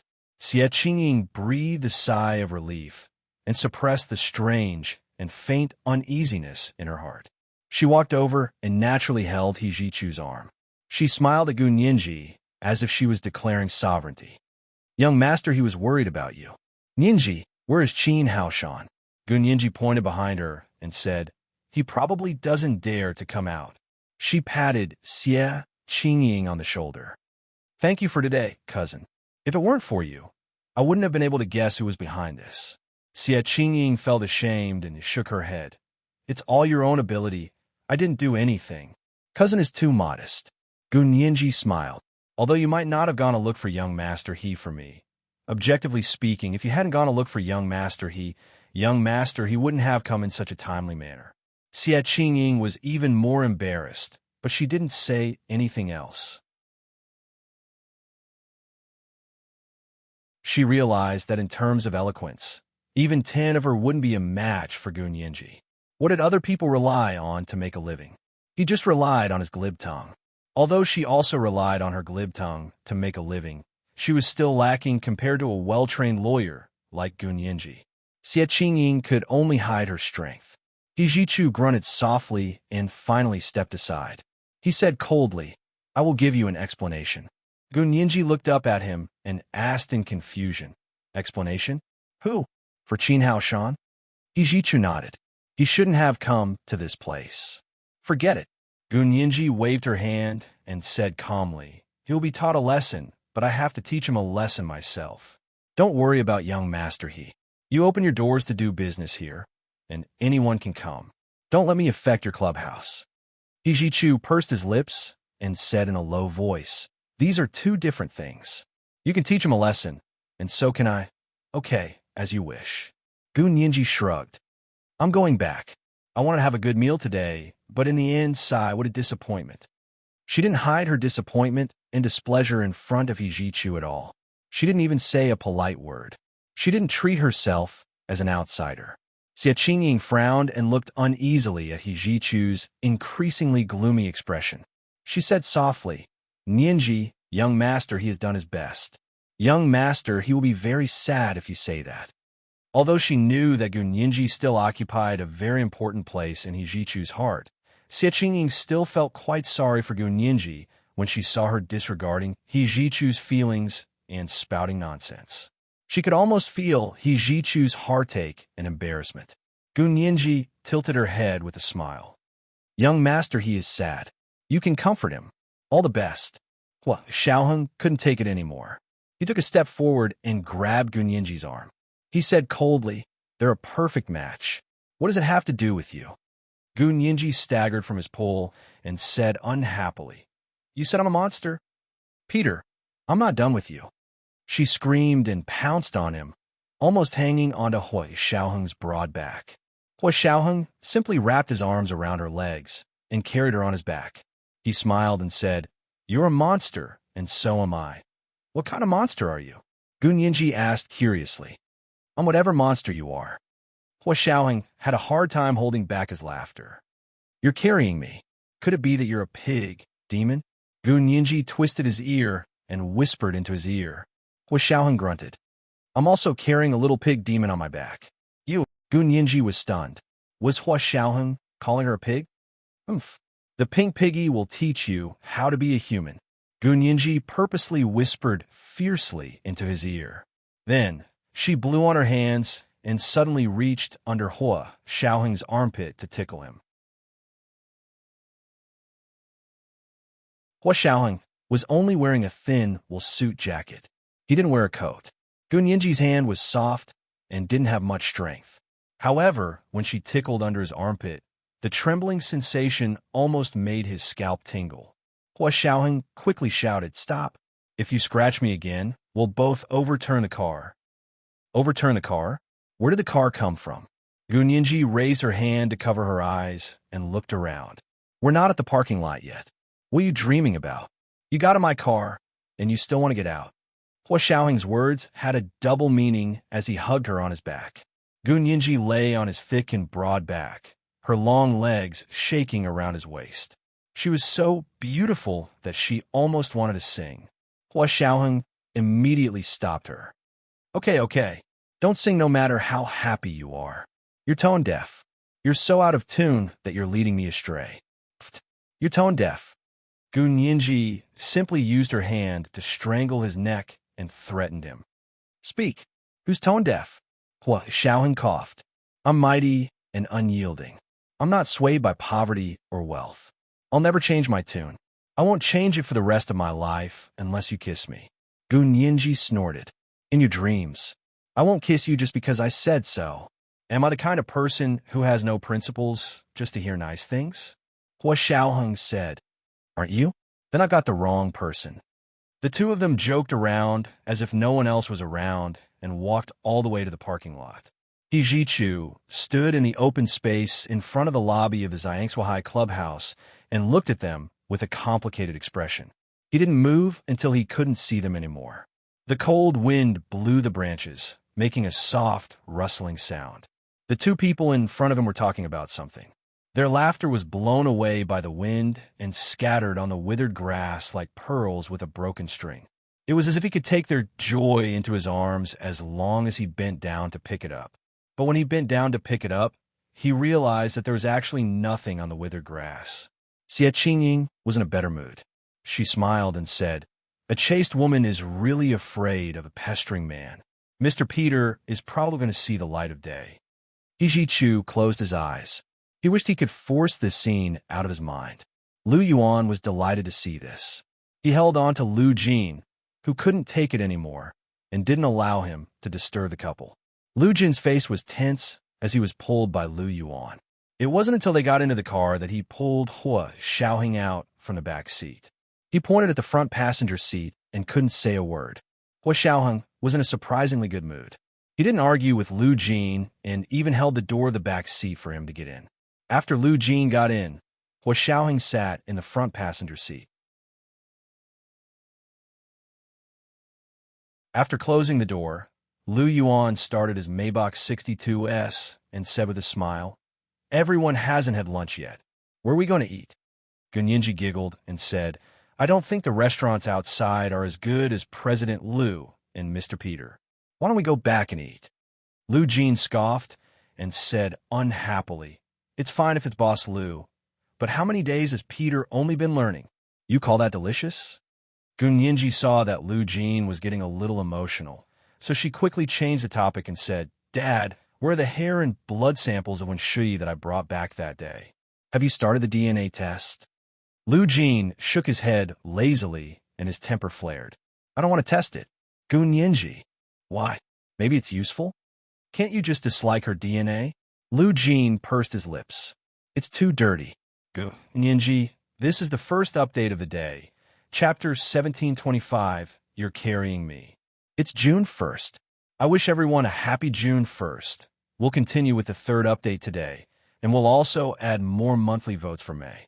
Please vote all the recommendation votes. The second update at 1 p.m., the third update at 8 p.m. P.S.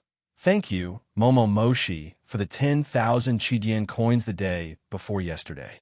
I didn't notice it yesterday, moi. All the big shots and little angels.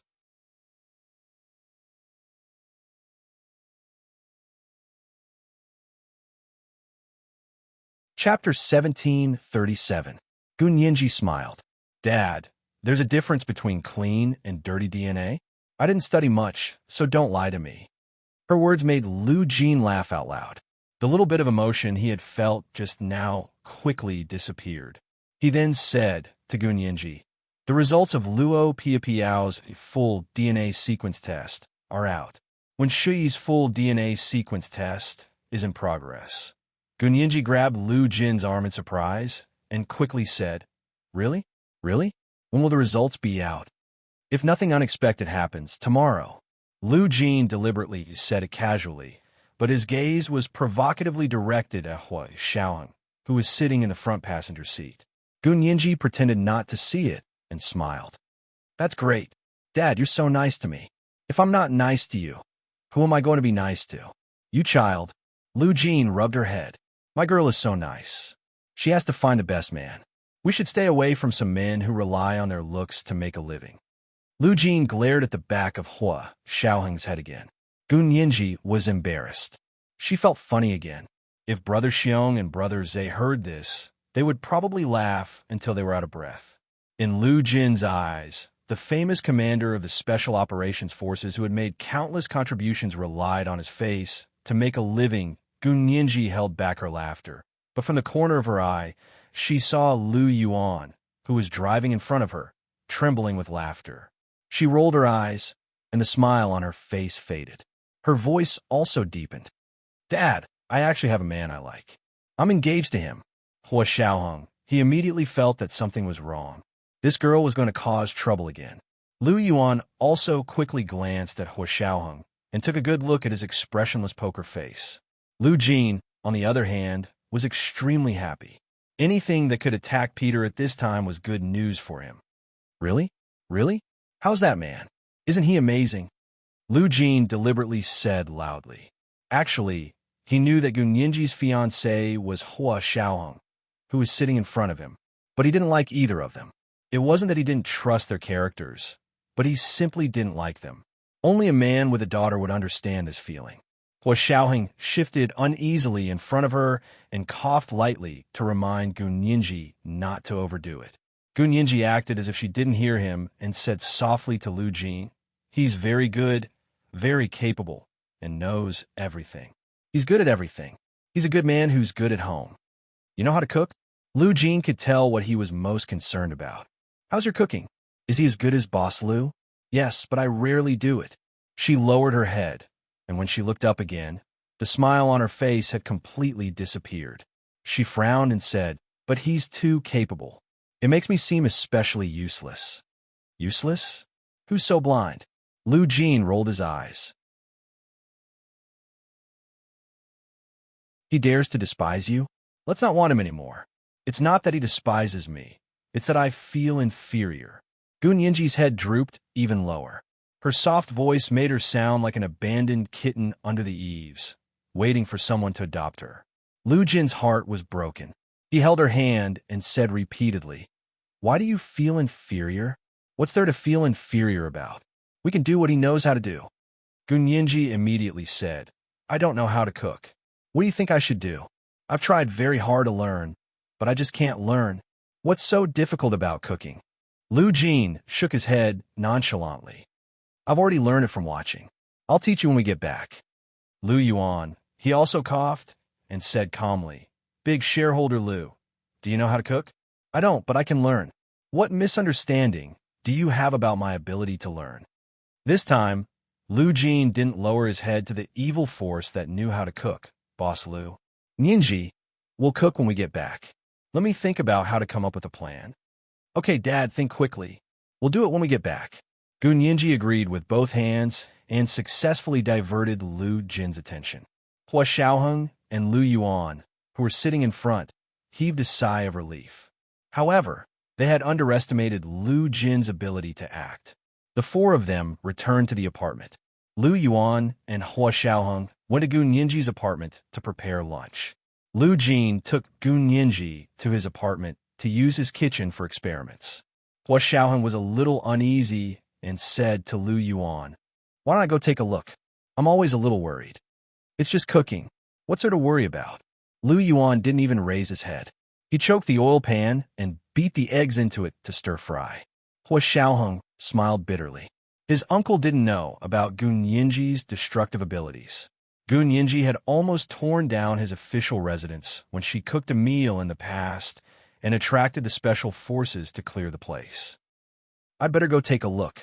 Hua Xiaoheng took off his gloves and came to the door of Lu Jin's apartment. He rang the doorbell, but no one opened the door after waiting for a long time. He couldn't help but push the door. The door opened. Hua Xiaoheng. How anxious were these two? They didn't even close the door and went to cook. Hua Xiaoheng pushed the door open and walked in. The room was filled with the fragrance of scrambled eggs. It was indeed not bad. It was not burnt, nor was it burnt. Hua Xiaoheng walked to the kitchen curiously. Standing at the kitchen door, Hua Xiaoheng saw bottles of all sizes on the kitchen counter, as well as scales, measuring cups and other utensils. Lu Jin was holding a cookbook with illustrations in his hand and was reading the words to Gun Yinji. A little sugar, a little salt, a little green pepper. How much is this little? Lu Jin stared at the cookbook and said unhappily, "You call this a recipe made by a special chef? Do you dare to make the seasoning formula accurate to micrograms?" Gun Yinji was wearing a mask, a small panda apron, and a pair of long yellow plastic gloves. The gloves could cover half of her arm. She held a spatula in one hand. To be precise, she was twirling a spatula with her fingertips. She stayed far away from the electromagnetic stove and used her fingers to occasionally stir-fry the eggs in the pot. "Dad, the eggs seem to be cooked. Should I serve them?" "Serve them. Do you want salt?" Lu Jin flipped through the cookbook and visually measured the weight of the ingredients. Finally, he made a decision and said, "I think 10 grams of sugar is about right." As he spoke, Lu Jin took out an exquisite small spoon with a scale. He scooped a spoonful of sugar from the glass bottle and weighed it on the scale. There were a few small weights on the other end of the scale to maintain the balance. 10 grams. Just right. Put in. Lu Jin handed the spoonful of sugar to Gun Yinji. Gun Yinji took it and sprinkled it into the eggs. "Add more tomatoes." Lu Jin looked at the picture. Cut a tomato in half, then cut 4 pieces, then 8 pieces.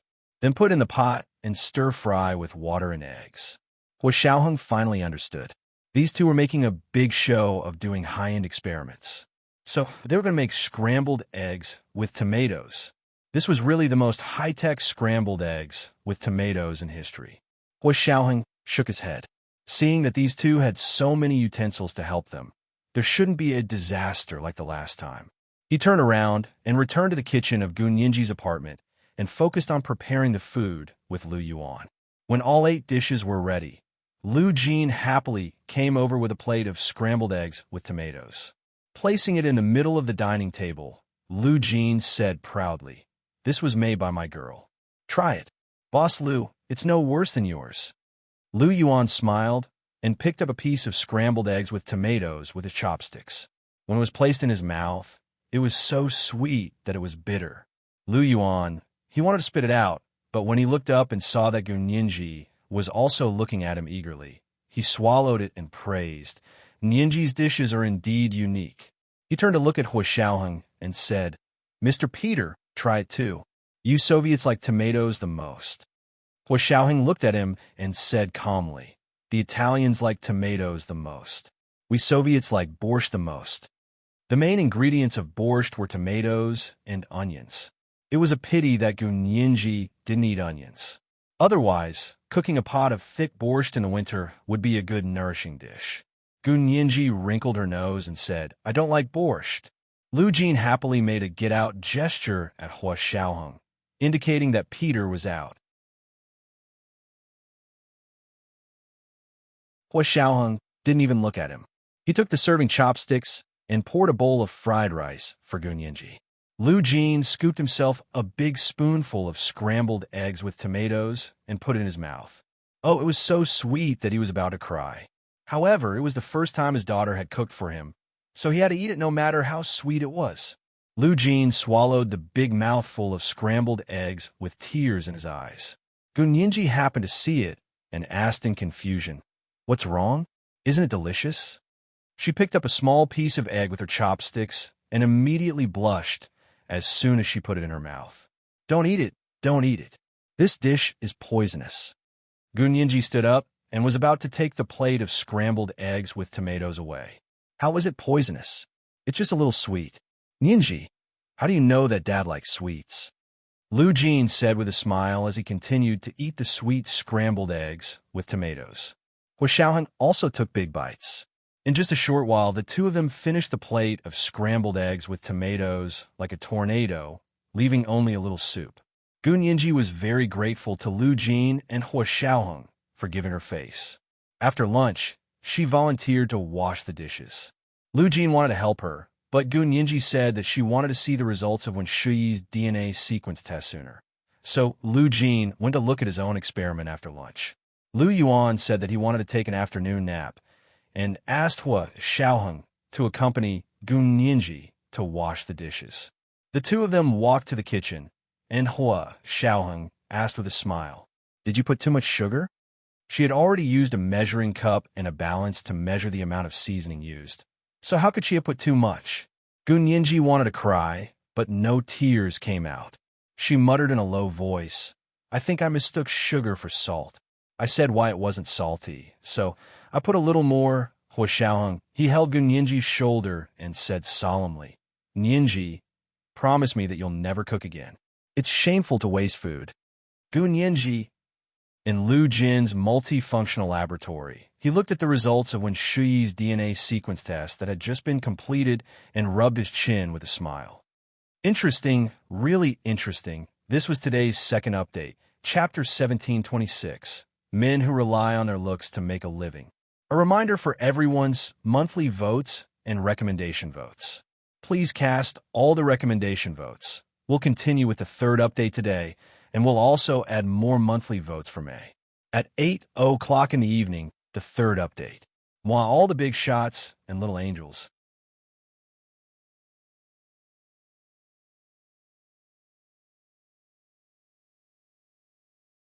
Chapter 1738. In the afternoon, Lu Jin brought the full DNA sequence results of Wen Shuyi and Luo Piapiao to Gun Yinji's apartment. Hua Xiaoheng had wanted to take Gun Yinji to the Lantern Festival. However, when Lu Jin said, "The DNA sequencing results are out," Gun Yinji's eyes immediately lit up. She didn't want to go anywhere else. Hua Xiaoheng felt a little regretful, but he knew that business was more important. After the 15th day of the first lunar month, the court would soon be in session again. Lu Jin said rudely to Hua Xiaoheng, "Mr. Peter, is there nothing else?" Obviously, he didn't want Peter, the Soviet KGB and diplomat, to know the results of the DNA sequencing. Hua Xiaoheng had no intention of staying. He gestured for Gun Yinji to call him and smiled. "Then I'll go first. Call me if you need anything." Gun Yinji nodded and waved goodbye with a smile. She would tell him anyway. It didn't matter if he stayed or not. As soon as Hua Xiaoheng left, Gun Yinji immediately closed the door and asked Lu Jin excitedly, "Dad, did you find anything?" Lu Jin took his laptop and placed it on the coffee table in front of the sofa. He connected it to the big screen on the wall and said, "The results are out. It's quite interesting." As he spoke, he punched out the results of his DNA test on the television screen. Gun Yinji _ "I can't understand it at all. What should I do?" Fortunately, Lu Jin's explanation was easy to understand. Look at Luo Piapiao's DNA fragment, and then look at Wen Shui's fragment. Lu Jin used a laser pointer to draw the key points on the television screen. These two unique fragments are exactly the same, and this comes from the maternal X chromosome. Gun Yinji understood and quickly said excitedly, "Does that prove that Luo Piapiao and Wen Shui are really relatives?" Furthermore, they are relatives from the mother's side. But Wen Shui is the gardener's daughter. Her mother's name is Liang Meili, not Qin. The probability is more than 90%, Lu Jin said truthfully. When it came to science, he was always as rigorous as possible. There's only a 90% probability? Gun Yinji was a little disappointed. There's still a 10% chance that the two of them aren't related? He had thought that the two of them were relatives. Lu Jin nodded and said seriously, "All this time, we've only been able to use DNA to test our immediate family relationships. This area had already developed very well. For example, if Luo Piapiao and Wen Shui were indeed related, they would at most be cousins and cousins. These two types of kinship are actually very difficult to determine. I've already used my own improved experimental method to test non-immediate family relationships. Currently, the accuracy can only be said to be greater than 90%, but not to this extent." Gun Yinji clenched her fists and encouraged herself. "Okay, a 90% chance is high enough. I'll assume they're relatives." Does that mean Wen Shui's mother, Liang Meili, is actually a member of the Qin family? Lu Jin thought hard. After a while, he said, "Let's test Wen Shui's direct parentage. That's more accurate." "Okay, Gu Nianji agreed without hesitation.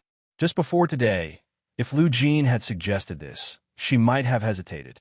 The grudge between her and Wen Shui had little to do with Wen Shui's parents. Besides, Wen Shui's parents were already being held for trial because they were suspected of kidnapping the 12-year-old Gu Nianji. There was no need for her to step on them. However, what Wen Shui had done today was too disgusting. Moreover, she was clearly targeting Gu Nianji. Gu Nianji didn't want to continue to tolerate it. She still had to investigate. I'll think of a way to get Wen Daiyou and Liang Meili's DNA samples. Today was the 15th day of the first lunar month. Relatives and friends could visit their relatives in prison. Gu Nianji immediately called the place where Wen Daiyou and Liang Meili were being held and asked if she could see Wen Daiyou and Liang Meili. In the end, the other party said that Gu Nianji wasn't on their list of visitors and couldn't be seen today, but she could see them after the 15th day of the first lunar month. But Gu Nianji didn't want to delay any longer. She pondered in her room for a while before calling He Jichu's number. He Jichu had already changed shifts and wasn't on duty at the military camp. He sat in front of the bar counter in a small hall of the Zhangsuohai Club. He had a glass of red wine by his hand as he listened to Xie Qingying's words. Xie Qingying sensed that he wasn't in a good mood and advised with heartache, "Young master why don't you go back and rest? You haven't had a good new year either. You've lost weight." He Jichu looked up at her and smiled. "You don't want me to accompany you? How could that be? I couldn't ask for more." Xie Qingying's cheeks flushed. "But your health is more important. I think you're quite tired. You better go back and get some sleep." He Jichu took a sip of red wine and was about to say something when he felt his phone vibrate. He took it out and glanced at it. It was actually Gu Nianji's number. He Jichu instinctively swiped open the phone and picked up. "Nianji?" Gu Nianji asked him anxiously. "Young master are you still on duty?" He Jichu's voice softened. "No, don't worry. Take your time." "Okay." Gu Nianji composed herself. "It's like this. Can you help me think of a way to get Wen Daiyou and Liang Meili's hair or blood? I want to test their DNA." "Okay." He Jichu didn't ask why and agreed immediately. "Just you wait. I'll get someone to get it right away and send it to you." "That's great. Thank you, young master Gu Nianji was ecstatic. She hugged her phone and spun around. He Jichu was in a better mood. He opened his phone address book and found one of his most trusted personal secretaries. He sent him a text message asking him to get Wen Daiyou and Liang Meili's hair or blood immediately and send it to him immediately. He Jichu's personal secretary received the text message and quickly went to the detention center where Wen Daiyou and Liang Meili were temporarily being held. Naturally, there were no obstacles for him to go to the detention center. Moreover, he wasn't going to see these two people. He had official business to attend to. He followed two medical staff wearing masks and white coats to Wen Daiyou and Liang Meili's rooms. 5 minutes later, they came out. He Jichu's personal secretary put 2 small plastic bags containing hair and 2 small test tubes containing blood into his briefcase and drove away. Half an hour later, he arrived at Xiangshan's Zhangsuohai Club to see He Jichu. He Jichu took the sample from his personal secretary and praised him with a smile. "Not bad. I'll give you a credit later." His personal secretary quickly saluted and said, "Thank you, Chief." He Jichu took the samples and personally delivered them to Gu Nianji. Xie Qingying didn't follow him. She sat alone in the small living room of Zhangsuohai Club and sighed softly as she looked at He Jichu's back. Only then did her best friend dare to come over and talk to her. She was quite afraid of He Jichu, and she didn't want to be a third wheel.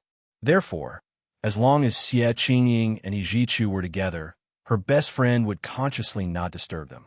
Now that she saw He Jichu leave in a hurry, her best friend asked curiously, "Qingying, what's wrong? Did you guys fight?" "No way. Nianji has something to do. So the young master, he went to help." Xie Qingying shook her head with a bitter smile and said, "Young master, he isn't the kind of person who would argue with you. When he's unhappy, he won't say a word and leave you hanging. Actually, I hope he can argue with me. That way, she would feel closer."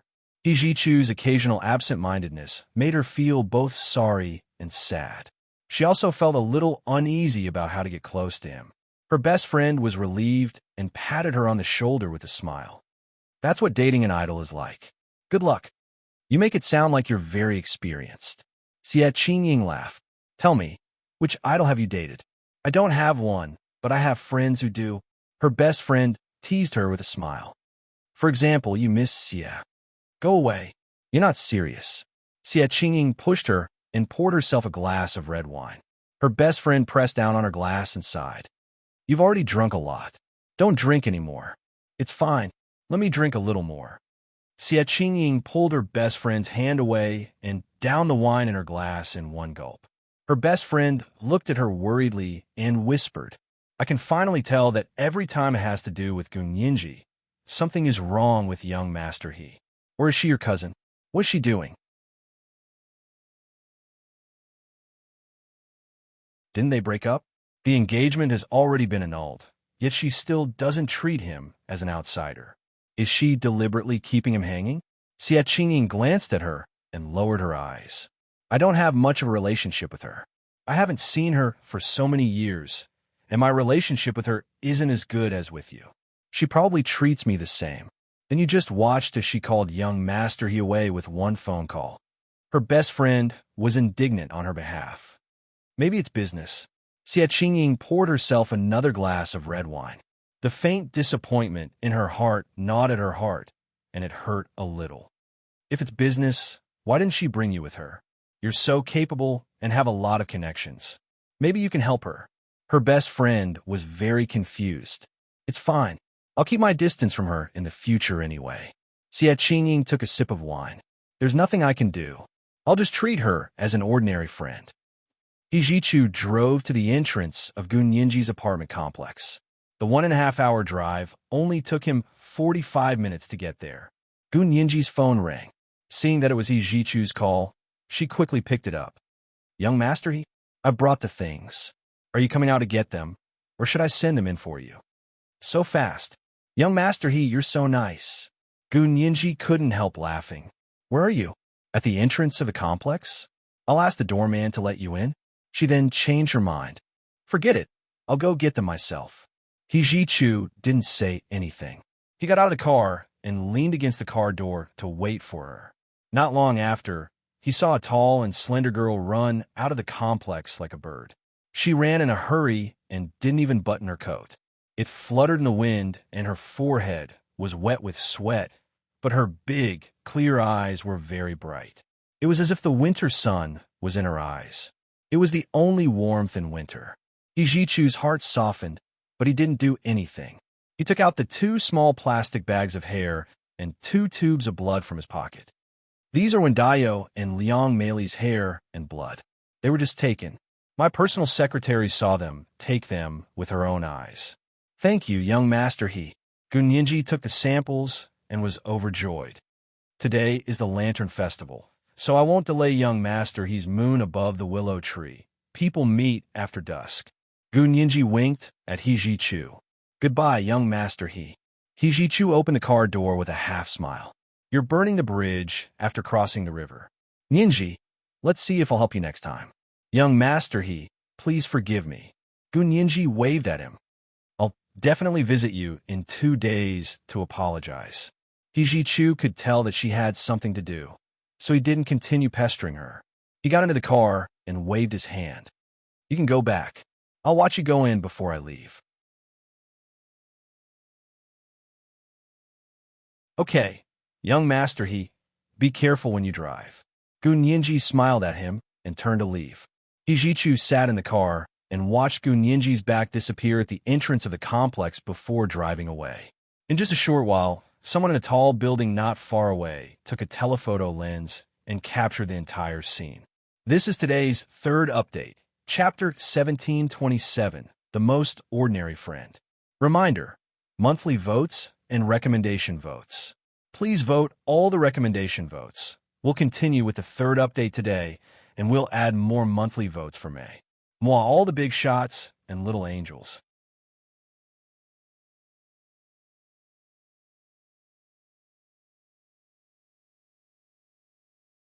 Chapter 1739, The high-rise building was separated from the neighborhood by a wide road. In the afternoon, the sun was lazy and comfortable. The winter in the capital was still immersed in the atmosphere of the new year. Outsiders had returned to the capital one after another. The streets that were empty because of the new year had become bustling again. There were countless neat windows on the high-rise building, which looked like a pigeon cage from afar. In a pigeon cage, someone carefully removed the telephoto lens, took the camera, and immediately went to the darkroom to develop the photos. In this era where digital cameras flooded the market, and any iPhone could produce a blockbuster, it was rare to find a photographer who insisted on using optical lenses and film. He stayed in the darkroom for a few hours. When he came out, he was already carrying a black backpack, which contained a roll of film that he had just taken. He didn't go downstairs. Instead, he called for a same-city express delivery, paid the express fee and the holiday accessory fee, and sent the sealed black backpack to the address of a top-floor mansion in a high-end neighborhood in the capital. The address of this top-floor mansion was Wenxi's new home. She just got out of the double jacuzzi bathtub, wearing a thick white bathrobe and a big white towel wrapped around her head. "Miss Wen, someone sent you a package." Her live-in maid walked to the bathroom with a black backpack and knocked on the door. Wenxi's heart skipped a beat. She reached out her hand from behind the door. "Let me see." The live-in maid put the sealed black backpack in her hand. Wenxi took the black backpack and closed the bathroom door. She sat down in front of the dressing table outside the bathroom. Wenxi first put on a facial mask, then took the black backpack and looked at it. She found the secret code that she had agreed with the person, and then breathed a sigh of relief. She used a small pair of scissors to cut open the sealed package, opened the backpack, and took out a stack of photos. The person's photography skills were very good, completely at the master level. The composition and color of the photos showed a texture that only optical photos could have. Outside the high-class residential area with a very designed sense, a clean road surrounded the entire residential area like a jade belt. And at the entrance of the neighborhood, a low-key Mercedes-Benz AMG was parked. S65. The streamlined lines blended in with the background of the entire neighborhood, very harmonious. What was more amazing was that the photographer not only had an excellent sense of lens, but also used a particularly good telephoto lens to take close-up shots of people. The first picture is a panoramic view. In the slightly blurred background, only a man and a woman stood facing each other. The second photo was a close-up of the girl's profile. It was Gu Nianji. Her face was sparkling and translucent, bright and beautiful. Even the beads of sweat on his forehead and the tip of his nose seemed to have been slapped off, and the expression in his eyes was even more radiant. The third photo was the side profile of the man opposite her, He Jichu. He Jichu stared at her intently. One hand hung by his side, but he clenched his fist tightly as if he was using all his strength to restrain himself. Even a meticulous person could see that there was an indescribable tension between the two of them. It could also be said that it was attraction. There were dozens of photos at the back, all of which were of the two people's behavior. He Jichu took a step forward, and so did Gu Nianji. He reached out and passed something to Gu Nianji. His hand was very big, so the thing should be very small, because from the side, she could only see the back of He Jichu's hand, but not the thing in his hand. However, when Gu Nianji took the thing, she also held it with one hand and didn't reveal a single inch. Then, she threw her head back and laughed. She laughed very happily, as if she had received her most beloved present. When Shui looked at it and suddenly felt a little annoyed. Why were there so many photos of Gu Nianji? She threw Gu Nianji's photo to the side and carefully flipped through He Jichu's photo. Although, because of the angle, both of their faces were taken from a high vantage point. Truly good-looking people always had 360-degree blind spots. Every one of these photos was very beautiful, especially when Gu Nianji wasn't in the frame. He Jichu's appearance was already engraved in her heart, and her feelings for him were even deeper. However, she didn't dare say a word to him.